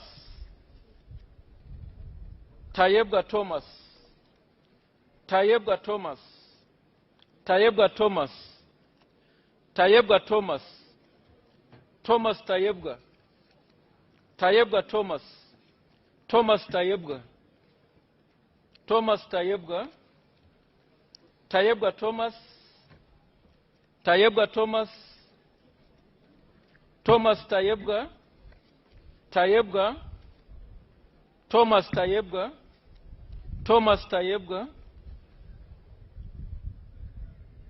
Thomas Tayebga,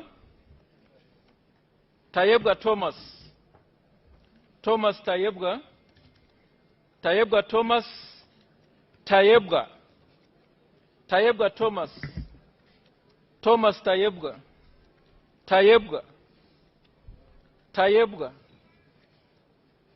Thomas Tayebga, Tayebga, Thomas Tayebga, Thomas Tayebga, Thomas, Tayebga Thomas, Thomas Tayebga, Tayebga, Tayebga, Tayebga Andrew.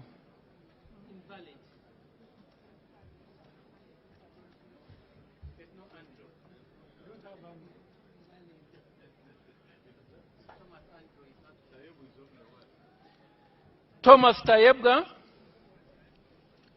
gender, invalid.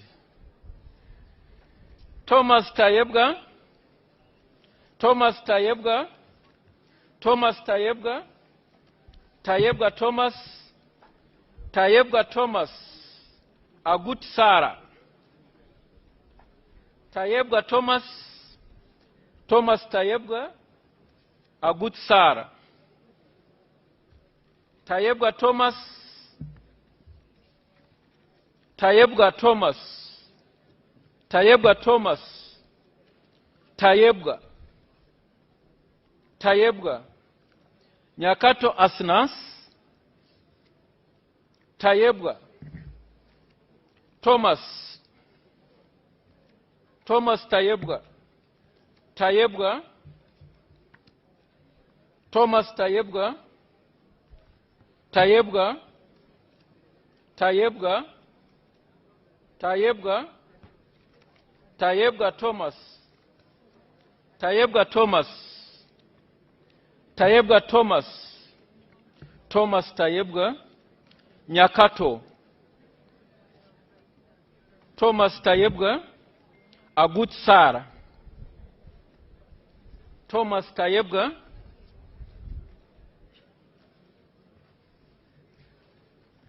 Tayebga Thomas, Thomas, Thomas,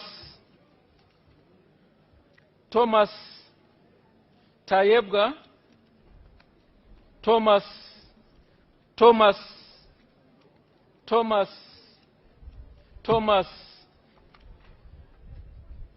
Tayebga Thomas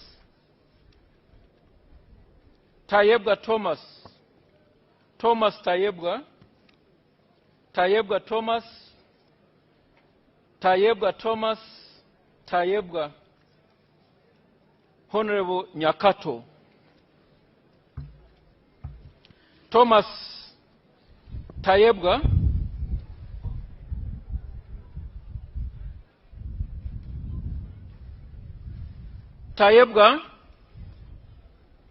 Thomas Tayebga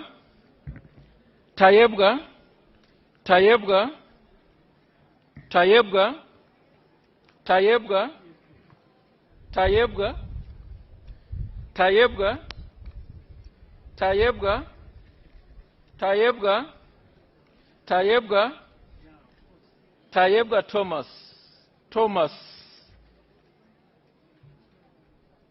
Sarah Oguti Thomas Tayebga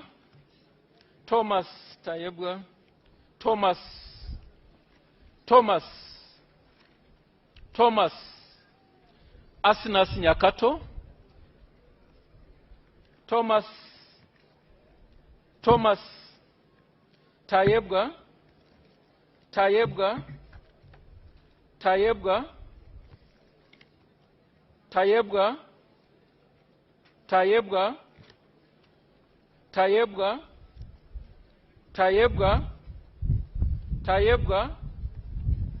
Thomas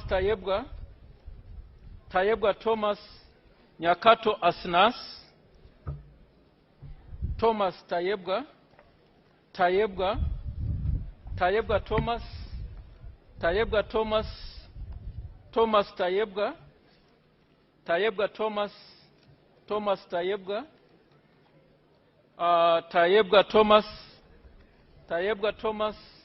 Nyakato Tayebga Thomas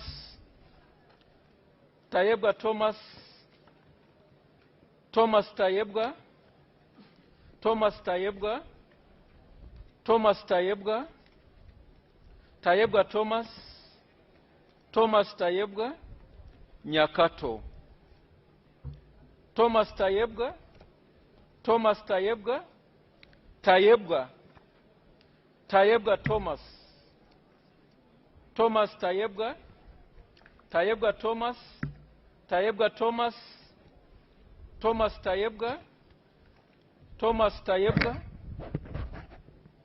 Asinas Nyakato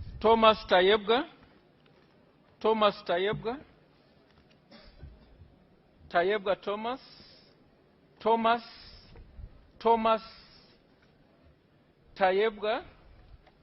Tayebga Thomas Tayebga Thomas Tayebga Nyakato Tayebga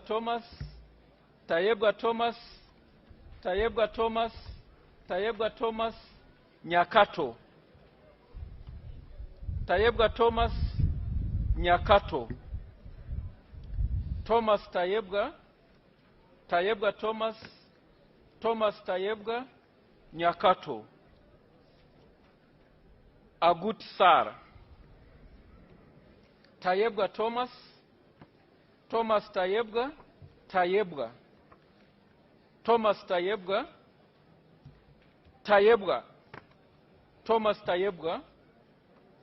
Thomas Tayebga Nyakato Asinas Thomas Tayebga Nyakato Asinas Thomas Tayebga Thomas Tayebga Nakato Thomas Tayebga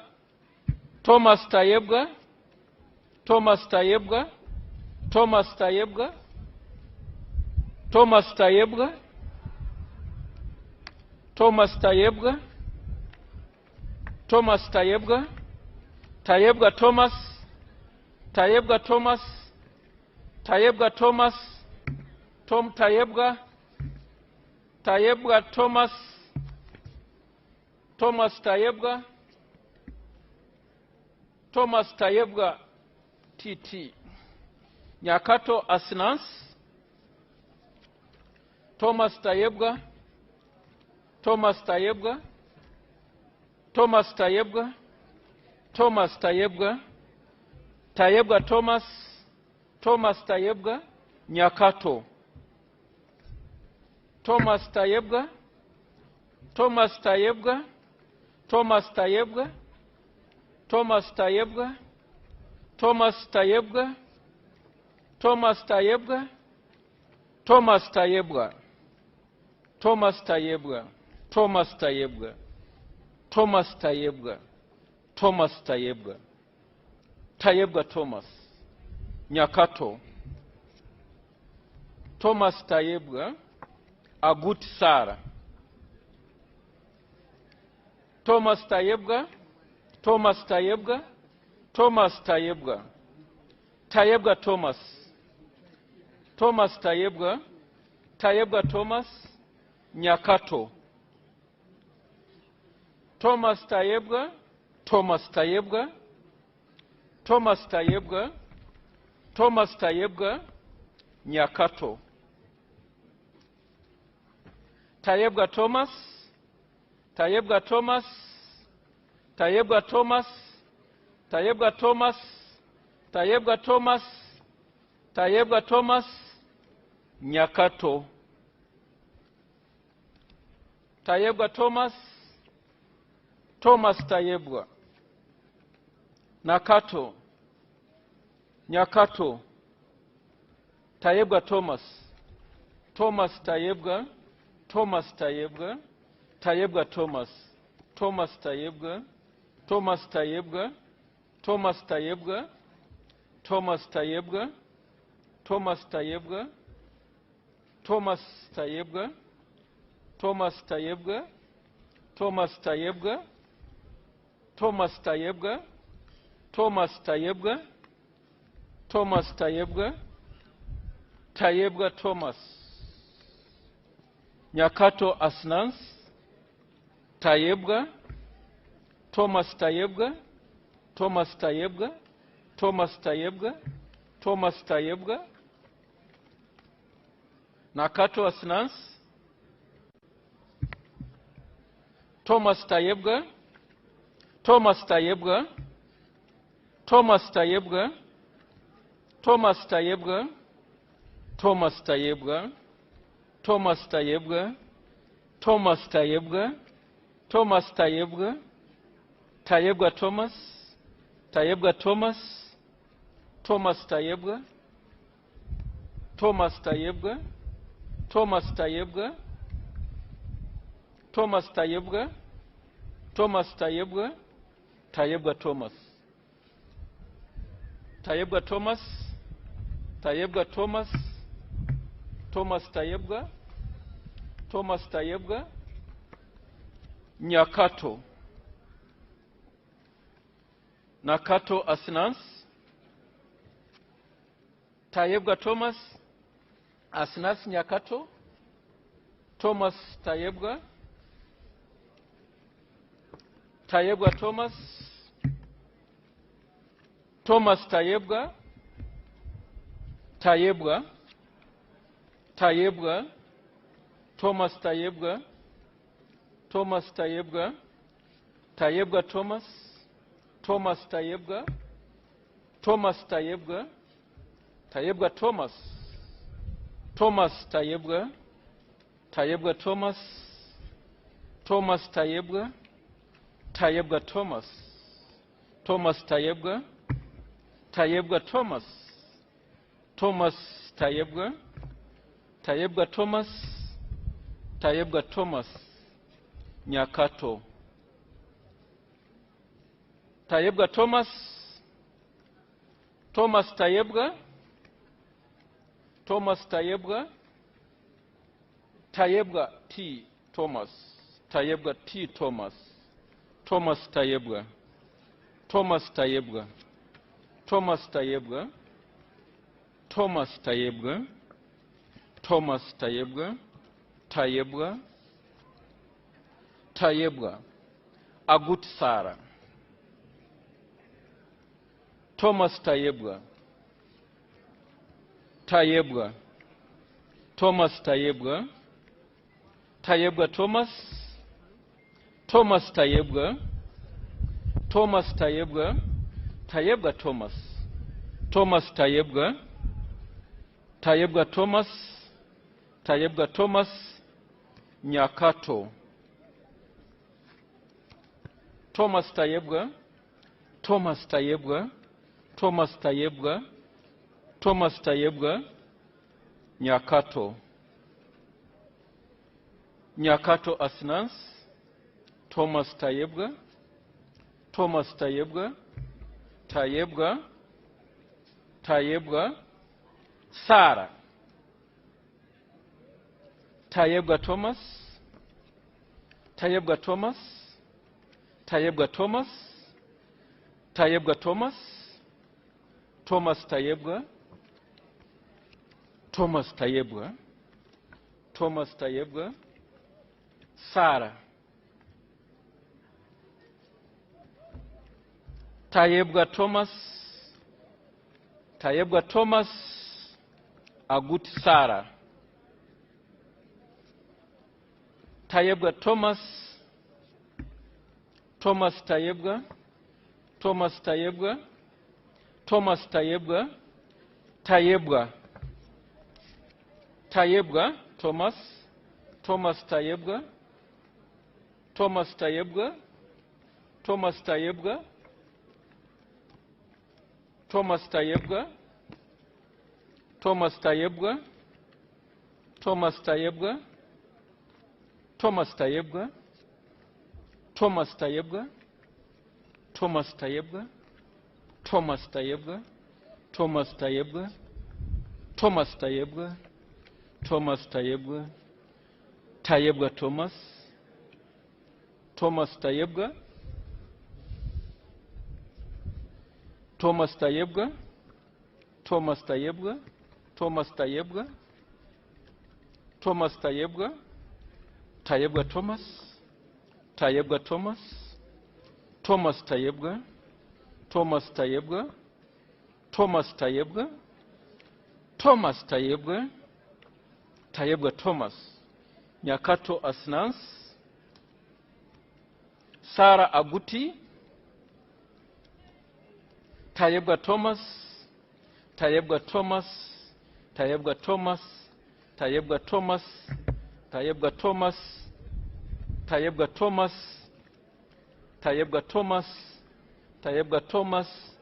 Tayebwa Thomas, Tayebwa Thomas, Tayebwa Thomas,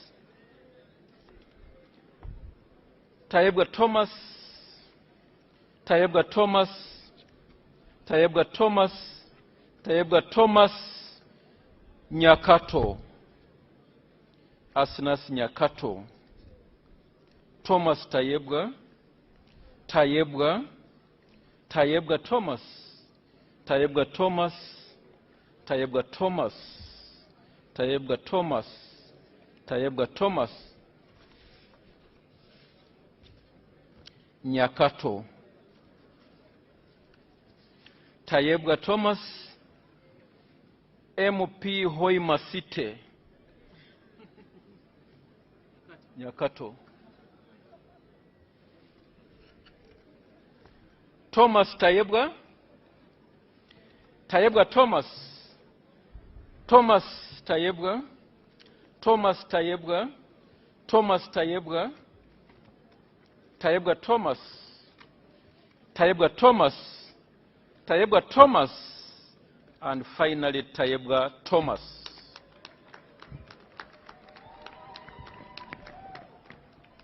We shall begin to count the numbers obtained by each of the candidates, and we shall begin with spoiled votes.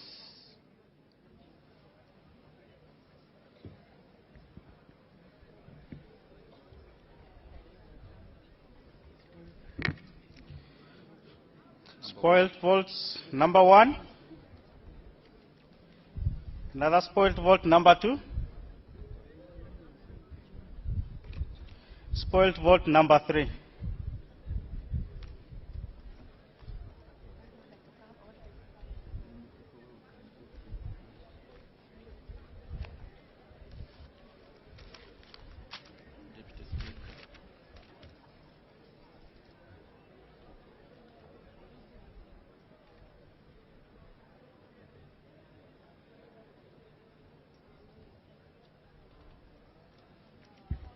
Shall invite the officer to count the numbers, the votes garnered by Sarah Aguti.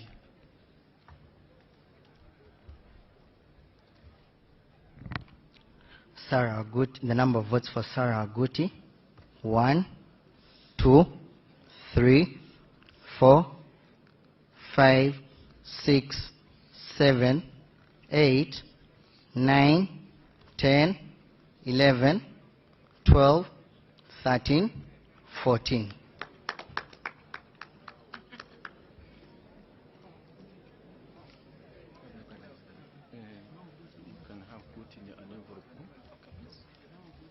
Votes garnered by Asanas Nyakato.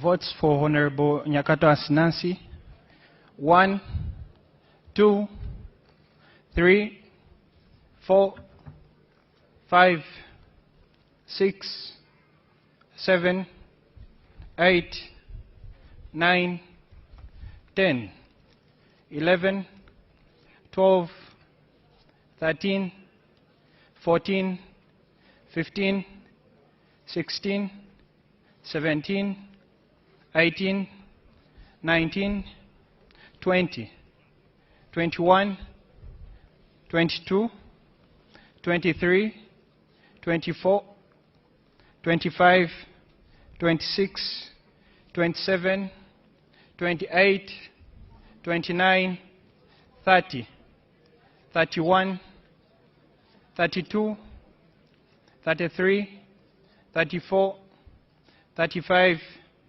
36, 37, 38, 39, 40, 41, 42, 43, 44, and 45.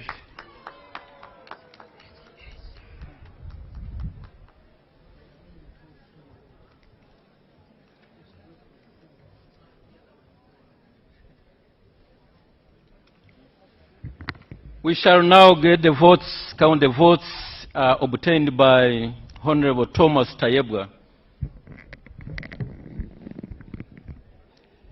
1, 2, 3, 4, 5, 6, 7, 8, 9, 10, 11, 12, 13, 14, 15, 16, 17, 18, 19, 20, 21, 22, 23, 24, 25, 26, 27, 28, 29, 30, 31, 32, 33, 34, 35, 36, 37, 38, 39, 40, 41, 42, 43, 44, 45, 46, 47, 48, 49,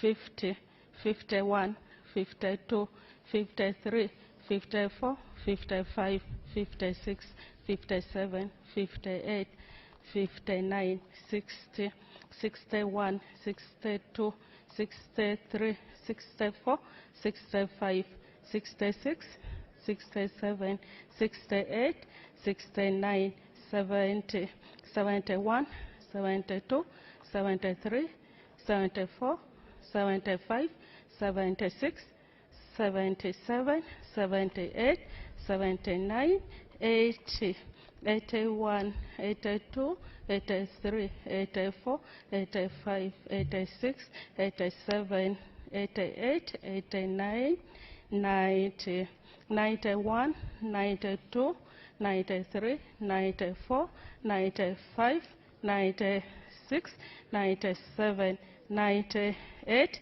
99, 100.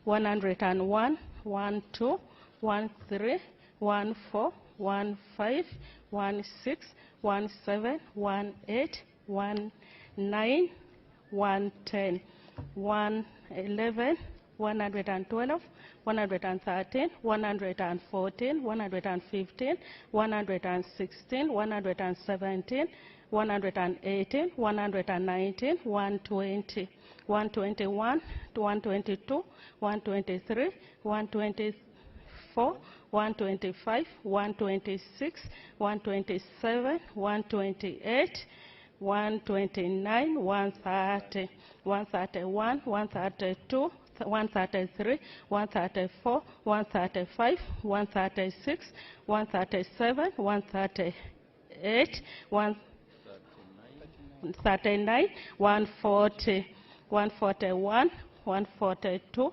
143, 144, 145, 146, 147, 148, 150, 49, 150, 151, 152, 153, 154, 155, 156, 157, 158, 159, 160, 161, 62, 163, 164, 165, 166, 167, 168, 169, 170, 171, 72, 173, 174, 175, 176, 177, 178, 179, 180. 181, 182, 183, 184, 185, 186, 187, 188, 189, 190. 191, 192, 193, 194, 195, 196, 197, 198, 199, 200,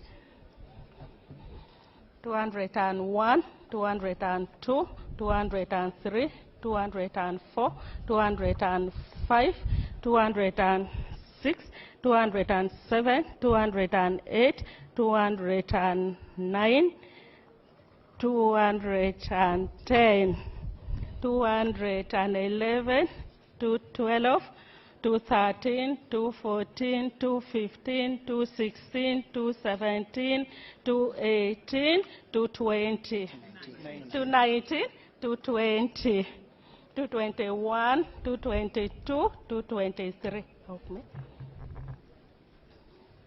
222. 24, 25, 26, 27, 28, 29, 30, 231, 232, 233, 234, 235, 236, 237, 238, 239, 240, 241, 242, 243, 244, 245, 246, 247, 248, 249, 250, 251, 252, 253, 254, 255, 256, 257, 258, 259, 260, 261, 262, 263, 264, 265, 266, 267, 268, 269, 270, 271, 272, 273, 274, 275, 276, 277, 278, 279, 280, 281, 282, 283, 284, 285, 286, 287, 288, 289, 290, 291, 292, 293, 294, 295, 296, 297, 298, 299, 300. 1, 2, 3, 4, 5, 6, 7, 8, 9, 310. 311, 12, 13, 14, 15, 16, 17, 18, 19, 320, 321, 322, 323, 324, 326, 327, 328, 329, 330, 1, 31, 32, 33, 34, 35, 36, 37, 38, 39, 340, 41, 42, 43, 44, 45, 46, 47, 48, 49, 350, 51, 52, 53, 54, 55, 56, 57, 58, 59, 360, 61, 62, 63, 64, 65, 66, 67, 68, 69, 370, 71,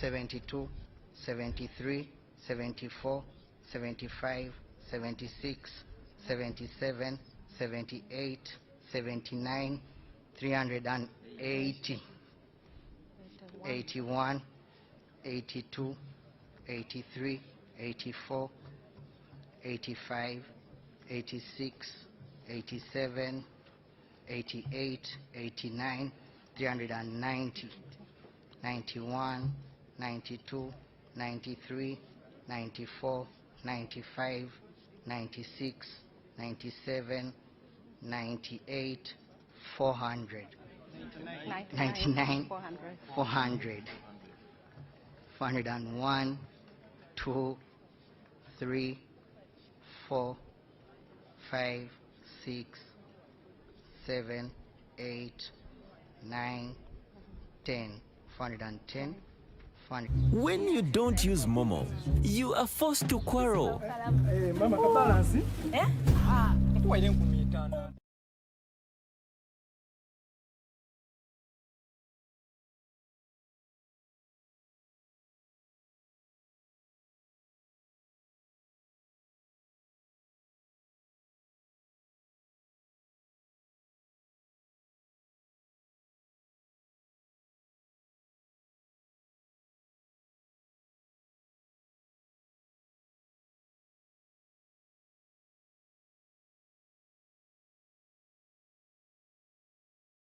Eight, 39, 440, 41, 42, 43, 44, 45, 46, 47, 48, 49, 450, 451, 52, 53, 54, 55, 56, 457.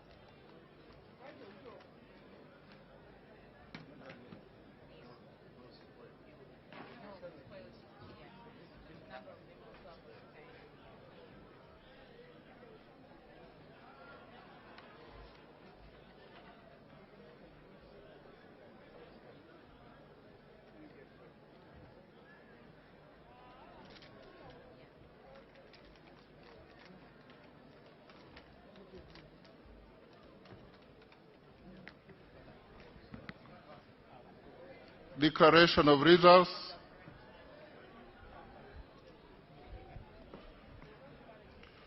Having duly counted the votes, I now proceed to announce the outcome of the vote for the position of Deputy Speaker of the 12th Parliament as follows. Total number of ballot papers contained in the ballot box were 519. Total number of members who have abstained from voting is nil. Spoiled and blank ballot papers are 3. Honorable Sarah Aguti, 14 votes. Honorable Nyakato Asnas, 45 votes. And Honorable Tayewa Thomas, 457 votes. In accordance with Rule 5, Sub-Rule 14H of the Rules of Procedure of Parliament, I declare Honorable Thomas Tayewa as the Deputy Speaker of the 12th Parliament of the Republic of Uganda. Congratulations, Honorable Thomas Tayewa.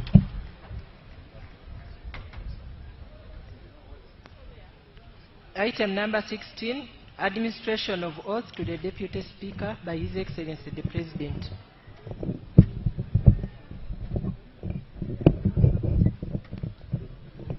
Can we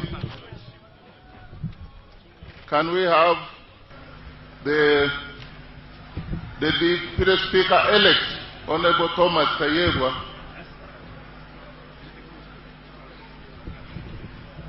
being conducted and taken for administration of oath by His Excellency the President in accordance with Article 82. Can we get Honorable Tayewa? It's being dragged.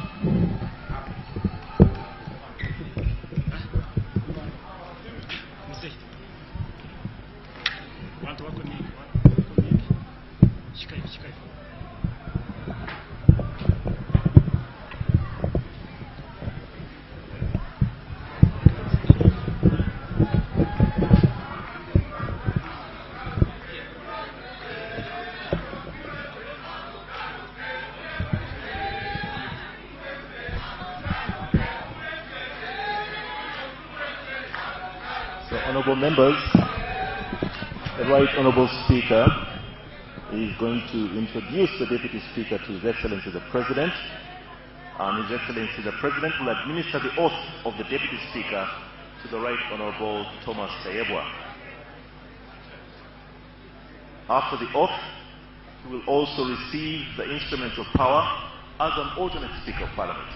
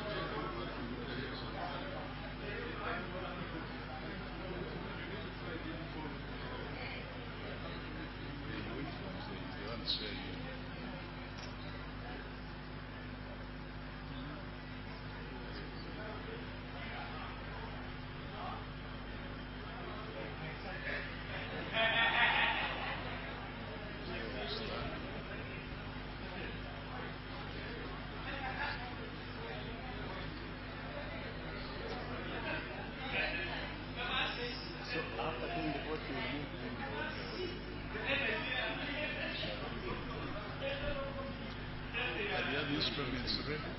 Yes, we have. They are there.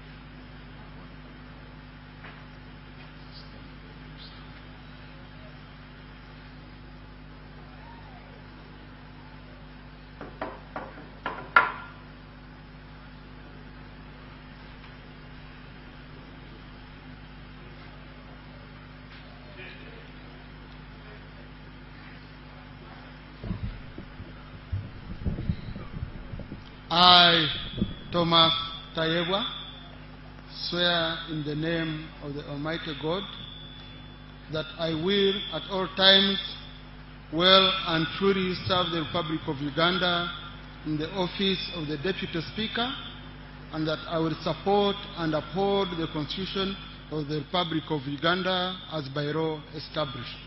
So help me God.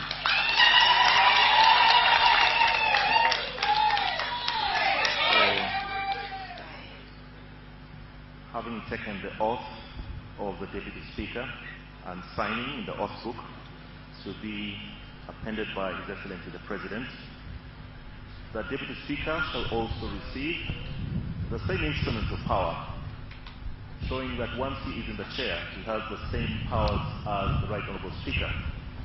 So he shall receive the mace that will be followed by the Uganda flag.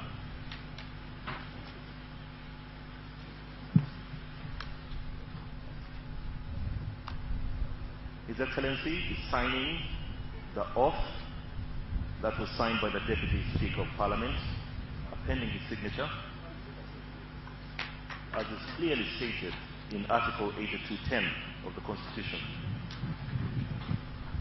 and the Oath Act in Chapter 19 of the laws of Uganda. So His Excellency is now going to hand over the mace, the instrument of power, to the Deputy Speaker, to be followed by the Uganda flag. Parliament is a custodian of the Uganda flag, and this will be followed by the coat of arms. And after the coat of arms, we shall have the Constitution,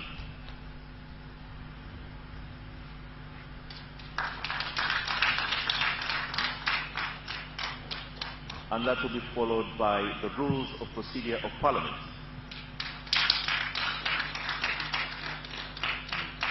And finally, the ceremonial robes of the Deputy Speaker of Parliament. So the senior officials from Parliament will now robe the Deputy Speaker, and he will have been fully empowered to run the affairs of Parliament as the Deputy Speaker of the 12th Parliament of the Republic of Uganda.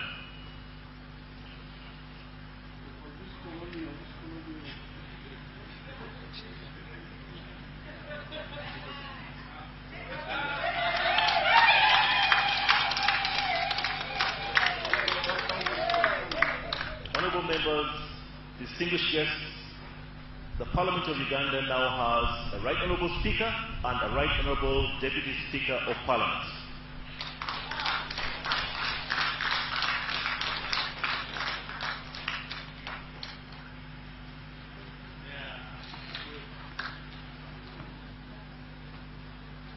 And now that Parliament is fully constituted, as the Speaker comes back to his chair, I will quickly inform you that business will start tomorrow with the orientation of members of Parliament. Orientation will be at Parliament, so please ensure that tomorrow you are there for the start of this orientation. A few more announcements will be made after.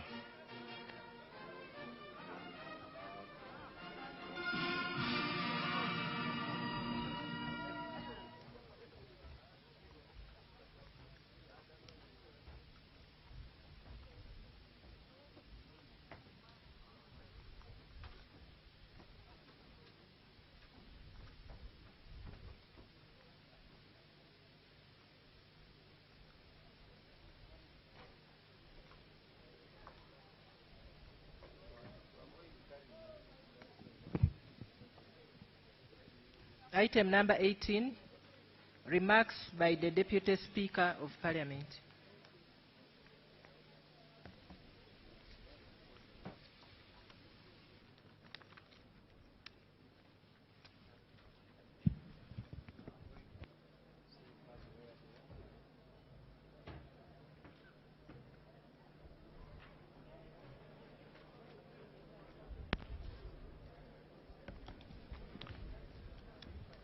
Your Excellency the President of the Republic of Uganda, the Right Honorable Speaker of Parliament, Your Lordship, the Chief Justice, honorable colleagues, members of Parliament, the clerk and staff of Parliament, ladies and gentlemen. Your Excellency and honorable members, I congratulate you and honorable colleagues on your election and thank the people of Uganda for the trust they have put in you to lead. I also take this opportunity to congratulate my senior brother, the Right Honorable Jacob Maximus Oboth, on your election to the position of Speaker of the 12th Parliament. Today, I stand before you with a heart full of gratitude, humility, and renewed resolve. I'm deeply honored by the trust and confidence you have once again placed in me by electing me to serve as Deputy Speaker of the 12th Parliament of Uganda. I thank you, and I thank you, honorable colleagues. I wish to extend my sincere appreciation to Your Excellency the President for your enduring leadership, guidance, and trust. You have often reminded us that leadership is about service to the people, not service to oneself. That principle remains our enduring call as legislators to legislate, to oversee, and represent the people of Uganda, with the people of Uganda always at the center of whatever we do. To the members of the Central Executive Committee and members of NRM Caucus, thank you for your confidence. The journey started with you. To my colleagues, all of you honorable members of Parliament, including those who don't belong to the NRM, thank you for this renewed mandate. I do not take your support for granted. You have given me a second chance. And to my other beloved family of the Patriotic League of Uganda and our dear chairman, General Muhoozi Kainerugaba, I will forever be indebted for you stood strongly by my side. I'm equally and humbly grateful to my constituents, the people of Ruhinda North, whose unwavering belief and support continue to inspire me to serve with dedication and humility. Without your support, I wouldn't be here as a Deputy Speaker. To my family, especially my dear wife, Anita Tayebwa, and our son, Timothy Rwanda Mayonza, I want to thank you for the sacrifices you've made, for your love and your steadfast support.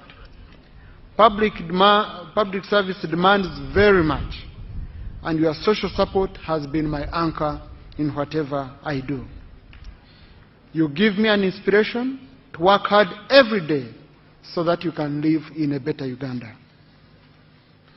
The scripture reminds us in Thessalonians chapter 5, verse 11, give thanks in all circumstances, for this is God's will for you. As the Deputy Speaker, it is my duty to support the vision of my elder brother, Right Honorable Jacob Oboth, the Speaker of Parliament.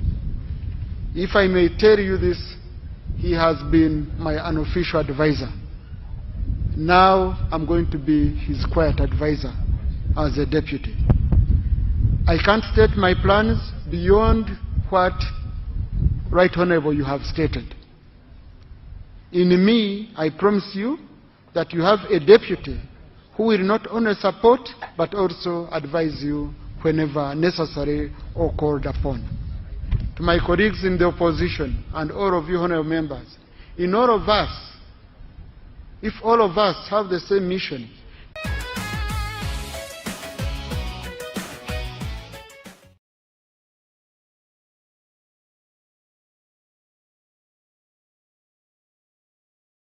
our mission is to transform our country in a bipartisan manner, you will find me a speaker you will easily work with.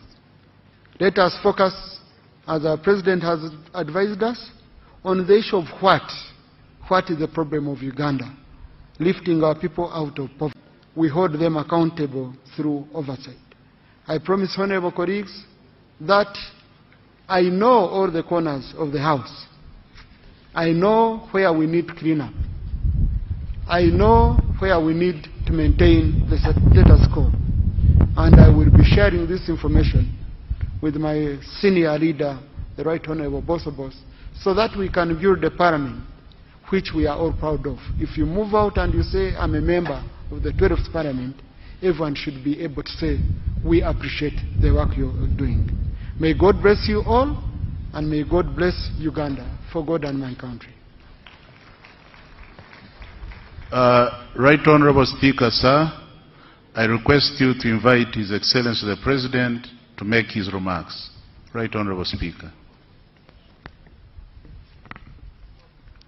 Your Excellency the President of the Republic of Uganda, I take this singular honor to invite you to address this Parliament.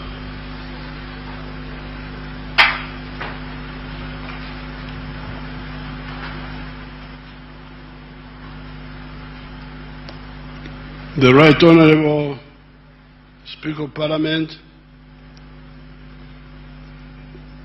whom the members have just elected, the Right Honorable Deputy Speaker, who has similarly been just elected, His Lordship the Chief Justice,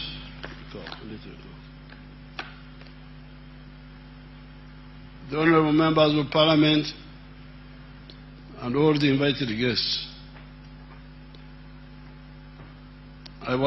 First of all, I congratulate you, the Right Honorable Speaker, and the Deputy Speaker for being elected. Congratulations. And I thank the members of Parliament for carrying out their mandate peacefully and transparently. Thank you so much. I was last in a court of law 70 years ago, in 1956. And the offense I had committed was the offense of Okwonesa. I was looking after our cows, and some boys were playing football, so I joined them for just a few minutes. And the cows went in somebody's garden. And by the time I went there, they were really feeding on the millet of the man. So I was taken to court. And before I went to court, my father advised me that when you go to court, you say, Omshangona Gwichilza.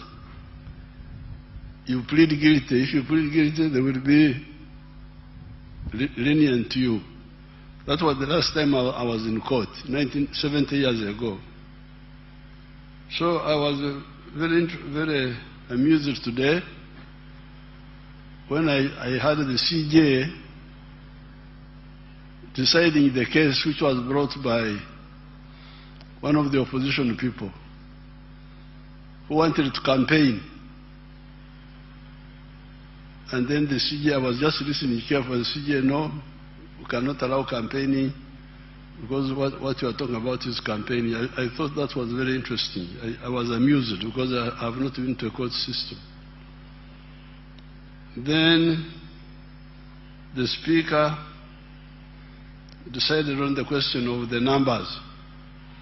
There was another opposition person, I don't know what the opposition, another member who said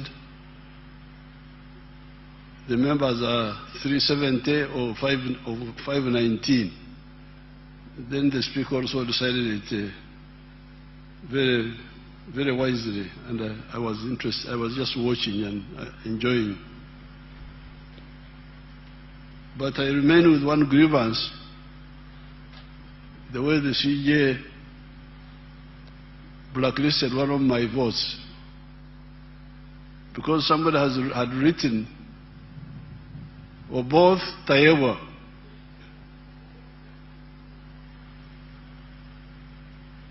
Yes, Tayewa was not being voted on, but it was clear that the man wanted to vote for or both, and also Tayewa. So why declare that vote invalid? I need you to give me, because that's how I have been losing votes. If you check all these elections, you find that the spoiled votes are like 500,000, 500,000, and they are all NRM votes. Because my people, instead of marking in the box, they mark the picture of the person. So why do you say that is invalid? Because he has shown you what he wanted. So once the CJ has decided, I have nowhere to appeal. So I'm just mourning now. Now, with the NRM people, the Banyankwe have a proverb. Their proverb is, "Endulie nyuklia oteranche." When you are making a lamb for food, you make a small one. Why? Because you want a few people to hear the alarm and come and join you. You don't want too many people to come and eat the food. But when you are making a lamb for war, you make a very big one, because you want many people to come and help you. Sometimes the NRM people do not understand the issue of broadening support. When I was sitting here listening to the results, Mr. Oboth got 441 votes. The NRM members in Parliament are 370 what? Something. 370 what? Something there. So, you can see my strategy of making a big alarm for many people to come and join. 372 have been joined by others. That's how we got 441 for Honorable Both and 457 for Tayewa. It is the NRM plus the independents plus some good opposition people.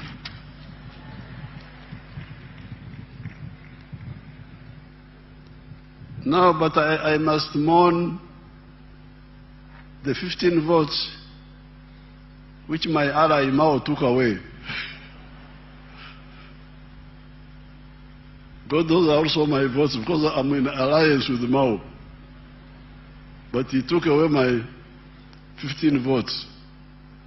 Then my son Akena, through the girl called Sarah, took another 14 votes. Those are my allies taking away my votes. We shall sort it out with the allies. Now I congratulate all of you, the leaders. But this time, I'll have to be very, very, very clear to everybody. I have been involved in fighting for Uganda's future for the last 65 years. Started in 1960 when I was in the middle school, I was already active. In all these years, we have evolved answers for our people, which help them. I started in the cattle corridor area, the Nyabushozi area.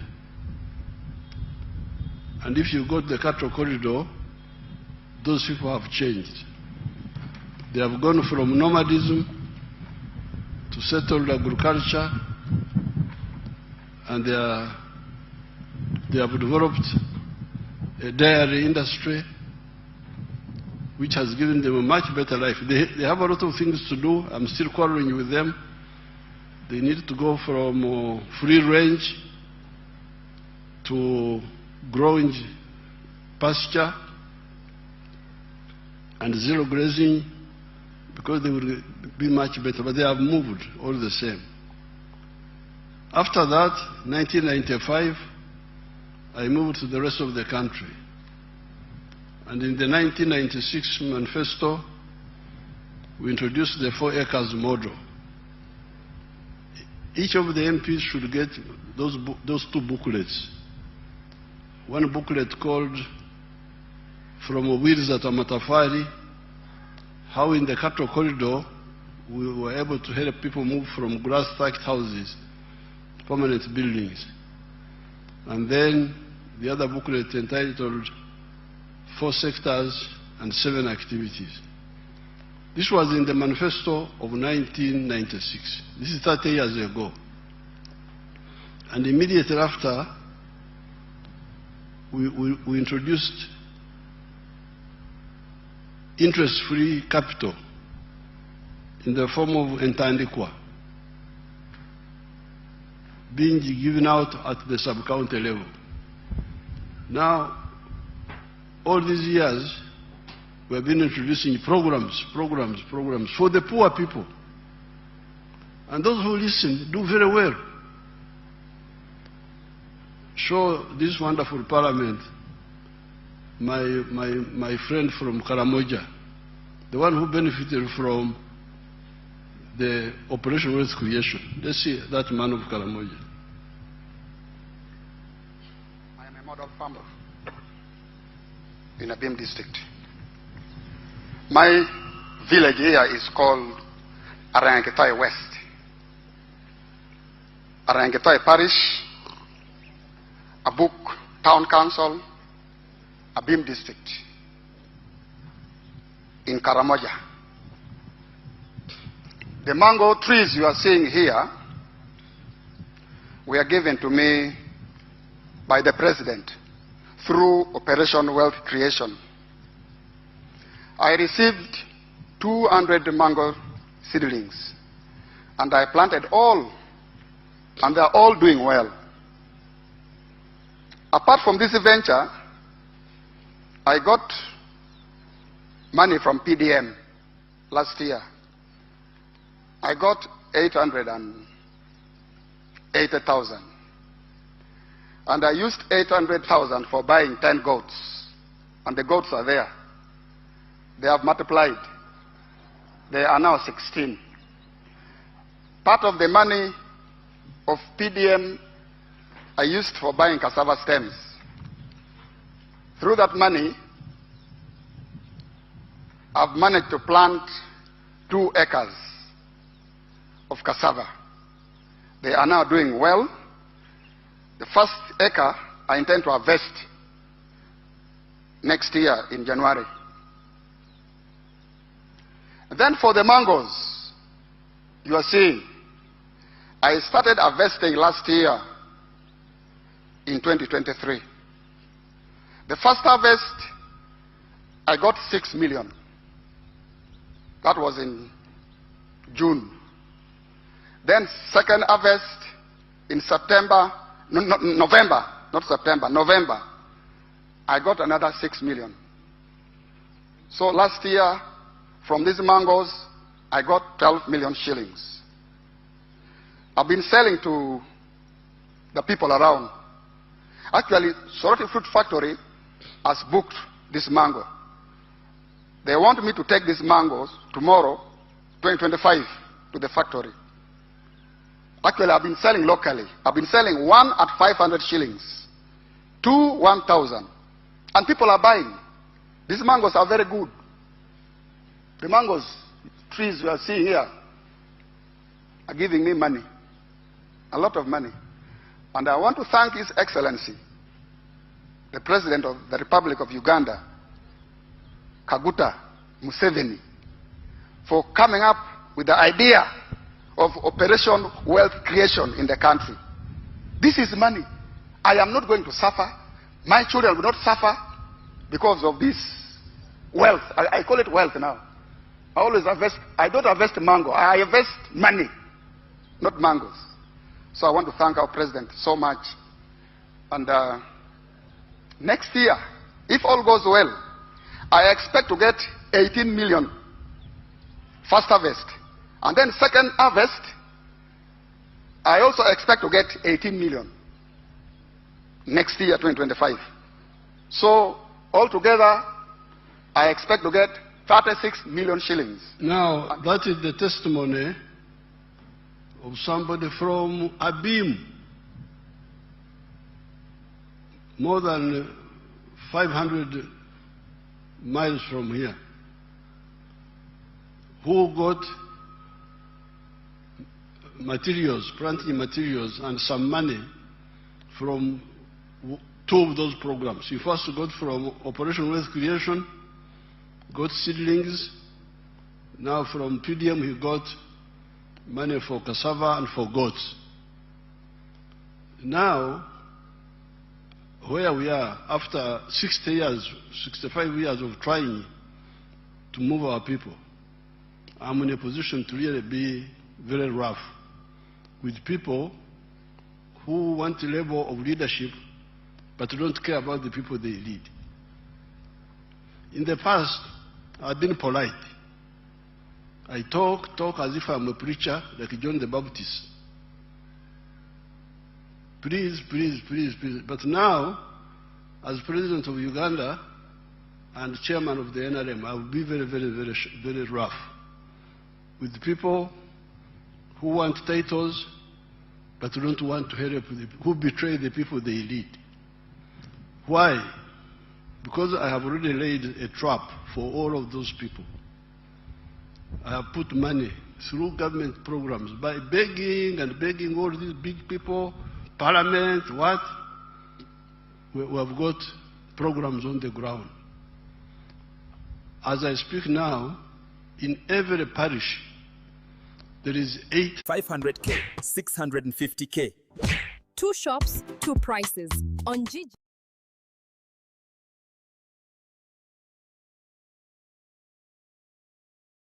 New money and 300 million which should have been returned in the third year. So there's 800 million per parish now and per ward in Uganda. So if you say you are a leader, minister, member of parliament of the NRM, the opposition, I can't control them. They can do their own things. But for the NRM ones, I really demand that you go back to these parishes and you say, where is the 800 million? It should have covered 800 families now per parish. And in the manifesto, we are going to increase the money. We are going to make it 200 million now per year instead of 100 million. So therefore, as of now, if all of you do your work, when you go back, call all those wonderful parish chiefs and demand data on what has been happening in each parish and each ward, because in the rural areas, it is the parishes, in the towns, it is the wards. So very soon we shall, if we start in this Sanja, if we add 200 million per year, that will be 1 billion additional money in 5 years, then plus what will be brought back in 5 years will be 600 million. So we will be having more than 2 billion in each parish by the end of this 6 years. So therefore, I don't want to hear that there is poverty, any homestead which has not accessed this money if they have the land. I demand this. And anybody who is a minister, if I come to your area and I find that you have not done it, I will sack you. There's no need why. Because I'm polite, I don't want to embarrass people. Ministers are mature people. You talk thinking that they will. But if people don't care about their own people, why should I care about them? Now, that is per parish. There is capital in each parish now. Low cost capital, which can get our people out of poverty. Then at the constituency level, you have the Emioga, that money there. I don't have the figures. When I come for the State of the Nation, I will bring the figures. That Emioga money, where is it? What is it doing? Every member of parliament should take interest in that. Then the other monies, there was grow money, there was money for the ghetto people here in Kampala, Jinja, and other areas. This money must be used to deal with poverty and jobs, and there is also money for infrastructure. Money goes to the districts. Some of the people were arrested in many of the districts because the money for the roads was being diverted to do other things because of corruption. So therefore, I want to inform everybody that all this time I've been monitoring, and normally I don't want to embarrass people, mature people. I talk thinking that I talk and act. I don't just talk. Talk, put this money on the ground, struggle. It's not always easy, but fortunately we have the money now. It's on the ground. Let's use it to get our people, all our people, out of poverty. When I see people going to Dubai to look for jobs, Dubai in the desert, get jobs there. When here, paradise, we are here, rain, everything is here. Why should people in the desert have more jobs than us? For the NRM people, I have shown them how you can create jobs very easily, very quickly, through this PDM program. Show them Basango again, just briefly. Because you are quoting the Bible, which has been quoted many times. Let me also quote what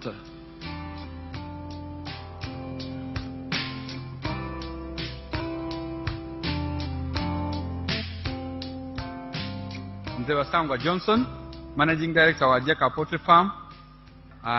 Jeka Poultry Farm eyaganibwa Bukwenge, Kamuli Municipality, Kamuli District. Mu 2007 twatandika obulunzi nga tutandikira mu Kamuli Town Council by then mu plot yali 50 feet by 100 feet. Ezo futi 5 ku 10 eda itaka.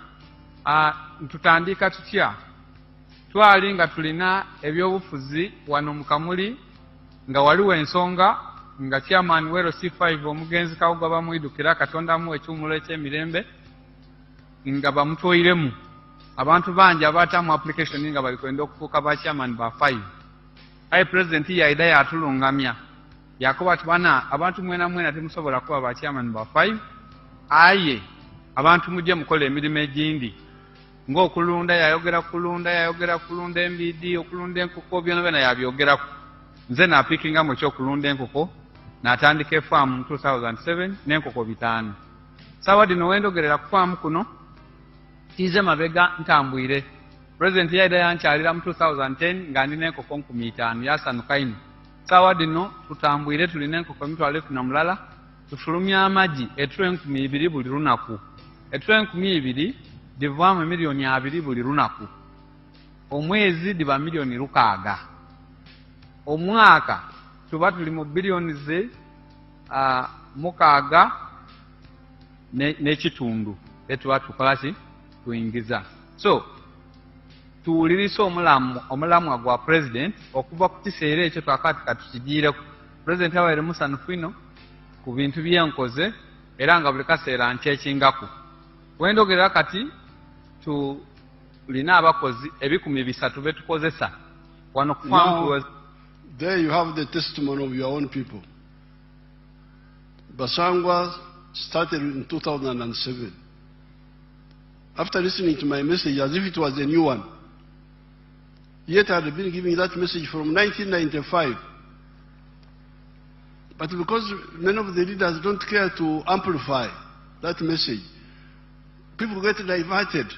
Gumara, Babera Mbirara, diverted in. Now the other day people were telling me that they are inviting me. One of my people was inviting me that there's something called Arsenal.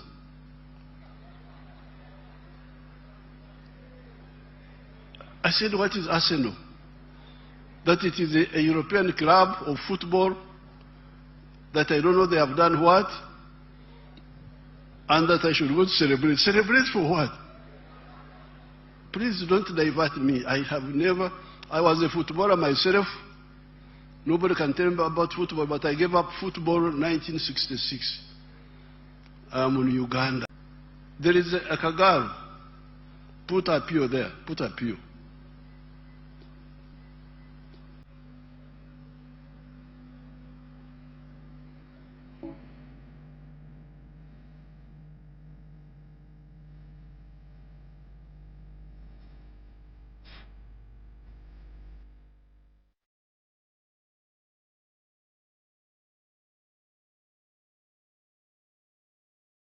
Anya feel busy.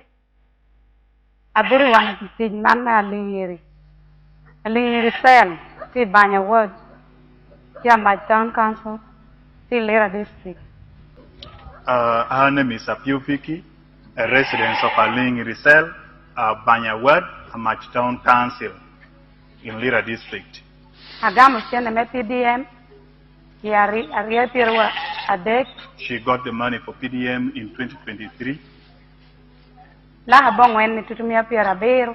Eno kene te dongo ya bank. 970,000 and then 30,000 remained in the bank. Ate binu puru kara chelke de nyuagi. She planted maize. Awilo nyuagi saket sapara beach. She bought maize 15 sackets. Well me tutumia pira dek yario. 30,000 each sacket. Ate kela te puru por mergena deku dushu puru eka sadek. She used it, actually she planted it in 3 acres of land. Puru tutumia pira beach manula ha chele nushu. Preparing the garden cost her 150 for the 3 acres. Ado tutumia pira beach. Weeding cost her 50,000. Now to expedite the story of Apio, she got the 1 million of PDM. She had been married for 20 years. And she has got grown-up children who are teenagers, like 18, thereabout, whom I saw. In all those years, she had never handled 1 million shillings in her life. And when she got the 1 million, she did not even have the land, her own land. She went and rented land, 3 acres, from somebody, and grew maize. Then she harvested maize, sold it, got 2.8 million. And from the 2.8 million, some of it she put back in agriculture, and she bought those sheep which you see there. She's now a rich woman. When I went to campaign, she had now 60 sheep. She's a rich woman. Got out of poverty because of the 1 million, 1 million, 1 million. Last I will show you these stories. I don't know where you people, how you can live with such people with such poverty and you just there Arsenal what? Your own people are living in poverty and you're meandering around the world watching other people's clubs. Let's see the girl of Rubirizi. I'm really going to be, I will not tolerate this. I don't want because I'm polite, talk, thinking that people will pick. But if you can't pick, since God has kept me here for all this time, I will not tolerate this betrayal anymore. Hear this story of this woman. Terrible stories. The one of Rubirizi.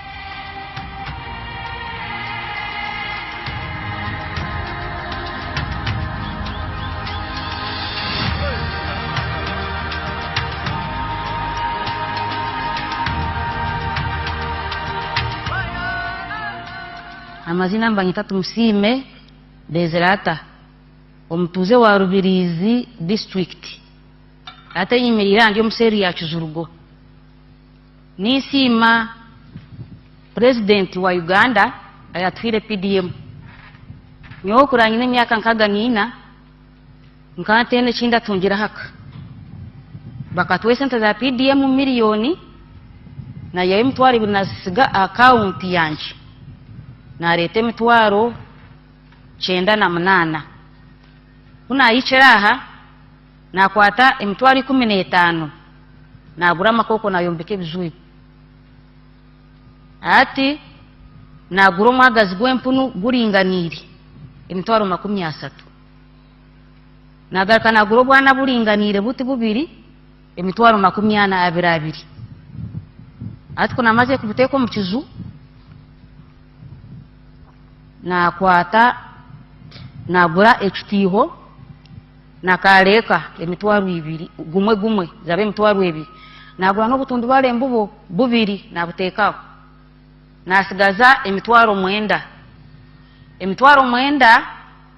na gura mu bwachachu bwempunu kulya natandikiraho ati kuna bena aliza nkazitunga ebiri 10 kwa 5 1023 kuna bena isha okwikumi umagazi gwempuno go gwaringanira Rwanda kuzampaya ebyo kulya byasanke byankwata byamburamu buno buna obuzira buno bubiro butobu nagira ntikambuguze ndebere eje yagirenda nabuguze mitwaro ngarangutupiza kurugamu kurunje kwa buri muntu ayine kika cyewe nabuguze mitwaro 45 mbuguzire 40 nakwata mitwaro 30 nagura jempuno inenda ebyo kulya chachu ati 15 za sigire nakwata mitwaro 10 na sasuro webati ebebe mpulebebe ati mitwaro 5 na zereza ya nyombe chire ati natanza kurebere jempunu yekabwire bokuzara. Now, to cut the long story of that woman, when I visited her, she was 64 years old in age, as she said in Nyankore. But in all those 64 years, she had never owned anything in her home. Put it back in Nyankore so that they hear the beginning. In Nyankore, just that part, the beginning.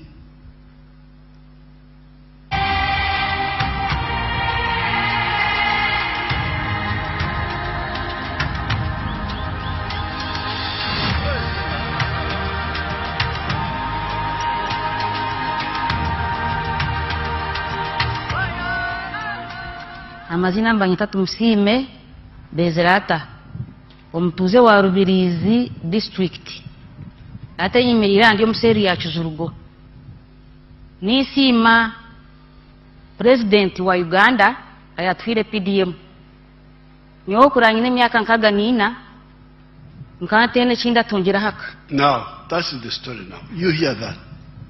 You hear that. Honorables, right honorable honor, all the excellence and all those. You hear that. I am 64 years old, but in all this time I had never owned anything in my life. Imagine. That's the story she told me. But there's also something she told me which is not captured. Because of poverty, the husband was in Kampala here. Tumusime was there alone.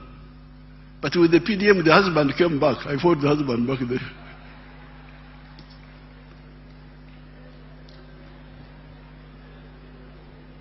So, Right Honorable Speaker, Right Honorable Deputy Speaker, Excellency Vice President, Right Honorable Prime Minister, Honorable... Enough is enough.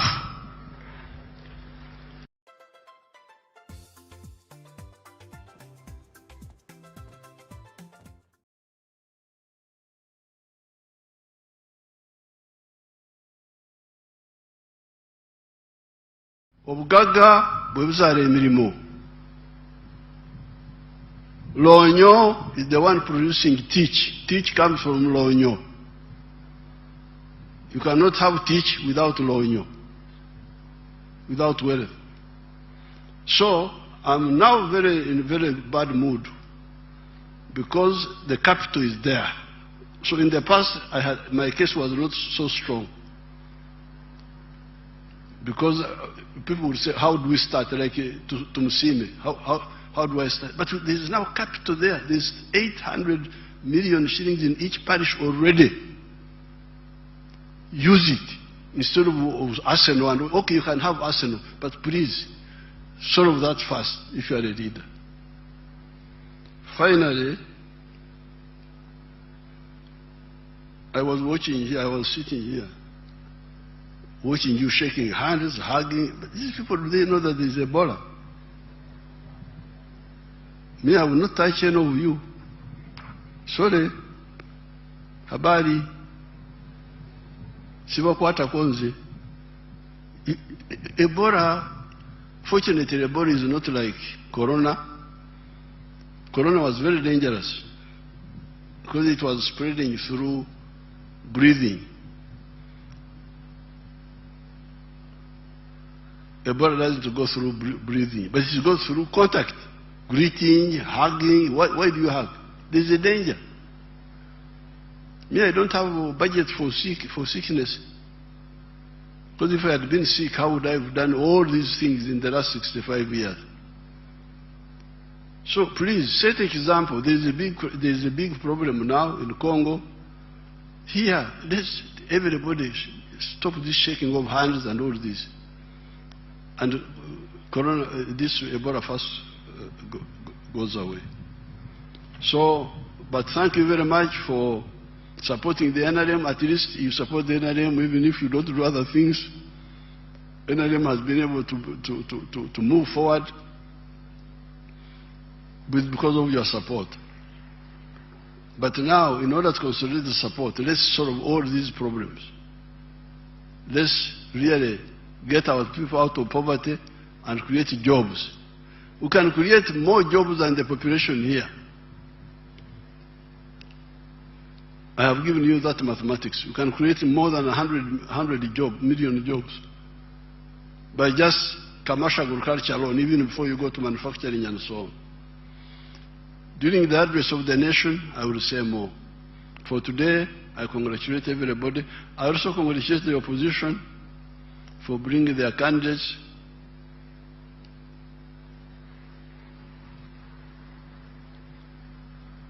Apoyo Matek, Rubanga Coin. Thank you very much.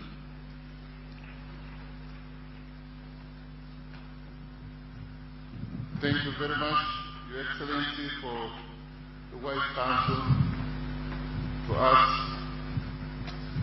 and to this Parliament.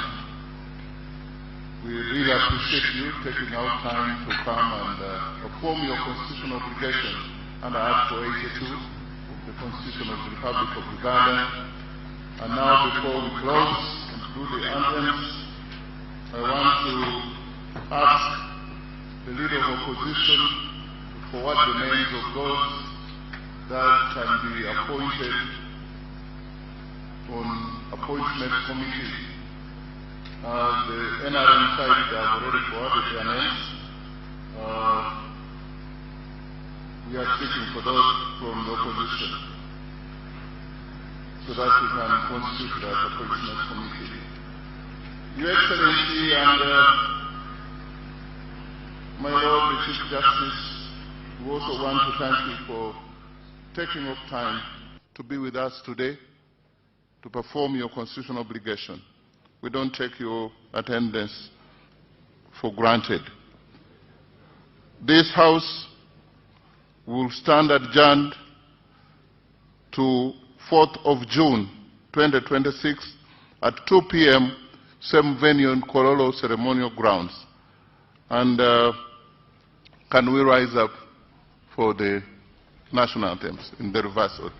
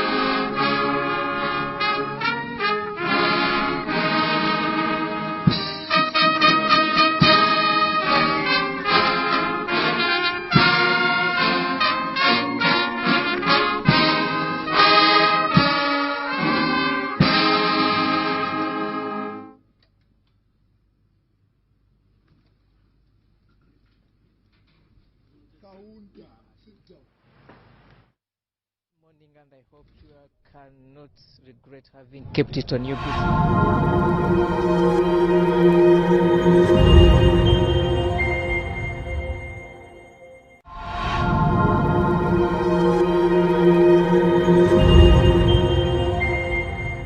The dusty roads, they tell a tale where stories rise like the morning gale.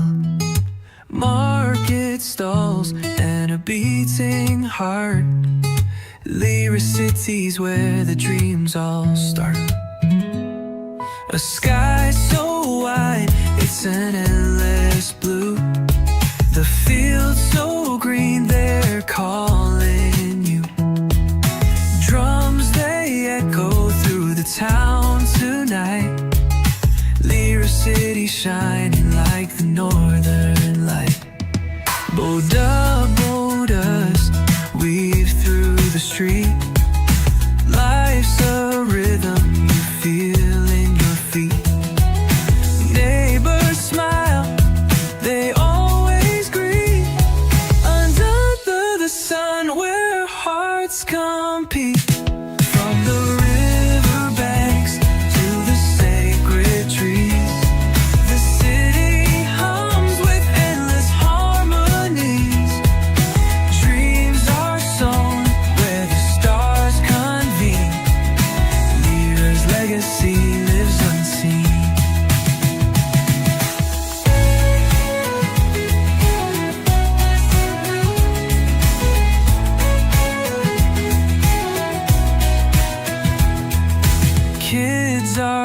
laughing, their spirits free, chasing joy like birds through the breeze.